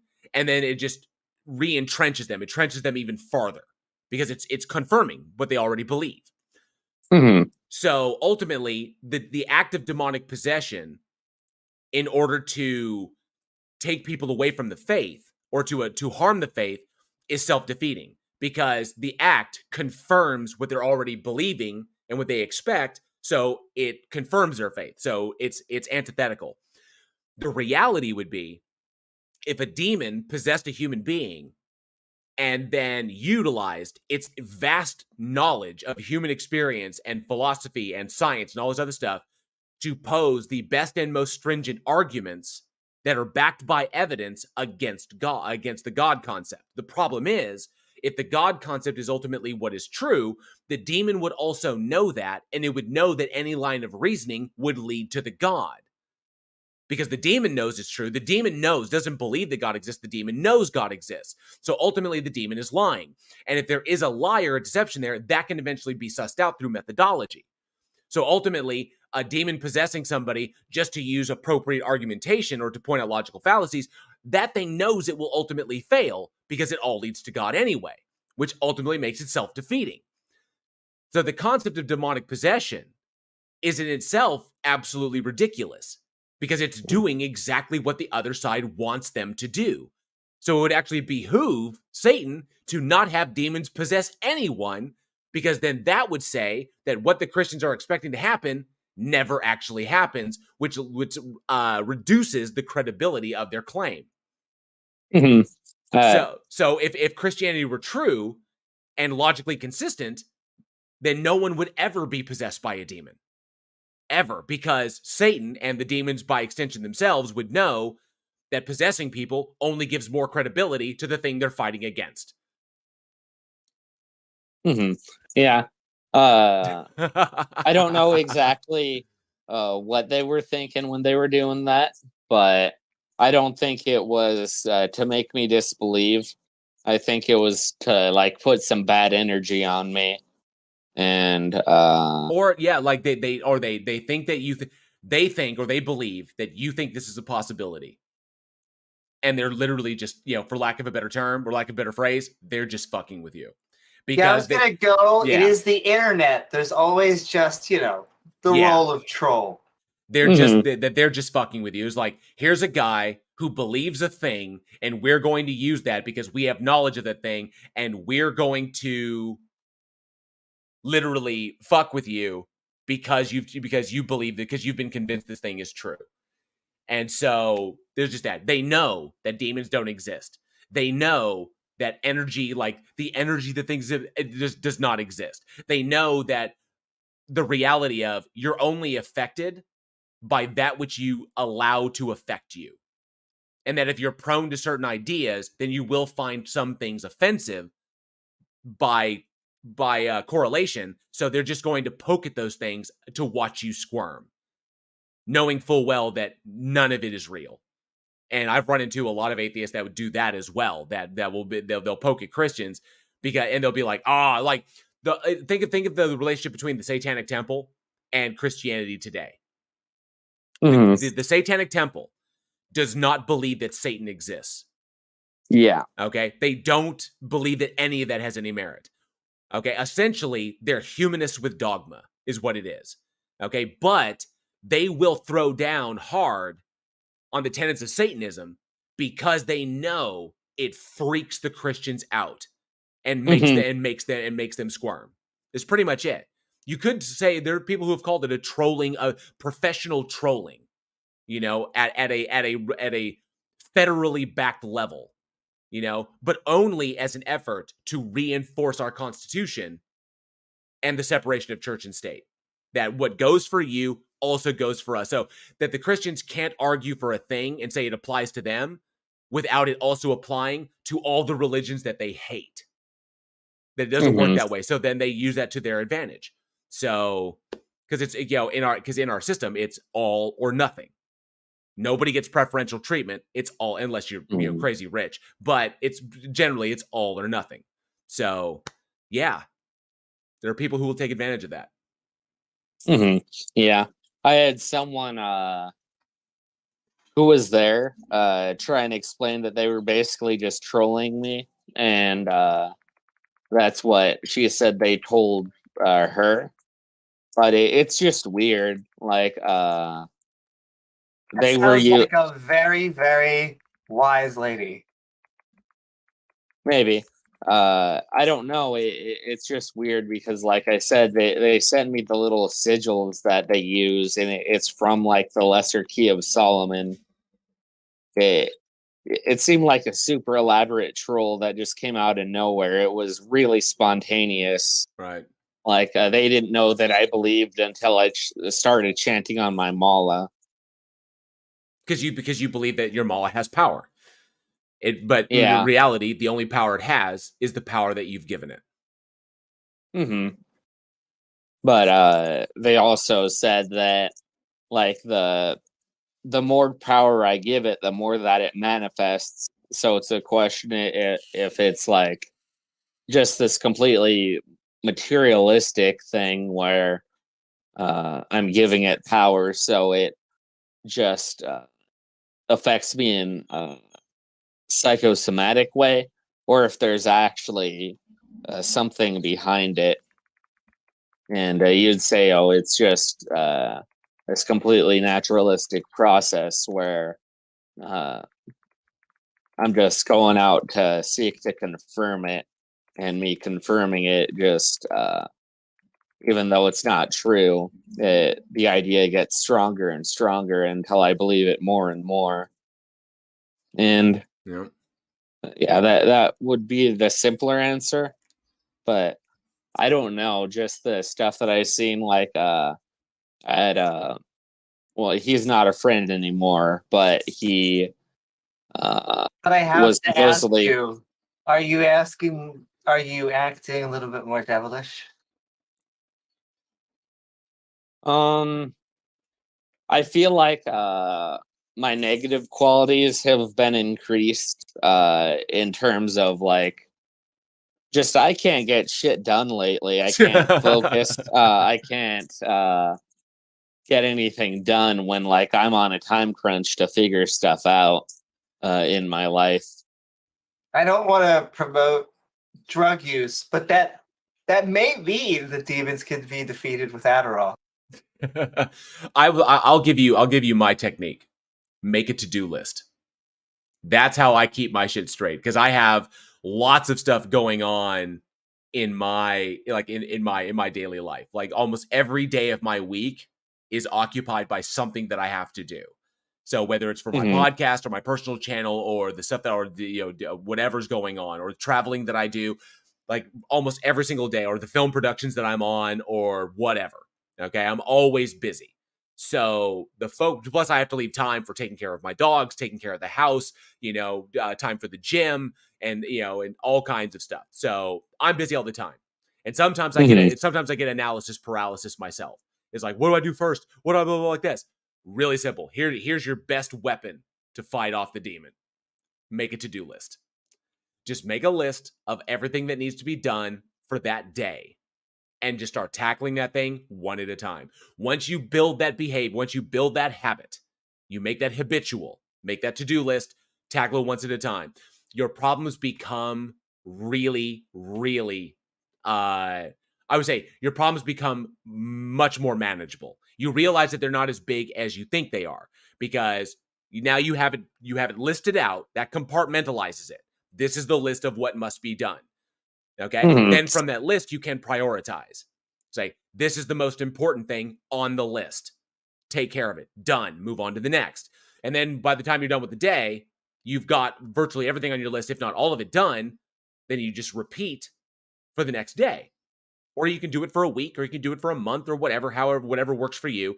But it's all about time management, compartmentalization. It's all it is. Sometimes you get too much information and you can get an analysis paralysis over it because there's like so much to do. Well, compartmentalize it. Write it down. What's individual thing? And guess what? For me, it works every time. May work for you. That's my suggestion. Or you can do what Amy said. Adderall. Yeah. Adderall is pretty good for that. I bought a planner like a couple months back, and then I just never used it. That's so also I need to pull that out. That's also what happened to get. Like if you look at, because it was my wife who began to recognize, because I was trying to keep everything in my head. It was my wife who's like, you need a planner and you need to use it. And so now I'm on my fourth one, And so, like, if you look, like, every single thing, like, if you were to look at my planners, it is insane. Like, my calendars are completely filled. My calendars are filled, and the pages with notes are like just like all over. And so these are going to be like a testament to the work that I do once I'm all done with all this stuff. So, but yeah, it's all about time management and compartmentalization. Is pretty much what it is. All right. We got about 5 minutes left before 2:00. Typically, 2 is the latest we typically tend to run this. I think we got time for maybe one more person. I want to see if anybody else in the audience here wants to put their hands up. But thank you very much, Reverse, for the chat. I'm glad we finally got you up to have a conversation. Like I said, I think you're in a good place. Keep searching, keep questioning. Don't be afraid to question. I don't think you are, and just maintain that momentum. I understand you believe the things that, and I understand why you believe them. But yeah, keep doing the work. Because from what I've seen, you're not afraid of it. So keep tackling it. Cool. Awesome. All right. Yeah, I got to get lunch anyways. Nice talking to you guys. Always a pleasure, Reverse. Have a good one. Nice talking to you. He's a good dude. All right, we got time for one more before we close this thing down. We'll try to make this quick. I see one person Jesse's got their hand up. Jesse. Let's see if we're gonna wrap this up with this. Jesse, how you doing? And this is amazing. Good. My name's actually Walter White. I couldn't help it. I'm sorry. Well, you're probably a lovely human being. Yeah, I am very much. So what do I believe in? Well, I believe in Christianity, but that's not like my main thing. I believe in just life in general on Gengi. So would you say that you're a Christian? Yeah. And if I may, just for clarification for our understanding, would you say you're a particular denomination or non-denominational or non-denomination? I'm non-binary and that shit. So okay, so it's just kind of like, would you say spiritual but unaffiliated, or you're definitely a non-denominational Christian?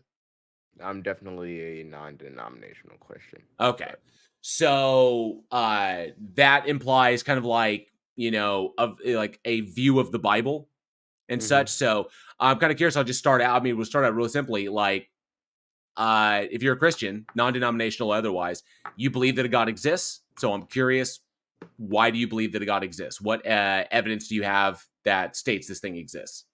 Yes, because before you just answer, I just want to go, because I want to speak for, I believe, JL and myself. We, all three of us right now, are on board with We Like Life.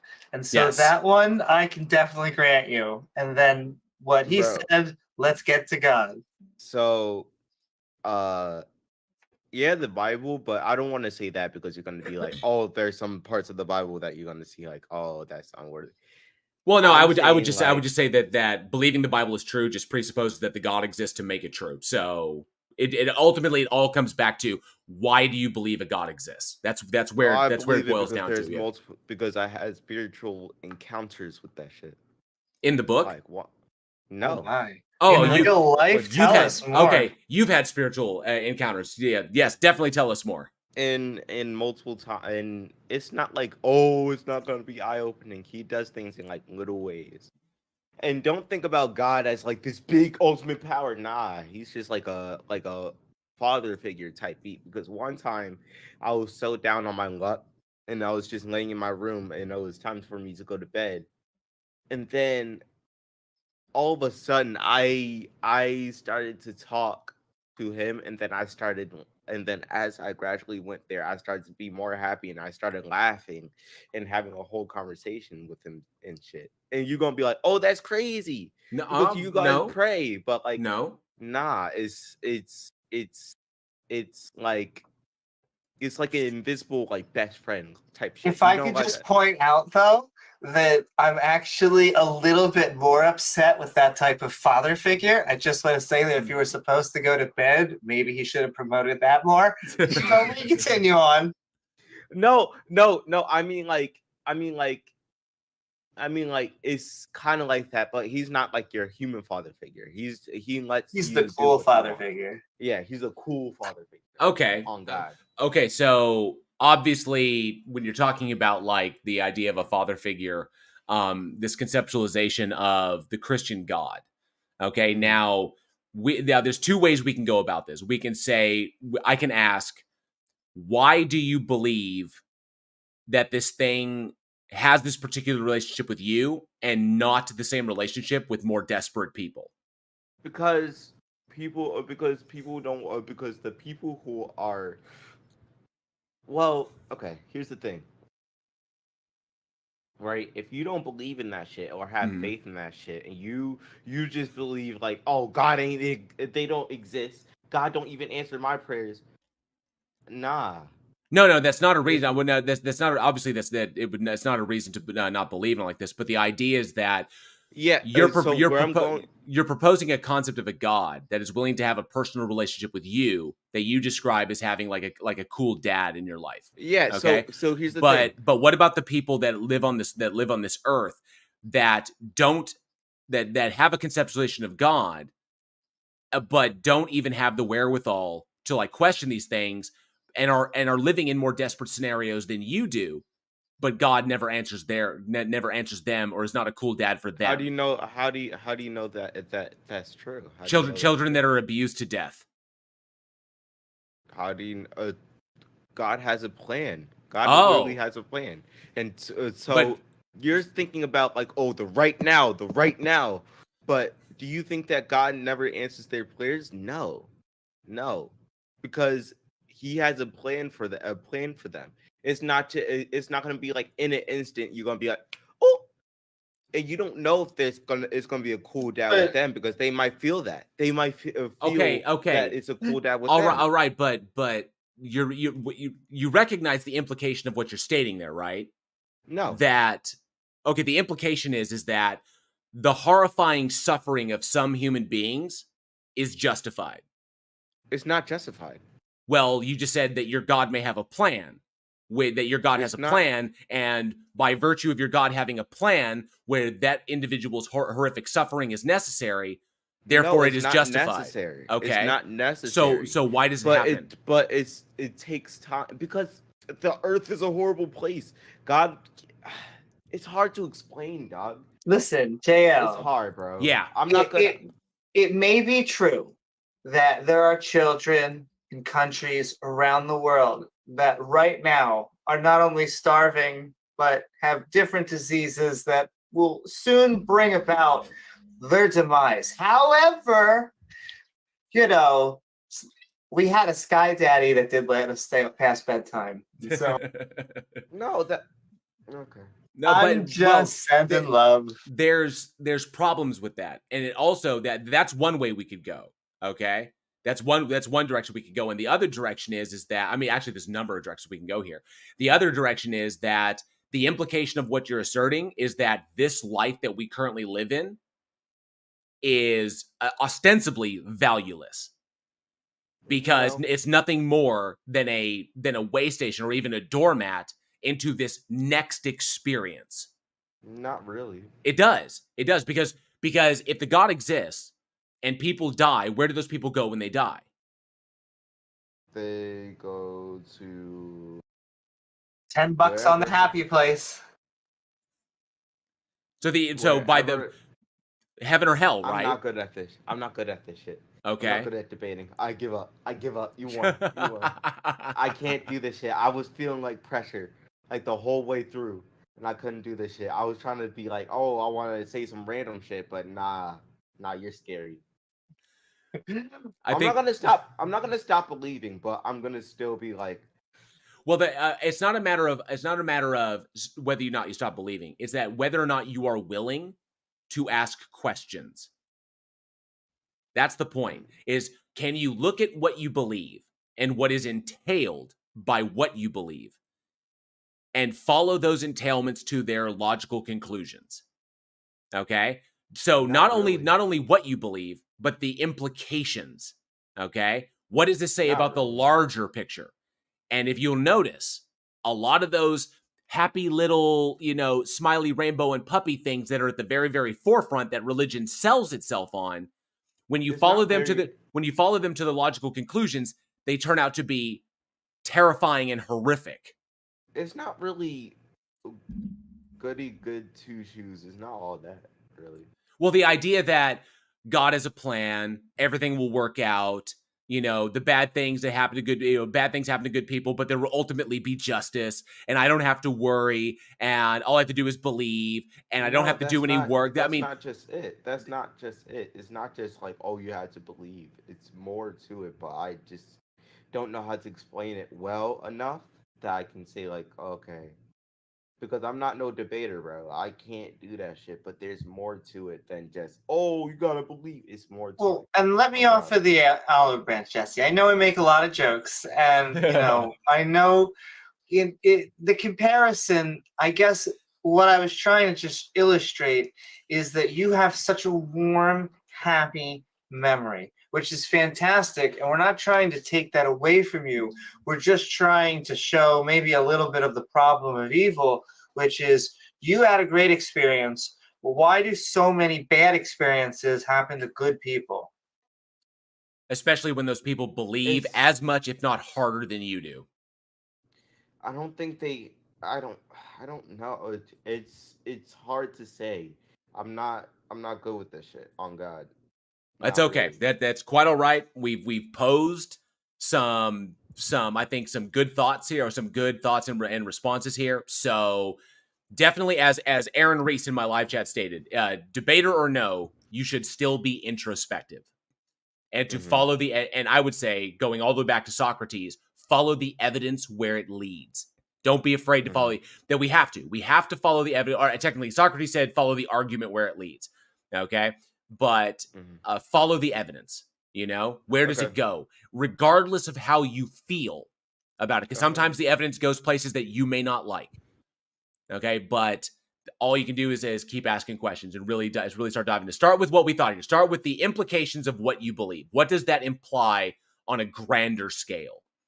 Okay. All right. Good. Okay. Thank you, bud. That was pretty quick. That was short and sweet. So I actually, I want to bring up one more person, and then we're going to call it. So, because that one went. Sounds good. As I Killed Earl said in my live chat, it was like, well, that wasn't at all satisfying. So let's bring it up. Tanya, go ahead and come on up. We got you the invite. Hello. How you guys doing? Doing good. This has been a hell of an experience, watching everyone come in. Richard was, well, he's Richard, but I love the guy, but sometimes what he believes in makes me scratch my head and be like, you're intelligent as fuck. Sorry, you're intelligent as hell. Why? How and why do you believe this? I don't know if you're familiar with John C. Sanford. No, go ahead. Okay, John C. Sanford is a geneticist, and he invented the gene gun, which was a revolutionary device that made targeted gene therapy very. It basically kind of revolutionized the whole field of targeted gene therapy. Brilliant invention. Okay, which means that his understanding of genetics is second to almost none. Okay, John C. Sanford, excellent geneticist. He also believes that the Earth is 6,000 years old. So it's kind of like solid in one area doesn't mean solid in all areas. So it's like, because John C. Sanford has gone to great lengths to publish shit about young Earth creationism. Unfortunately, humans and dinosaurs lived at the same time. And I'm like, well, hang on a sec. But genetics, it. But then he posits this thing called genetic entropy, which is really just a Christian, an evangelical rebranding of error catastrophe. It's ridiculous.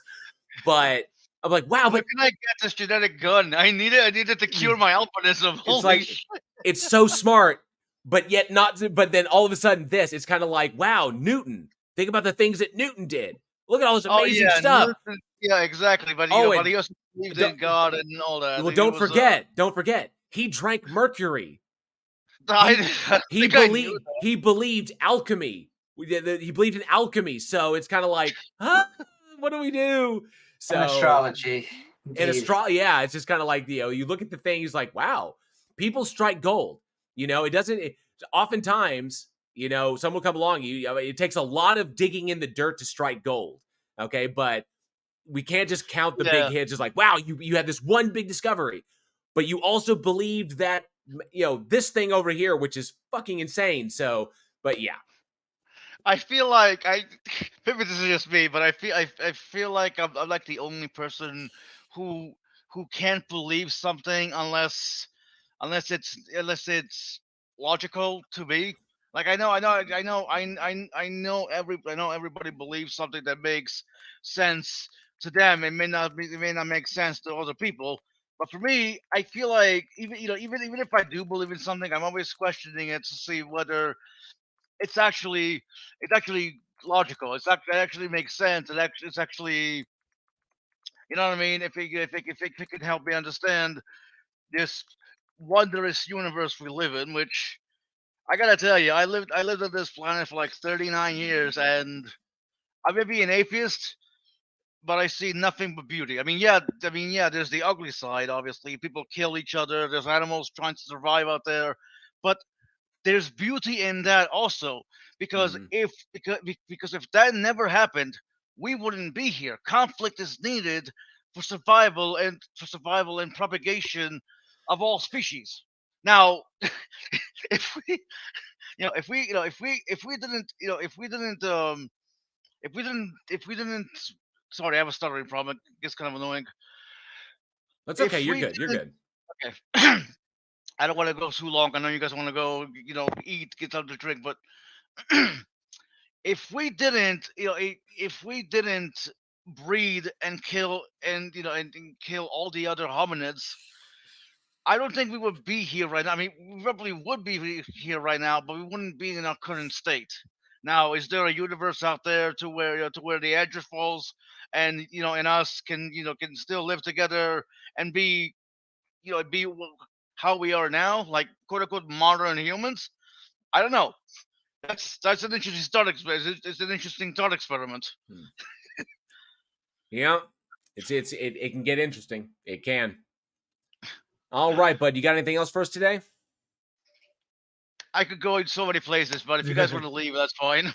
Yeah, I just want to point out that Tanya, you might sparkle. In fact, you may midnight. I am sparkle. Yes, I know.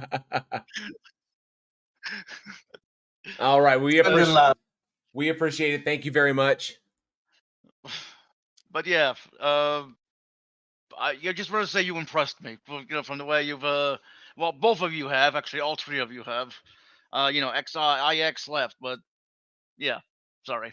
Oh, absolutely. Thank you very much. Appreciate that. Really, really do. And of course, I do this all the time on my channel. Amy does it on her channel, and all kinds of various content that you can find there. And, so definitely check that out. As a matter of fact, we'll go and move to that. So thank you again, Tanya. Really do appreciate that. I'm going to move you down to the audience. All right. So I appreciate that for coming up. All right. So I think with that, we're in a good place, and it's been going since 10 o'clock. It is now a little after 2 where I am. So, Amy, tell them where they can find your stuff. Tell them how they can engage with your content. Give them all the plugs. Woo-hoo. I will say, if there's one thing that I would like to do, it's give them plugs. And I want to thank everyone for joining us today. You can find myself and my co-host James W. at youtube.com/Amy Newman, as well as all of the lovely social media that we can have more lovely discussions about. But I want to say that I'm not sure that we got convinced by any of the theistic arguments that came by us today. I guess it's going to have to be next week, which means everyone's going to have to keep on showing up. I want to send love to Taco, who I know is out there, Ix, and of course everyone who is both in my chat and JL Warren's chat. Don't forget to like, follow, subscribe, y'all. Awesome, awesome. And of course, yes, you can find my stuff. If you click on my profile, you'll see my channel there, which is youtube.com/JLWarren or @JLWarren, where I do this stuff all the time, conversations with theists, and of course make content, response content to various theistic claims, and talk about all manner of stuff. So if you like what you got here, then pop over there and you can check that out. Also, yes, I do want to throw out, thank you, I Killed Earl, who's in my live chat, says, I will be on Ride the Wavelength on May the 4th, be with you, which is coming up here really, really soon over on the channel at Ride the Wavelength. So check that out on YouTube. It's going to be a great show. Looking forward to that big time. And so, but yeah, follow us there. Now, I apologize if we weren't able, Mike, I see you got your hand up. The Stage of Reason, we do this every third Sunday of the month. I may, if it becomes really, really popular, we may increase it. I may do it again, may do it twice a month. I don't know. But right now, once a month seems to be working really, really well. And we hope to see everybody again really soon. Definitely, if you have not, join the politics server. They're the ones that make all this possible. The link is in the description. And of course, if you're here, you're already here. But if you're listening to this out there and you're not a member of the politics server, come and hang out with us. You know, there's all kinds of discussions going on. You can find whatever floats your boat and, you know, have those conversations that you really, or just listen in to the great conversations we have there. But we hang out here, politics server. So it's in the description. I'd be remiss. I just see that you've been tagging me, Vic Cobb, if that's your name. But feel free to come on our next show. That's just a great reason to have a discussion with us. Absolutely. So thank you again, Mike. I hope we catch up with you on the next one. So, or you can hang out with one of the others because these typically go down every single Sunday. This particular Stage of Reason will be every third Sunday. And if you follow my channel, you'll be able to see the updates there and get notifications. So thank you, Amy, for hanging out with me. This was a blast. And thank you to Ix, who I know had to depart. So thank you to Ix. And hopefully we'll see a great turnout on the next one. Cool. It has been fun, JL. I hope that you have a fantastic rest of your week, because next week, that's when we're going to convert. I can feel it. Absolutely. I'm fully expecting it. You know, I feel the energy amassing in one particular direction. Exactly. It didn't happen at the eclipse, so I was really disappointed.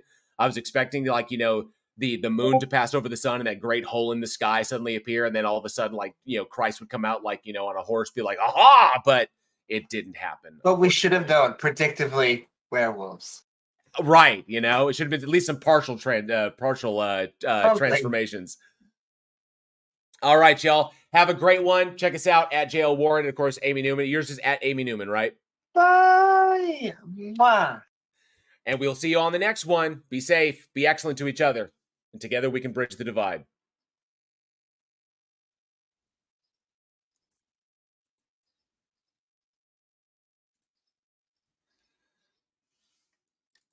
All right.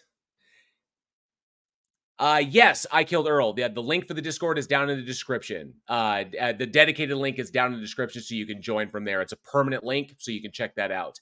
And I got some messages there. Thank you, Boomer, for popping in there. Appreciate that. Jefferson Spatchcock wasn't able to hang out, but he did pop in there for a second. And apparently he was also having some sound issues via his phone. We know that's a common thing. And of course, thank you, Taco, for helping us out with the initial problems. But we got that. I think that was good. That was productive. We had some good productive conversations. I see the audience has died down a little bit. This one, the audience wasn't as big in the Discord as it was before. But like I said, this is only once a month, so it may take some time to get some traction. But hopefully, this should be a lot of fun. I think this is a great opportunity to have these discussions, and I can't wait to do it. Plus, I think it's a little bit more productive than some of the other stages I've been on. So I'm glad that this is working in that direction that I was hoping for. So it's looking really, really solid. I do want to point out, so I got some stuff here I did realize. So Pope Phil the First, thank you so much. Been a member of the Godless Army for 11 months. Thank you, Pope. Appreciate that. And thank you, Boomer, who's been a member of the Godless Army for 30 months. Thank you so much. I think that, wow, that may be like the longest member. I think there might be some more, but you're a long member, Boomer. Thank you very much, Boomer. Appreciate that. Cindy Sue's been a member of the Godless Army for 28 months. Thank you, Cindy Sue, for that support. Thank you very much. Love you for it. Big Evil's been a member for 16 months. Appreciate that, but I love these milestone chats. And Super J Live has been a member for 13 months. Thank each and every single one of you for being members of this channel. You know, I couldn't do it without your support. You rock. And of course, thank you so much for the $10 super chat, Freedom Dollars from I Killed Earl. Says, fabulous show. Thanks, JL. My pleasure, Earl. Thank you so much for hanging out with us. That was a blast. Thank you so much. Very generous. I do appreciate that. It all goes a long, long way. And Sorcerer Red Hair has been a member for 18 months. fan-friggin-tastic. So many members in there. If you're interested in becoming a member, you can, the link is in the description. You can help support this channel. It's 99 cents a month. As much as I pretty much value my content, I think it's solid enough. But it all goes a long, long way. Not to mention, it helps to unlock more emojis, the emojis that I make for you that you now have access to. And thank you. I Killed Earl has been a member for 9 months. So thank you for that support as well. You guys rock. Skeptic Dank says, I want you and my wife to make me a sandwich. I don't even, I was going to come up with something. Maybe I'm just tired. Maybe I need to eat. But I'm picking up what you're putting down. I really do. So, but thank you so much, everybody hanging out. Boomer says, I have a long what? I said, you are a long member. You've been a member for 30 months. And I appreciate that support, bud. I really do. It's amazing. So, what's going on here? So, as usual, I've got more content coming up. The next video I've got is answering some theist questions, which some other people. I want to thank everybody out there who's checked out the last video I did, which was, I know, Skeptic Tank, make you a sandwich. I know what you meant.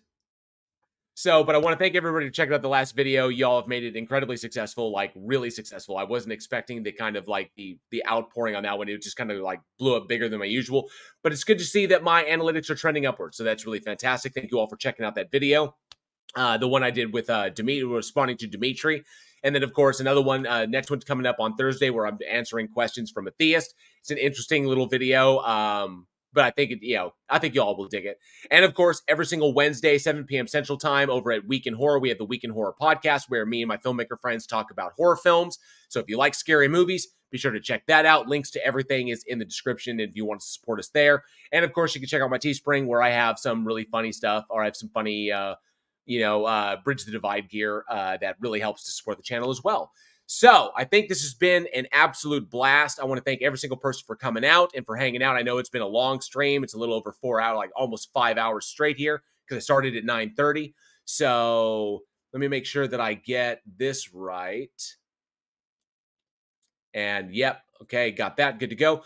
All right, so I think that's going to be it. I think that's where we're going to close it down. So it's been an absolute blast. Thank you for joining me for another Stage of Reason. I'm JL. As always, be safe, be excellent to each other, and together we can bridge the divide. I'll see you all in the next one.